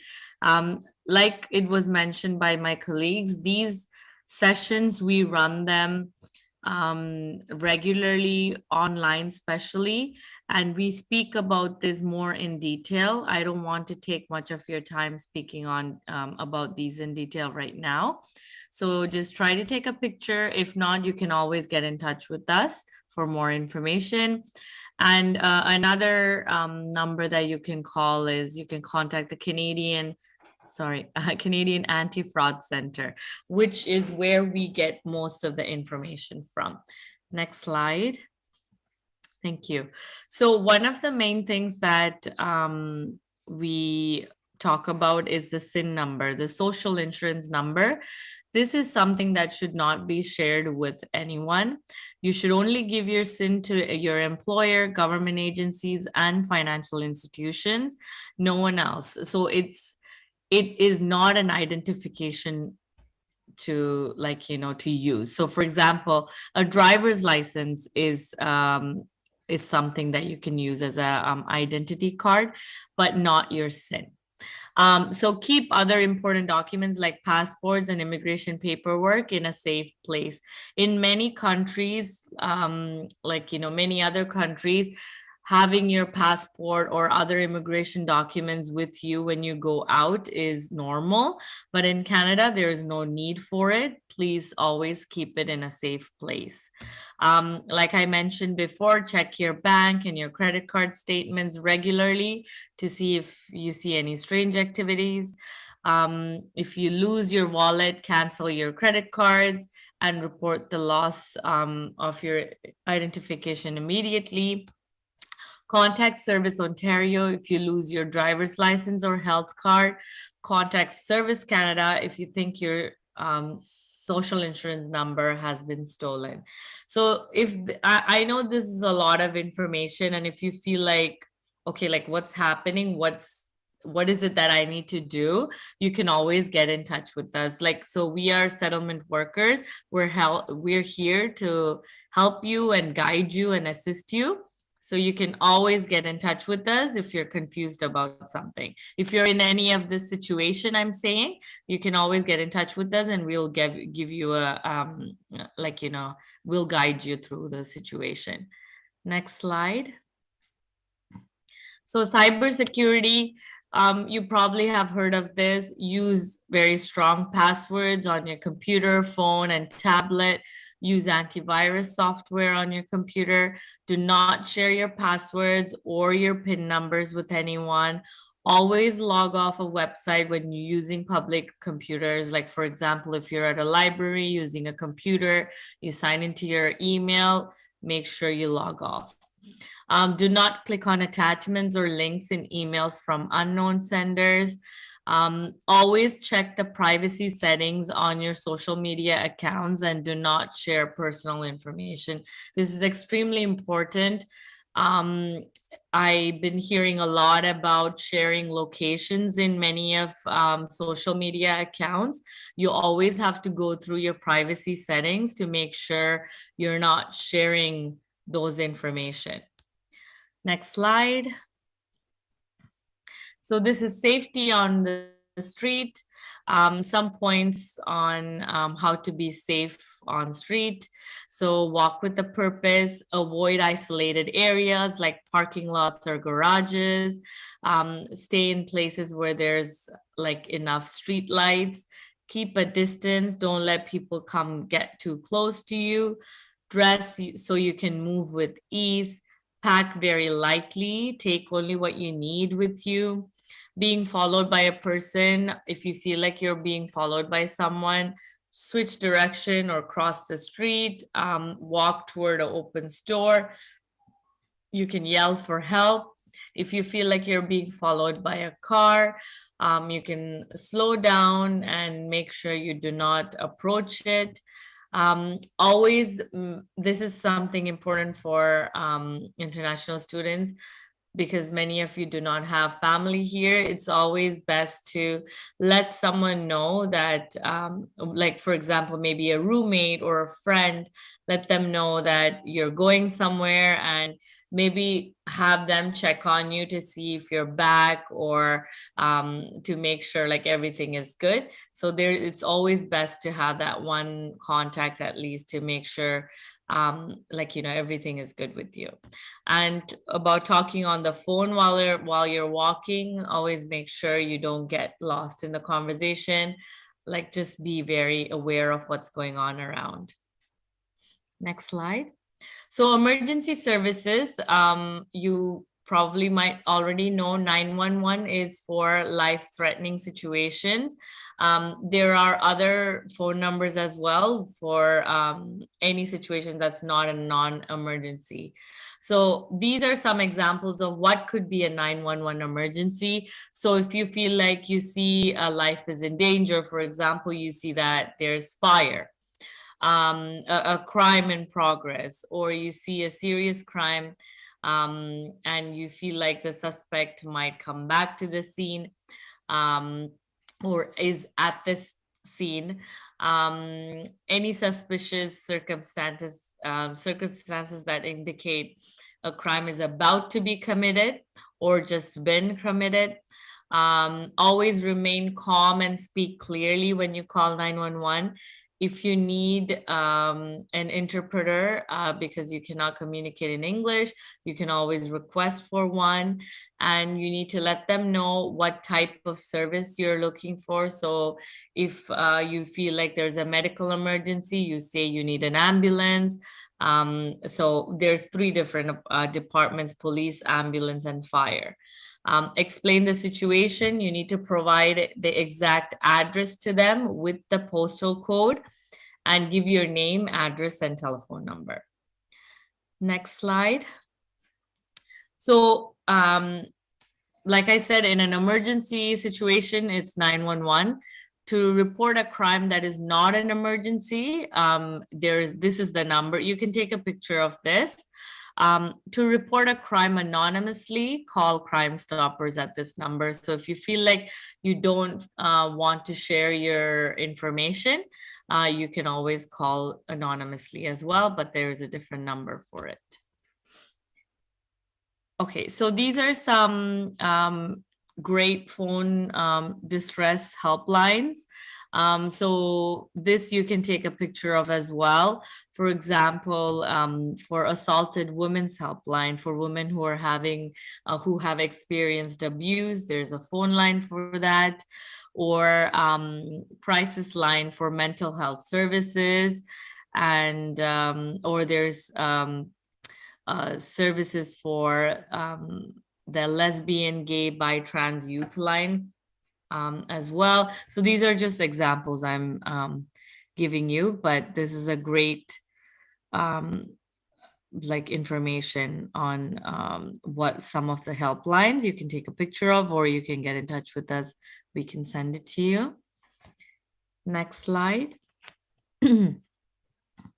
Okay, perfect. So we have come to an end. I'm sure it's been a long day for you. So we were, like it was mentioned before, we were in person yesterday and the day before, and we were able to give out a registration sheet where you were able to write your name and your contact information. That way we can follow up with you.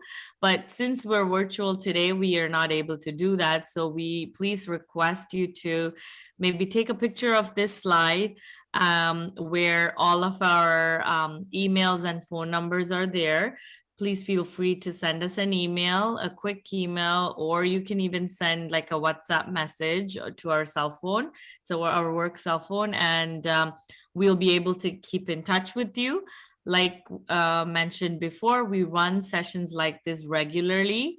During COVID, we were running only virtual sessions, and it was extremely successful. So we will be continuing to do virtual as well as maybe some in person as well. So get in touch with us, not just for group sessions, but also for one-on-one help. So thank you so much. And Jia ma'am or Mehraj. Yeah. Thank you so much. Thank you so much. I really miss seeing faces because we enjoyed the past 2 days seeing faces. Now, because we saw that way and are now doing it virtually, we really miss the faces. There is a huge difference between face-to-face and doing virtual. So thank you for being patient, listening to us. Keep in touch. Thank you very much, Lambton organizers. Thank you, Prince. Thank you, Nicholas. Thank you, Sahil. Thank you, all the volunteers. I remember so many volunteers were there around us yesterday.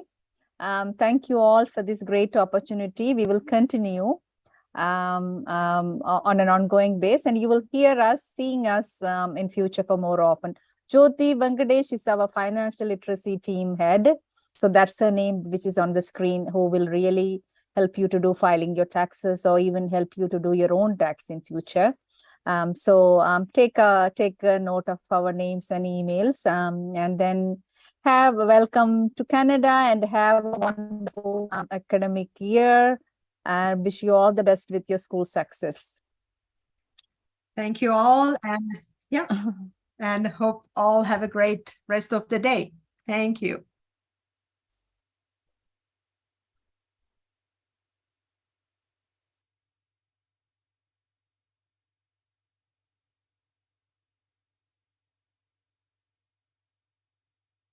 Give me a second, guys, please. All right. So how was the session, guys? How was the session? Are you feeling tired? It was good? Maybe? Come see, come sa? No? All right. I know, guys, I can see your face that your tiredness is coming on.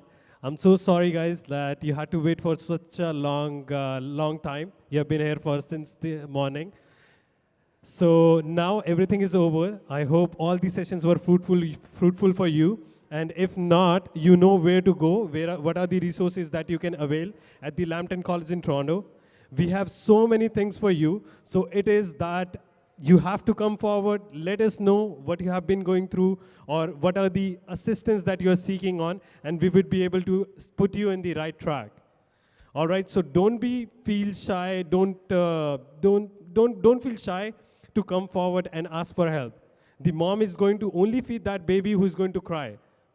So abide with that and come forward with any idea, any information that you have, or any advice that you're seeking. All right, guys, thank you so much for being here and participating in it. And I wish you have a good rest of the week.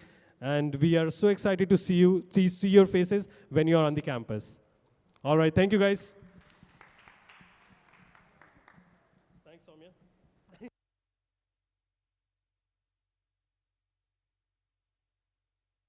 And if you have anything to ask, you can come forward and ask us. Okay, any questions? And if not, you can leave for sure, okay?